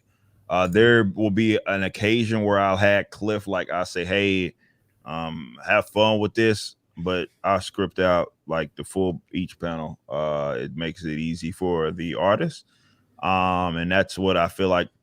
That's how you do it. So that's how I did it. Let's say that. Yo, got some bad news, Rippa. Her Stan Lee passed away. God damn it, man. Get him out of gaming for 10. The Rippaverse is something every creator aspires to be. Your success is a beacon to those of us who have been toiling in our creation. Success can happen in the biggest ways with a little passion. Thank you. Get him out of gaming. Alex L for 5. Hey, Rippa, just pre-order the comic. Good luck. Also, the rest of you, I guess. Thanks. Boomer Stick for 10. Sorry this super isn't bigger. Mike knows I get an allowance from my sugar mama. I blew my entire wad on Rippaverse bundles. I appreciate y'all, and what you do matters. Also, hi, Krista.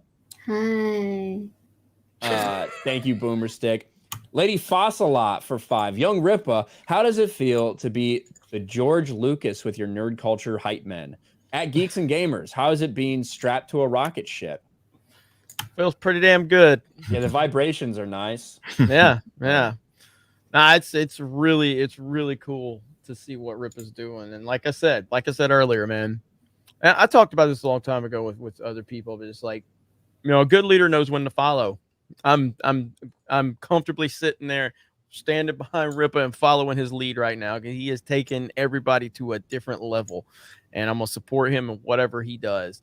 And right now it's time just to fall in line and understand he's the Pied Piper, and he's doing some amazing stuff. And he's not even seeking out to be that guy. It's not like he's like, oh, follow me, I can. No, that's just that's belief in what he's doing. That's all it Appreciate is, that. man. And I encourage everybody, every fucking body, put your fucking ego in check. Just fucking fall in line behind this man, and he'll take us to the promised land. I fully believe in that. So trying, Ivor. Thanks. Yep. Mm-hmm. Jeremy Sears for 10. Congrats, Rippa. What's up, Geeks and Gamers? Thank you, Jeremy Sears. Appreciate that, man. Robert McDonald for 10. Rippa, DSP wants to know if you can cover his internet bills for the next month and his mom's 7th funeral expenses and his cat's feline AIDS medicine. I'm sorry, man. DSP, I can't do that. But Rippa don't do charity. DSP is a charity case. So I like that. His mom's 7th funeral expenses. So seems like she's always on the verge. Rune Blade for 10. If Daily Wire wants to do something great with Gina Carano, they need to make her the warrior that she is and make a TV series. Look what Chris Pratt just did with The Terminal List. I love The Terminal List. God damn, I love that series so much, man. The book is very different, but it's the same in ways. Like the overall scope of the narrative that they're going for, I feel like is on point. But the order in which things happen is very fucking different from book to TV. And Jack Carr's been talking about that a little bit on his podcast about like kind of why they had to make some of the decisions they made to bring it from the book to live action, and why the same type of storytelling didn't work for some of the tension that they wanted to build on screen because they couldn't tell it in as long of a format. So that was interesting. Michael, like that. Can Jay get Rip on FNT? Can work on it. I like somebody said, "Can Jay get Thursday on Friday night?" That was good. I love it. Just a meme. Someone said, "Can Jay get Hunter Biden on FNT?" We've got his phone number now. We could probably call him up. I mean, look, I will make a public invite to Hunter Biden. You can join us next week on Tuesday night's main event. We can talk about the typical news cycle. We can see if you're interested in the Rippaverse. We'll talk about crack, whatever. Talk about crackheads. We talk about Pedo Peter. Yeah. So that's a public invite right there. Hunter Biden, we are inviting you on Tuesday night's main event to just have a discussion. That's all. That is like one of the most embarrassing things. Like, bro, hold on, the video with him arguing with the chick about the crack, man. I don't know how much crack he has. I don't know if I see anything like that shit, man. That was why does he record himself all the time, man? No. What the fuck? Think of what he didn't record. Oh my god, man, that guy's fucking like loose cannon, like Ezra, man. Like fuck. Those messages, the one that's like the one that they're clearly just talking about like human trafficking, like, and he's like, no yellows. like what the fuck, man? And then people are like, you know, it's illegal to release his private info. It's like, this motherfucker's talking about like buying women. Yeah. Yes. He's getting caught with crack. Fucking illegal handguns and shit, because of course he's got felonies and stuff. He's not supposed to have that, but fucking insane. Michael B. Shogun Gaming for 50 Danish krones. Rippa, any chance shipping to Denmark will lower in the future? It's crazy expensive right now. Hail to everyone, keep doing what you're doing. Look, man, the shipping stuff was I had to make my concessions where I could realistically, because I wanted to get them international, but I didn't want to kill the company. So I know the people are gonna say, well, you ship it this way, it'll be cheaper, but we're not using like priority, or we are using more priority stuff and with our own boxing. So it kind of inflates the price, definitely with kind of how we handle it on the back end. Once it kind of gets to a point to where we're not kind of going crazy like we are right now, we'll start looking at that stuff and addressing it to see if there's some concessions that we can make that make sense, that are feasible. It's just we could not have that ready kind of for lunch, not for lunch, but for launch. Excuse me. We didn't have it ready for lunch either. But yeah, we'll be looking into it. We'll look into it. Jolly Krista says nothing in the entire stream until someone lunch? mentions food, and then she's all excited. She hasn't been this awake all stream. Now look at her. It's a good topic. Okay, anything about food is a really great topic. So I'm all on board for that. All right, let me see if I can catch up on some of these other Streamlabs. East Coast Toasty Boy, would you guys be willing to join Hub of the Rippaverse, the Facebook group I created for us, the fandom? Chat, everybody, I would love to have you guys. And Geeks and Gamers and company is more than welcome over there. Let's bring the culture war over there too. Ryan's about to die. Fuck. Several hiccups over okay? there. That Bud Ice, yeah, man. That shit'll do it. I fucking hiccup hard. Man. Bud Ice will do it, bro, man. Bud Ice will do it. Oh, it's pretty warm now. So explain to me, like, what I don't know anything about alcohol. So, like, what's the difference in Bud Ice and regular Bud, or what's the joke? Why is it? Man, Bud Ice is like that. You don't want to be drinking that shit. It's like basically malt. Like it ain't Bud Light. Let's just say that, and the alcohol ain't good. Just don't drink that shit. It's premium lager. Nah, man, that shit's premium ass. And you want to be drinking a Bud Ice, man. It's kind of like, to me, I actually like Bud Heavy. I don't really like Bud Light. If I'm gonna drink a light beer, I'll do a Miller Lite. But yeah, I mean, it's like any fucking of those tiers of beer. Whatever. I'm not ashamed. And in terms of the Hub of the Rippaverse Facebook group, sounds really cool. I know I just got started over on Facebook. Rippa's fucking massive over there. So just like everything else, I'm copying him. I made a Facebook page. You search RK Outpost, you'll be able to find it. So go check that out too. And then I was like, well, I might start doing stuff on the Geeks. Oh, you always copy me. Your whole channel is a copy of me. Okay? What the fuck are you talking about? Mine is a copy of the quartering. No, it ain't, not quite. You don't hit as many, his random. I just go twice the speed. I always see. I don't know how he's getting the notifications, like, or because he's put.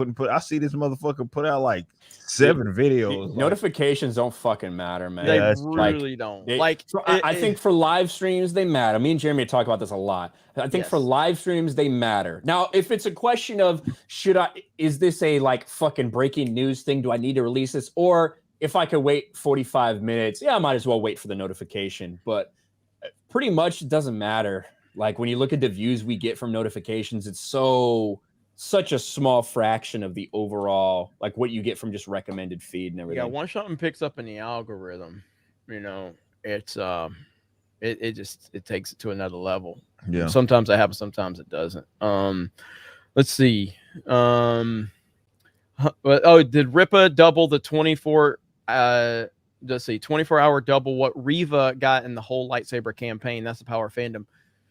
So what did Riva have? Riva had only 1,400 backers, right? Oh, yeah, 1,400 times. Now, in terms of money, so money, that's I think that's like $700,000. Yeah. So Rippa got more in 24 hours than Riva did in like 6 weeks. Sorry.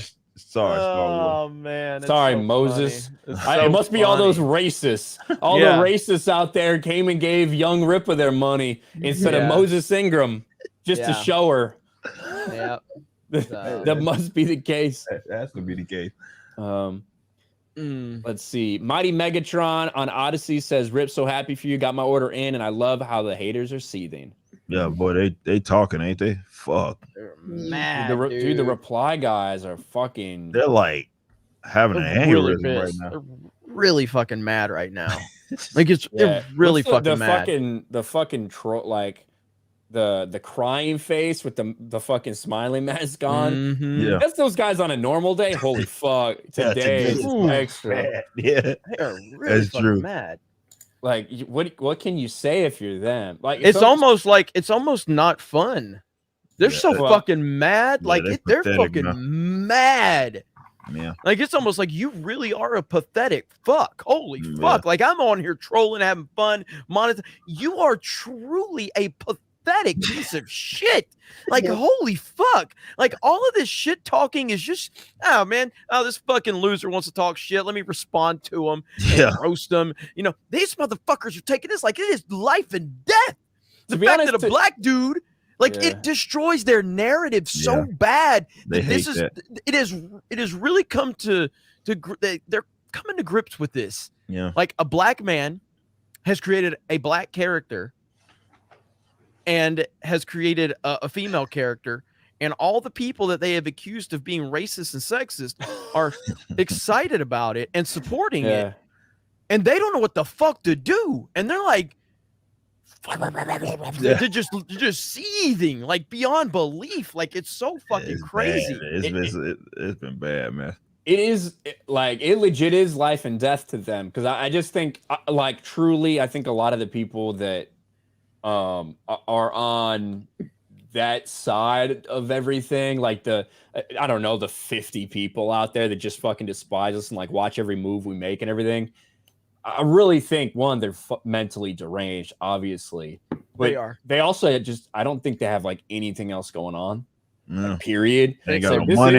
They ain't got nothing to do. It is life and death to them. What it is too, and by the way, I've seen a lot of people talking about this. I haven't confirmed it myself, but I feel like so many people have talked about it that it's legit. Now I wonder if Rippa it can confirm. Not that, god damn it, fucking chat keeps jumping that.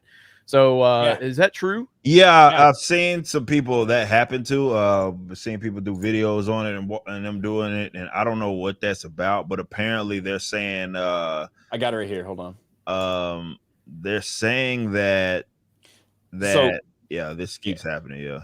Yeah, so this is in r/comic books. I don't hang out on Reddit because I'm not a fucking retard, but there are a lot of people that are on Reddit. It's obviously a pretty big, depending on which subreddit you're in, it could be massive. This got removed.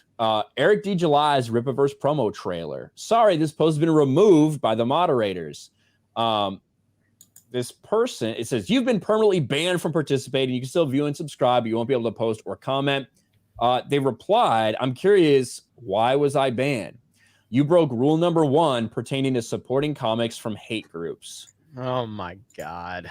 So considering this is, this is a comic book that's from no one else other than Eric July. It's not part of any fucking group or anything like that. It's an Eric July comic. Yeah, but they're a hate group. He streams with people they don't like. He talked about this the other day in his it's like that's how they you got my guys that hate me, and then you got people that hate other people that I'm cool with, and then they hate me because of that, and then that's the fucking dumbest fucking thing possible. But yeah, apparently it's something about I saw someone saying that they were like talking about the Comics Gate stuff, and they're like saying that, well, because you're the Uncle Tom of Comics. Yeah, they said that was a thing, and then they said because they're tying me to Comics Gate, they're saying Comics Gate is the hate group, and therefore I'm the hate. I bet they're supporting something from a hate group, and like, think about how retarded this fucking sounds. Like, this is and I'm not hiding behind this. I'm just pointing out the retardation.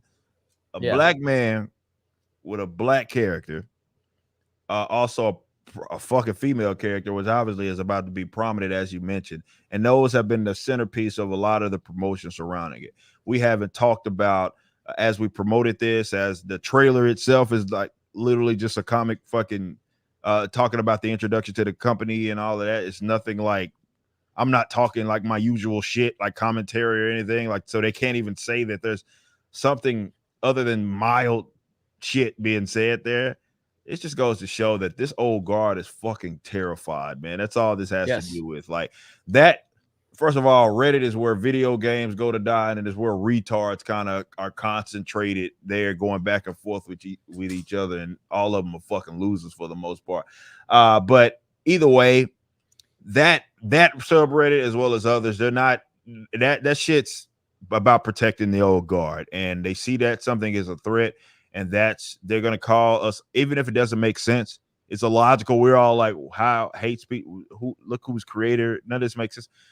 Doesn't matter. It doesn't have to make sense to them. This is about protecting the old guard, and fuck them. We don't need them. It's not like Reddit was gonna be I can imagine where maybe they got us some hits because of it, but I don't see that being a part of our, like, what we got here anywhere way, because I don't think any of us built our followings on Reddit. You know what I mean? So it doesn't matter. I know we've got a fan that kind of does some stuff for us on Reddit, which I obviously appreciate. I personally don't know anything about Reddit. I don't. The only thing I've seen about Reddit, and not just me, but like, my God, the most hatred about me is on Reddit. Holy fuck! That sounds about right, man. Yeah, holy fuck! And the hatred for Mahler on Reddit is quartering fucking level quartering. Like, me, dude, like that whole "I love the Last Jedi" clip, like that whole thing when it, like, again, that was a fucking clip that Josiah Rises put in our Facebook group, like. So again, the story goes, as I've said, I've even left all the fucking receipts. Okay. But I made a video when I was in Houston, Texas, and I misspoke. And I knew I did it before I ever released a video. So I was like, hey, Josiah, in this part, I meant to say I love The Force Awakens, but I said I love The Last Jedi because I was talking about both of them. Never had been seen by the internet. I sent it to him. He clips it out. I put the fucking video up the edited version. And then he says, hey, do you mind if I put this in the Facebook group and say I've exposed you for loving The Last Jedi? I'm like, oh, fuck yeah, that'd be funny. That was like in 20, whatever, right after the Last Jedi came out, okay? 2 years later, these motherfuckers found it and put it on Reddit, and it got like 100 and something thousand views in like a day. And that's where it all spiraled from. And it was all because of Reddit. Fucking Reddit, man. But the thing but with that's Reddit okay. is... That's okay, because I have a clip that I'm going to payback's hell, Josiah. Okay, payback is hell, motherfucker. And that clip has haunted me. I've also made a lot of money off of it. But we got something in Orlando, and I found the footage, Ryan. I found the footage of us when we were reacting to that moment with Josiah. Yeah. I'm gonna send it to J Hellstorm. We're gonna get it edited. Josiah, you're fucking done, piece of shit. But yeah, it's just Reddit's a horrible place. So Reddit, when we talk about Reddit banning like conversation, but that's not the case, right? It's a subreddit. So a subreddit is just a little community that people start and that you can subscribe to. So the people who run that, they make the rules. Yeah. So they can make the rules of like no purple character, like something stupid. It could be like the dumbest shit in the world, and it's not like Reddit made that determination. It's all these little communities. So but they allow it, right? If I'm not mistaken. So, but they'll ban. Didn't they take the Donald down? Like Reddit as the site took Reddit as the site, I do believe, took the Donald down. Yes, and that's the problem. Yeah. You will allow. But that's what I'm saying is Reddit's not like if you go and post in like a different I know what you're saying. You're trying to get perspective. r/based black men. It'll probably allow, like, if that's a subreddit. I don't know, maybe I made one right now, but like there'll be one by the end of the show. Yeah, I'm sure that would allow it, but it's just these fucking freaks at who run r/comic books are probably woke losers. So yeah. Jolly Roger for 10. Got my Rippa book order. Got my Tug book ordered. Found Tug through the trial. Ordered 3 books at once. Hell yes, Jolly Roger. That's what's up right there. And the Reverend says, Rippa, after watching your video on F&T, buying your comic was an easy choice. Stick to that message and produce quality content, and we'll have your back. Congrats on a well-deserved opening day. Thank you so much. What's up? That's awesome. Appreciate that. Heron of Alexandria for 10. Congrats, Rippa. Ryan, have you got any more messed up food orders recently? I really enjoy those stories. When is Rippa Land gonna open? We need a Rippa Land for park hopping. Oh man, I have to be. You talking hundreds of millions before I get there, man. I don't want to go. I saw what was it? RCU. I saw what they were trying to get the Rippa Cinematic Universe. Oh yeah, I did see so that. I was talking about RCU. I was like, all these haters, man. Y'all don't understand. When I give the audience stretch goals like that, and then y'all are like, well, that's just stupid. The audience is like, well, I'm gonna go purchase something else, and I'm like, y'all keep fucking around. I'm gonna make it like 10 million, another stretch goal, and then they'll be like, we're gonna start the RCU and fucking start making movies and shit. So they keep fucking around with me. I'm like, y'all just make us bigger, man. Because the way our kind of audience is geared is that it galvanizes them when they see that shit. When people are like, this is stupid, or this guy never be successful, it'll never do this, you guys will never, you can't do that. And I was responding to, I had some idiot like he sees the numbers and then he like quote tweets the box. No, he replied to me by sharing the box office of the Thor movie. And I'm like, why are you sending this to me? And it's like, because basically they're more successful. I'm like, this is the dumbest fucking thing. But you keep playing around, I'm gonna end up starting a fucking RCU, and then you're gonna be fucking real mad. Like, if that like this box office isn't like the thing that people are making it out to be. They're like, oh, you're trying to say it might not be successful, it might not be a hit. It's literally the biggest box office open for any Thor movie. It's like, all right. It also has the biggest budget of any Thor movie by a lot. It costs $250 million. It costs as much to make this as it is like the Avatar fucking movies that James Cameron's doing. Like $250 million. So when it makes $150 million less than Doctor Strange did its opening weekend, when Doctor Strange cost only $200 million to make, you start like kind of connecting these dots and realizing that if it actually trends, say it trends exactly the same as Doctor Strange did just a few months ago, this movie would be struggling to break even because it needs 625, 650 to break even. 625 to $650 million worldwide to break even. So it's got a long way to go. These fucking retards can't do simple math. Yeah. There's a comment here I want to highlight. I do think this is a genuinely this is a good question, and I think we can give some really good perspective on this because I think this is a question a lot of people have, knowing that we know Rippa so well.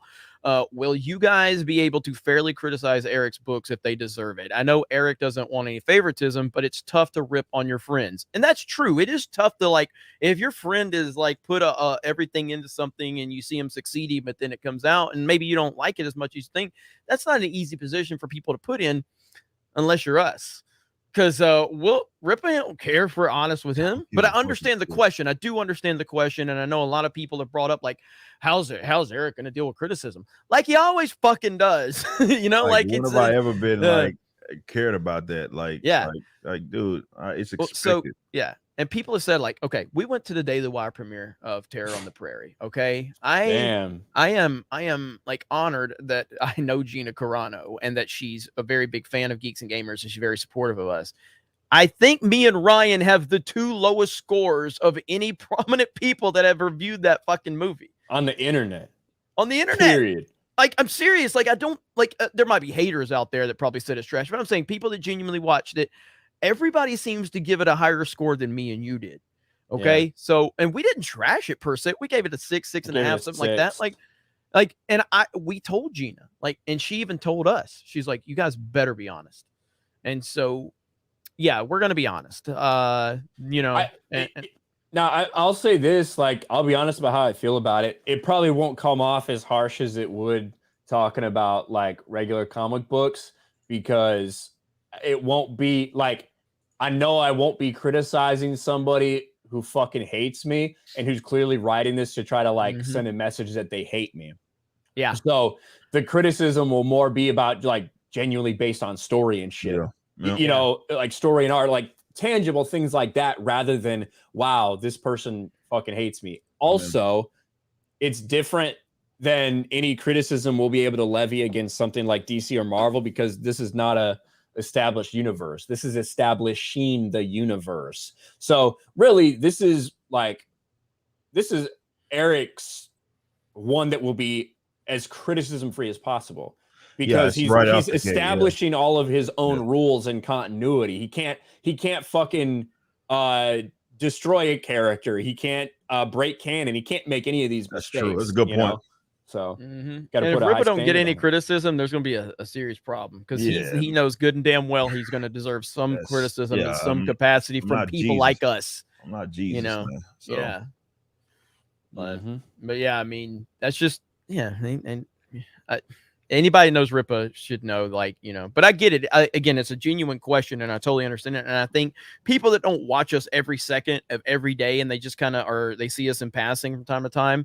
I'm sure they're interested in that. Like, hey, I rely on Jeremy and Ryan and a lot of people for my reviews. So how are you guys going to handle this with your buddy who you're clearly going to bat for? It's a genuine question. and it's appreciated. So I went off on some idiot in my chat the other day who said you're no way. Yeah, who said you're biased. I actually have a Moses emote now because I've been going Moses on these Ingram? tangents. No, Moses, like from the Bible. I've been going on these tangents where I'm like welcoming all retarded people in my chat. Yeah, she thinks it's funny.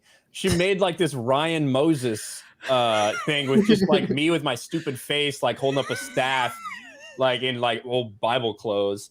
You should show up like that to Anime Matsuri. No, I ain't dressing up. But I said, listen, I know there's a lot of you retarded people out there. I'm like Moses. I'm going to lead you. I'm going to lead you to the desert, to the promised land. I'm going to raise your IQ by 10 points. All you got to do is fucking listen to me. And, but there was one guy who was like, you're biased. I'm like, everyone is biased. Like, part of being a human being. It's part of being a human being. There's no fucking robot out there that's unbiased. But the difference is that there are people that are not genuine and honest, right?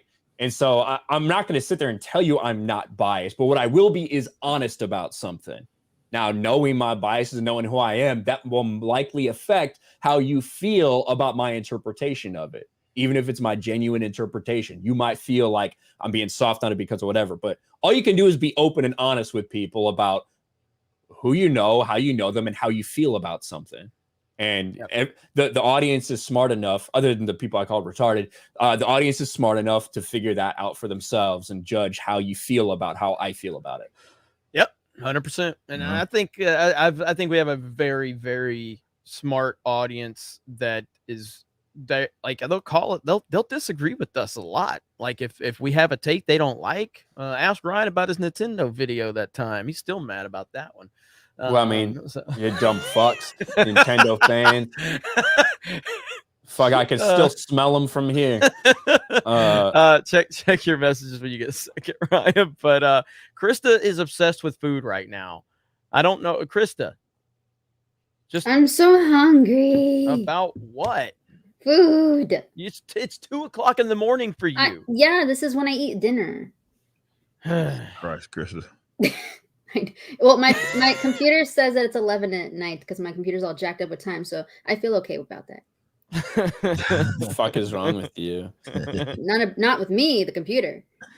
That's what I said. Jay Schwalbach for 1965. Epic Mike, Chia Pet win. Everyone wants one. Cannibal woman in the avocado jungle. Bunny will eat you. Josiah and Mike said it would happen. Win. Krista explains it all. She's a goddess. Make it happen. See you in Vegas. We will see you in Vegas, Jay Schwalbach. I don't know what to make of that fucking super chat.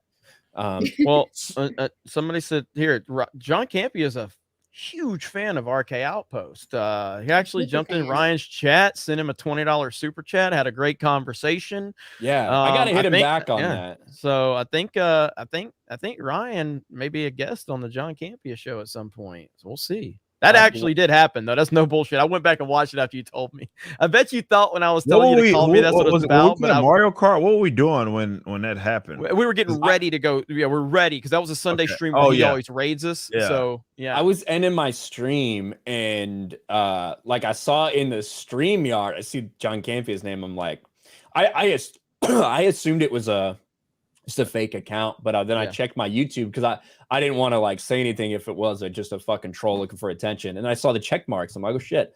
He basically he saw the title of my video was like Thor box office disappoints. And I had a nice conversation with him and he was fine. Honestly, he was nice about it. Your response, I bet he was like, holy fuck, this guy knows what he's talking about, because your response was really good. Like it was really good. Like you knew your numbers, you were articulate. It was really good. So yeah, I mean, I try not to talk about shit I don't know about, like kind of like Rippa. Like, so if I'm talking about something, I feel like I have a pretty good understanding of it. And the Thor box office is a disappointment. People might not want to hear that. They're going to tout out the biggest Thor box office, but the fact is, a month before the release of this movie, back in the beginning of June, the box office estimates, there were some places that had it making over $200 million. A lot of people thought it would be equal or above Multiverse of Madness, which made it 187 domestically. The whole range was 155 to 205.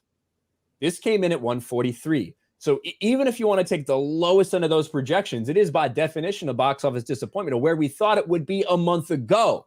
Now, your reasons for that, whether it's whether it's the way it was marketed, whatever, the Biden economy. Be my guest. Yeah, be my guest. You can have your guesses, but it is a disappointment. And when it's worldwide $150 million less, and if the tracking pans out, you'd be wondering if this might make money. Yes, you can definitely talk about the Thor box office in a skeptical manner, regardless of what anybody tries to tell you. But yeah, that was fun. So I got to get John Campia back. I don't want to owe John $20. So I mean, I got to hit him back. I sent him like a $50 one time, and he didn't even acknowledge me. But at least Christian Harloff said my name. You could tell John really did not want to say anything about Geeks and Gamers. Holy fuck. He does not like me at all. And I was such a big fan of him back in the day. He fucking hates my guts. Like I am Voldemort. Isn't that his name from Harry Potter? I'm Voldemort to him. He will not acknowledge me. He will not. You know who fucking hates me. Yeah, I mean, he was a little bit like, oh, you really think that's a disappointment? But he was nice. He wasn't an asshole or anything in the comments. So I was nice back. Yeah, he was cool. Yeah. Salty Source Rex for 20. Not only did Rippa achieve this amazing milestone, he also did it on the month America claimed independence. Rippa is paving a way for us to gain our own independence from these multi-million-dollar corporate shills. We will win, and the salt must flow. Hell yeah. July, owning July. How about that? Heal from Baby Verzad's face. Oh my God. What? That's so stupid. Hail G&G in the Rippaverse. Ryan, did you know that Ricotta Prime and Zanama Seacoat are in the Disney canon? They're close to Jakku. I kind of want them to bring back the Yuzong Vong just for the laws. Disney are vultures. Keep hustling, guys. Yeah, fuck them. Every time they cannibalize a piece of the shit that they threw away and they think it's some sort of like Easter egg or nod to EU fans, you can go fuck yourself, you fucking pieces of garbage. Literal, like human feces. That's what these people are. JM the Elite Fan for 5. Just thought of a meme for the Legion of Memers. $1 Million Man. I was thinking about that when I made my tweet. Ted DiBiase and Rippa with The Office. Corporate needs you to find the difference between these pictures. They're the same picture. Everybody's got Legion a price. of Memers, make it happen. Legion of Memers. Everybody's got a price. Oh, that is good right there. Yeah. Oh man. Funk Butter for 5. Love you guys and empowered by Rippa. The MCU held water till Endgame because they actually had a planned roadmap. I think that we've given them too much credit with it. Knowing everything we've heard coming out of the MCU and Marvel, and now these VFX artists who say they ask for 4 different parts of the same scene because they don't know what's going to look best. I don't know. I think we may have given them a little too much credit. But overall, you're right. Eric, roughly how far ahead do you have charted? I'll probably be along for the whole ride. I said I wanted to pull out a like a roadmap, but you gotta understand, we have to pivot now. Like it's like we had our ideas of where we wanted to go, but this having the success that it had, it just changed everything, man. So yeah, we got work to do. But I do want to get a roadmap out to you guys and kind of let you guys know what all the plan is for the end of the year going into the next year. And kind of go from there. So that's for sure.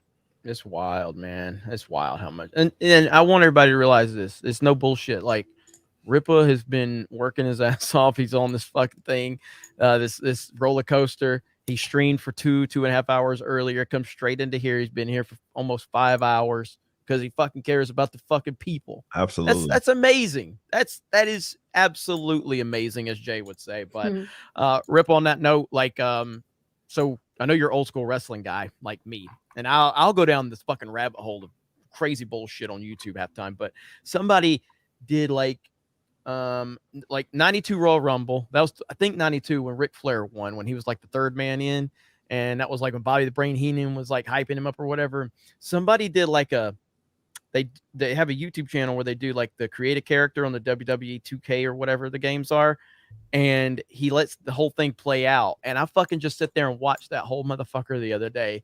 And it wasn't like it was letting it happen organically. Sergeant Slaughter, I think, won it.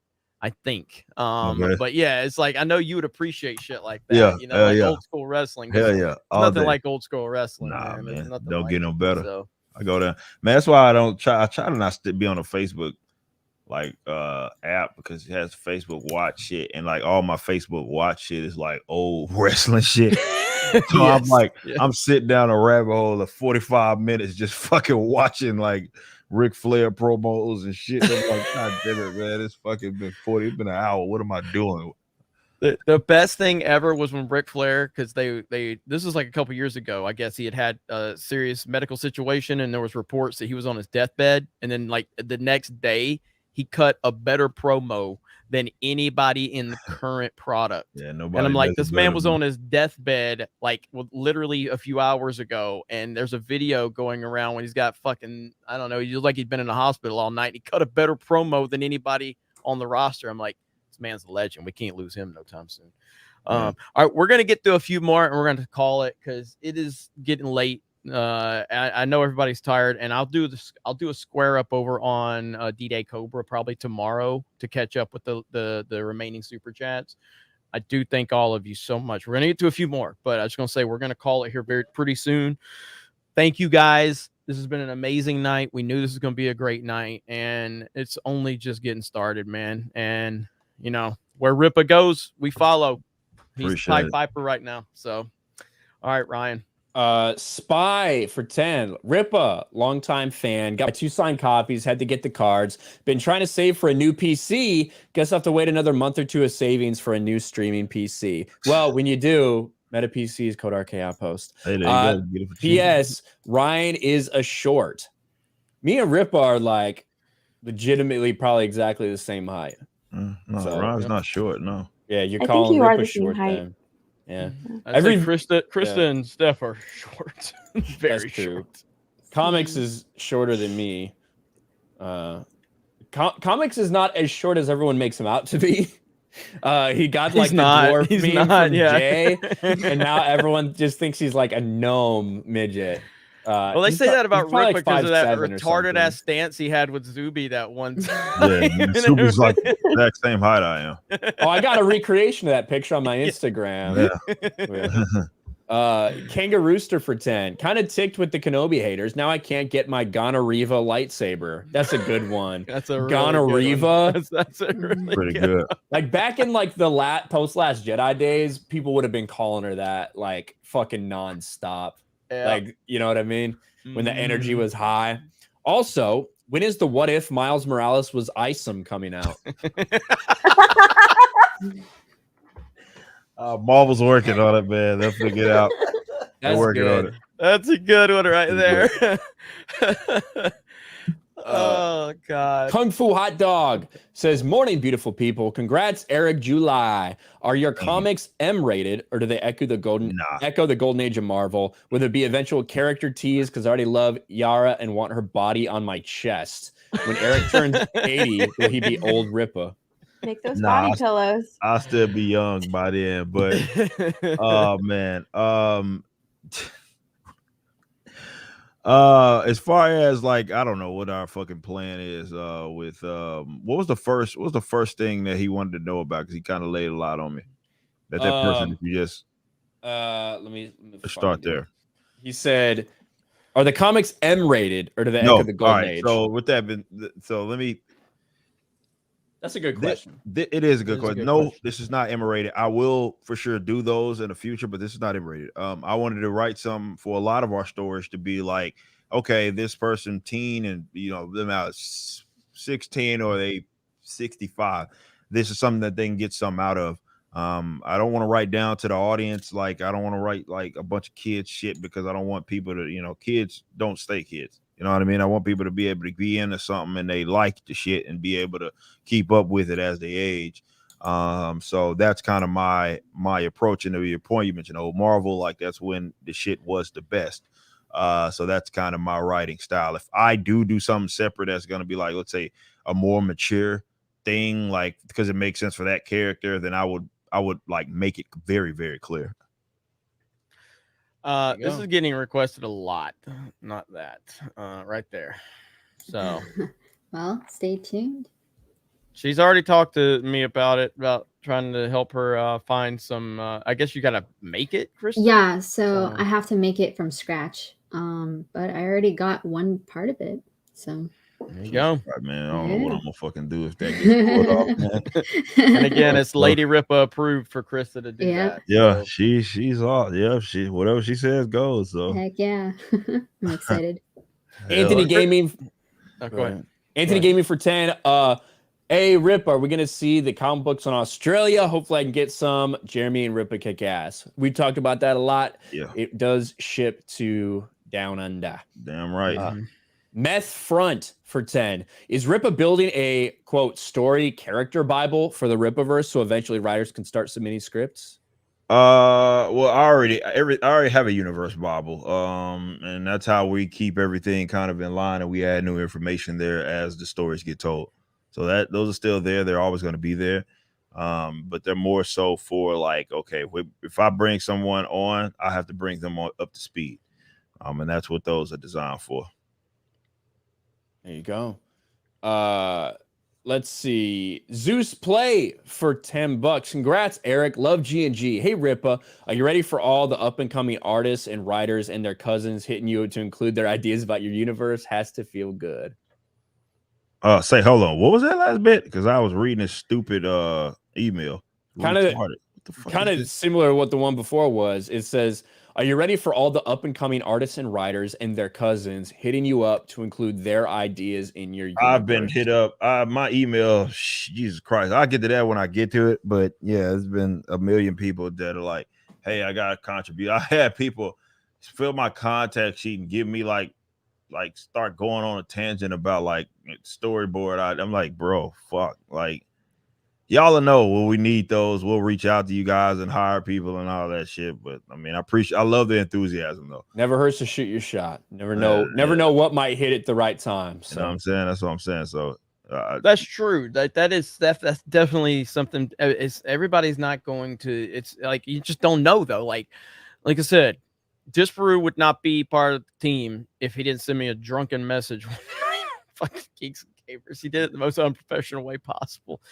Disparu's fantastic, and I will not claim his success at all. I'll say that at least I put a few new eyes on him, but Disparu makes amazing content, and we really accelerated his growth. That's all it is. That's all I was able to do, and that's all I'll ever be able to do. I can teach, I can show people things, but ultimately you got to be the person that takes things to the next level for you and your viewers and all of that. Just like anybody else. I could get a shout out from PewDiePie tomorrow, and I might get a lot new eyes on me initially. It's my job to make sure I keep him around, and if I don't keep him around, then his shout out really meant nothing. Yeah. So you know what I mean? Like it'll be a short term gain, but after that, if I'm not good, then or if I'm not what they're interested in, then it doesn't really matter.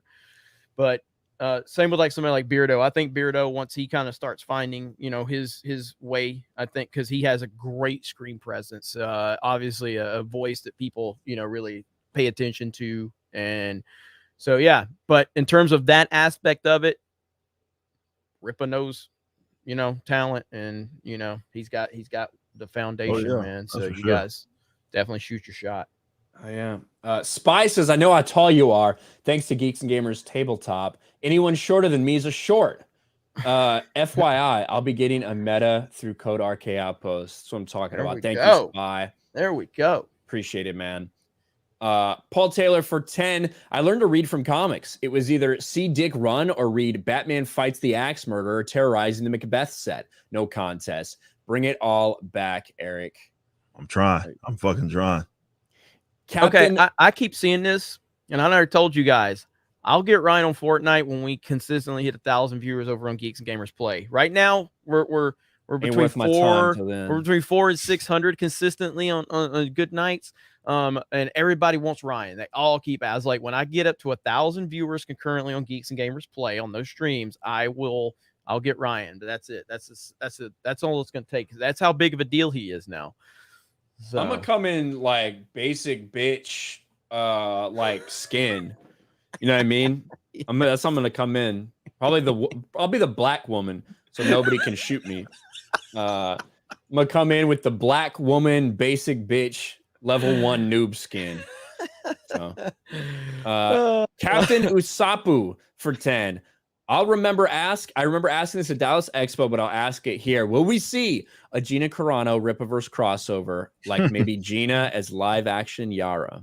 Oh man, but we like I said, we'd have to be doing. I mean, we're already doing insanely well, obviously, but you know, once we get there, that's a bridge that we're gonna be willing to cross, because I'm more intrigued by the animation stuff for sure, but you know, obviously I love Gina to death, so whatever we can do, but you know, I want to bring this shit to life as we tell more stories for sure.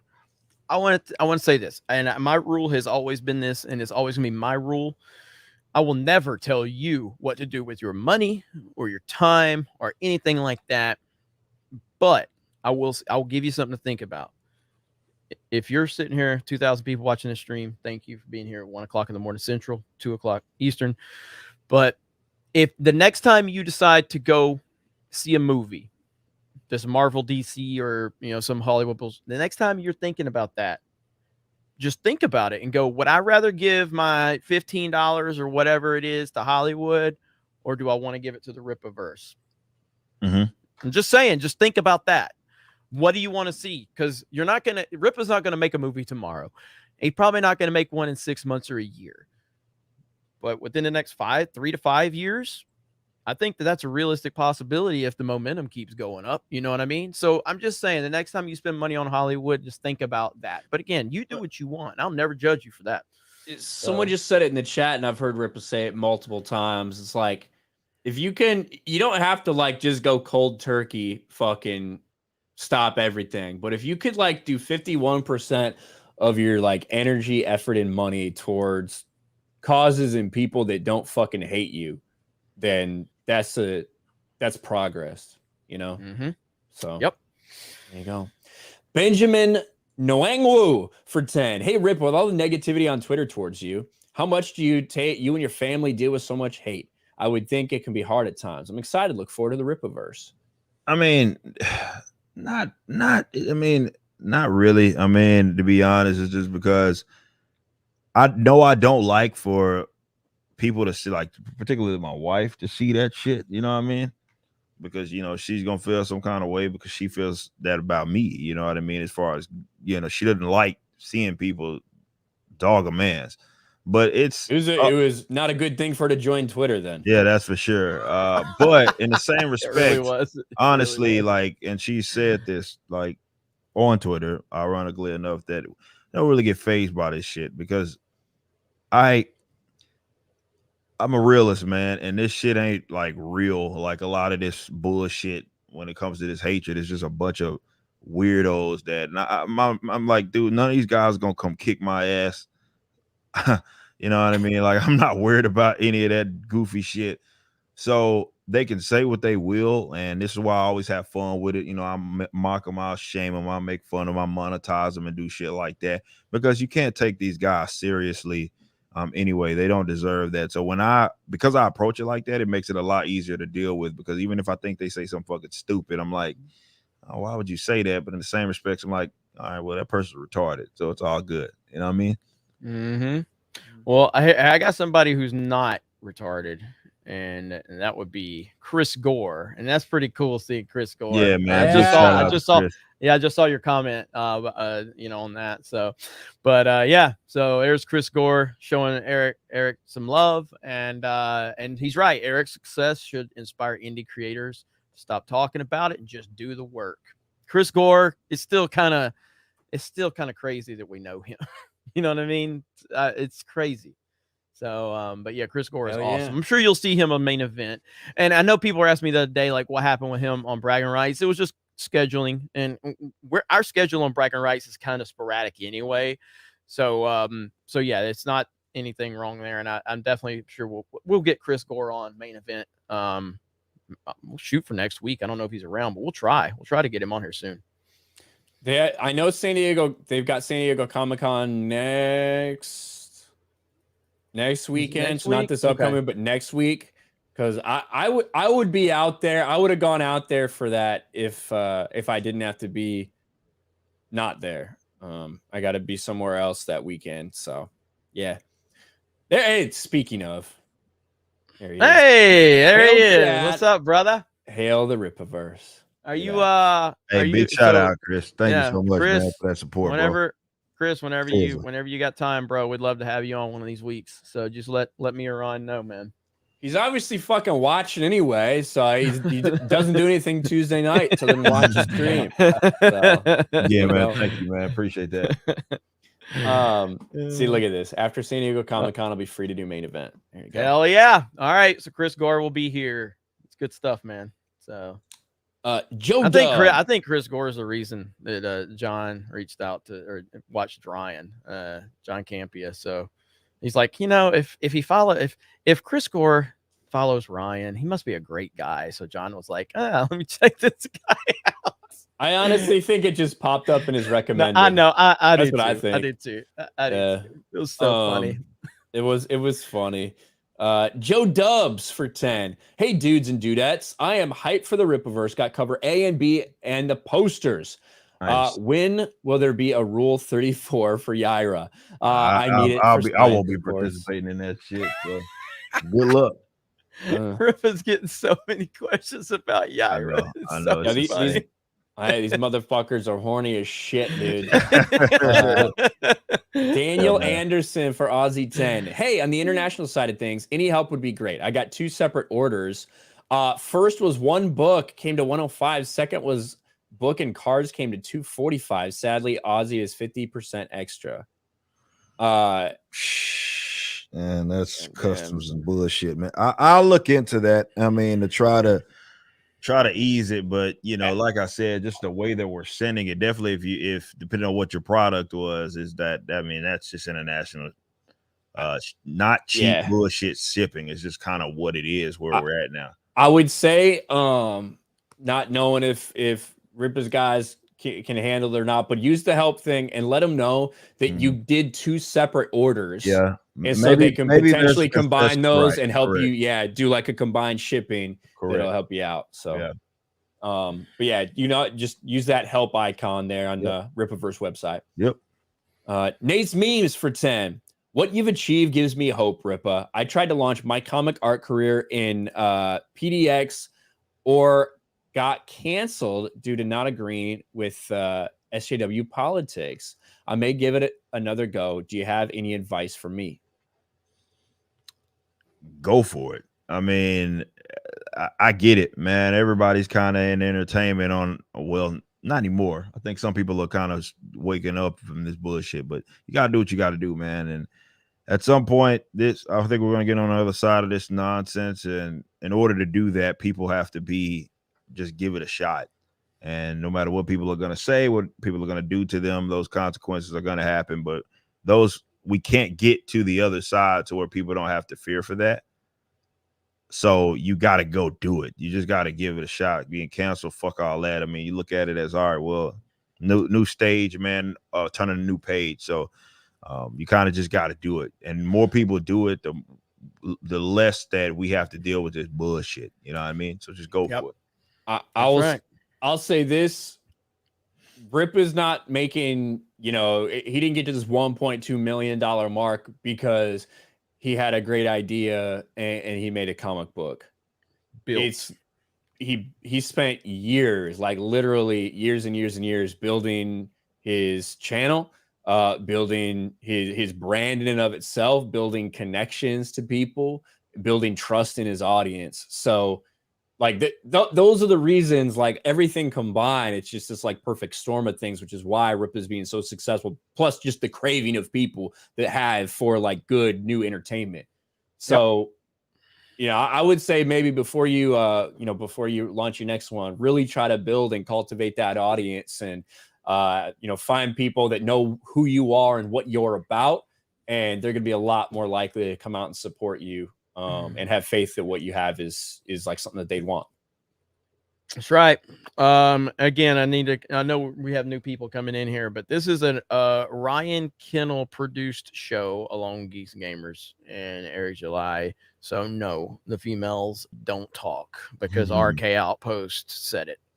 There you go. Yeah, minimal interaction. I'm just here to make them sandwiches. They got their own streams to fucking talk. Yeah, we about do. sandwiches. Yeah. We talk about food. All right, we're gonna. Are you at a good stopping point, Ryan?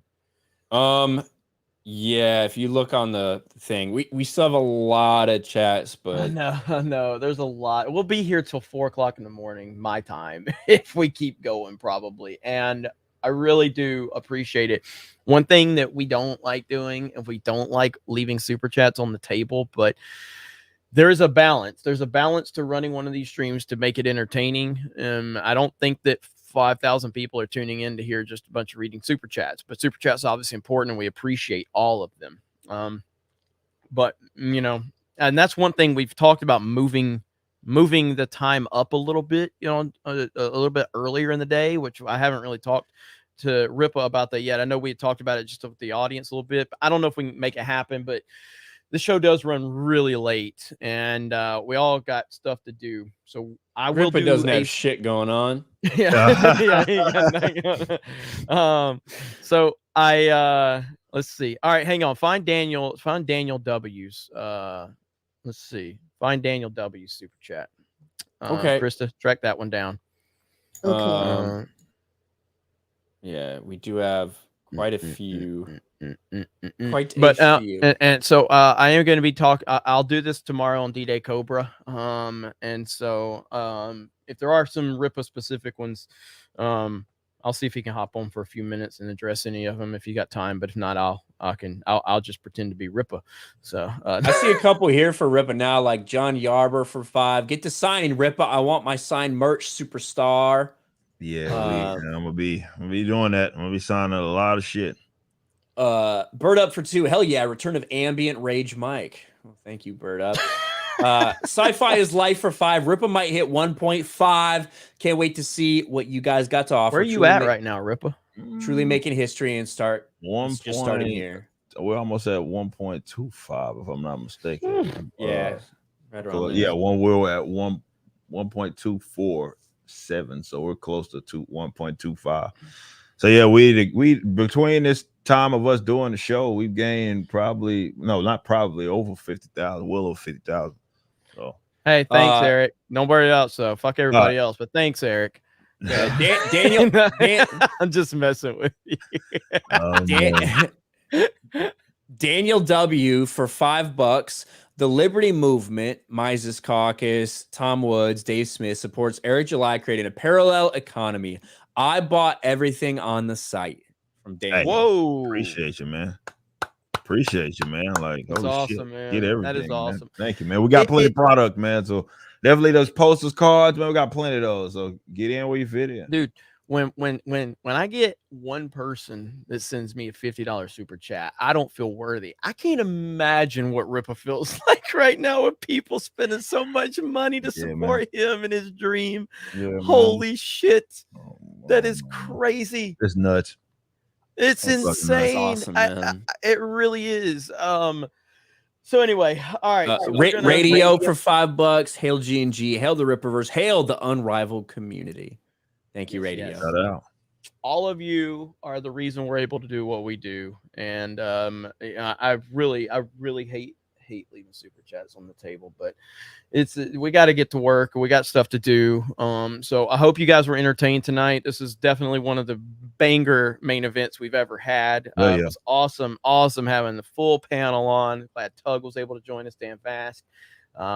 We had Asian representation. We had light skin representation. We had women, and we had Ryan, and we had Rippa. And I think that was everybody. I hope. Did I forget anybody? Tug. I said Tug. All right. I said light skin Mike. I see this latest meme. Dan Bath. Dan Bath. I said it. Which one, Rippa? Oh my God. Share it. Share your screen. Oh man, this is fucking stupid. Hold on. I'm gonna share. Is it safe for stream? It's safe. Oh, it's yeah. safe. Okay, Yeah, it's fucking safe. It's just fucking childish. Which one of these am I on? Actually, right now, is it this bitch? Rippa never shares his screen. He really doesn't. He really does. does. Shit. Can y'all see it? Yeah. Oh yes. There it is, man. Oh my God. fucking childish, man.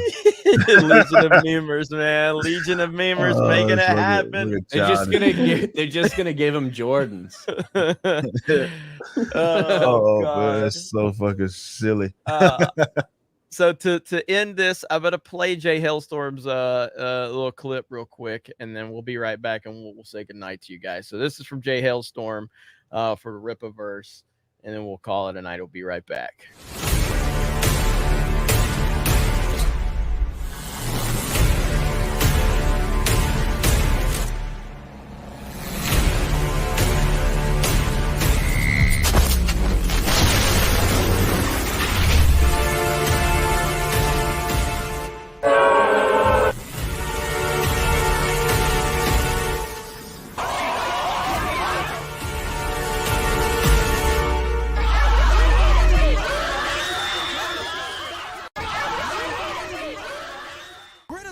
All you like, that's fine, but just understand, like, this does not help you out, man. I know you're having to watch your arguments be diffused real time. I know that it frustrates you. I knew that this was what you were scared of us saying fuck your old guard, man. Of all the things, as these guys are coping with this, gritting their teeth, punching earth, like I said, as long as you're exercising, good for you. But you're punching air and you can't stop us. That doesn't, you're not stopping anything, man. $1 million!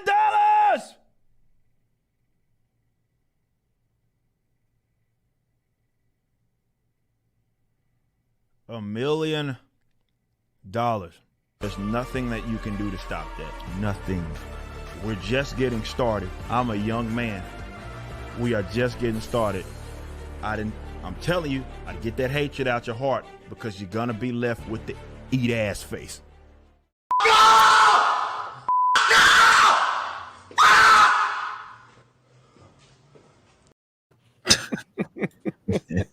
Ripple, you look like you were gonna pass out after yelling $1 million. Oh man.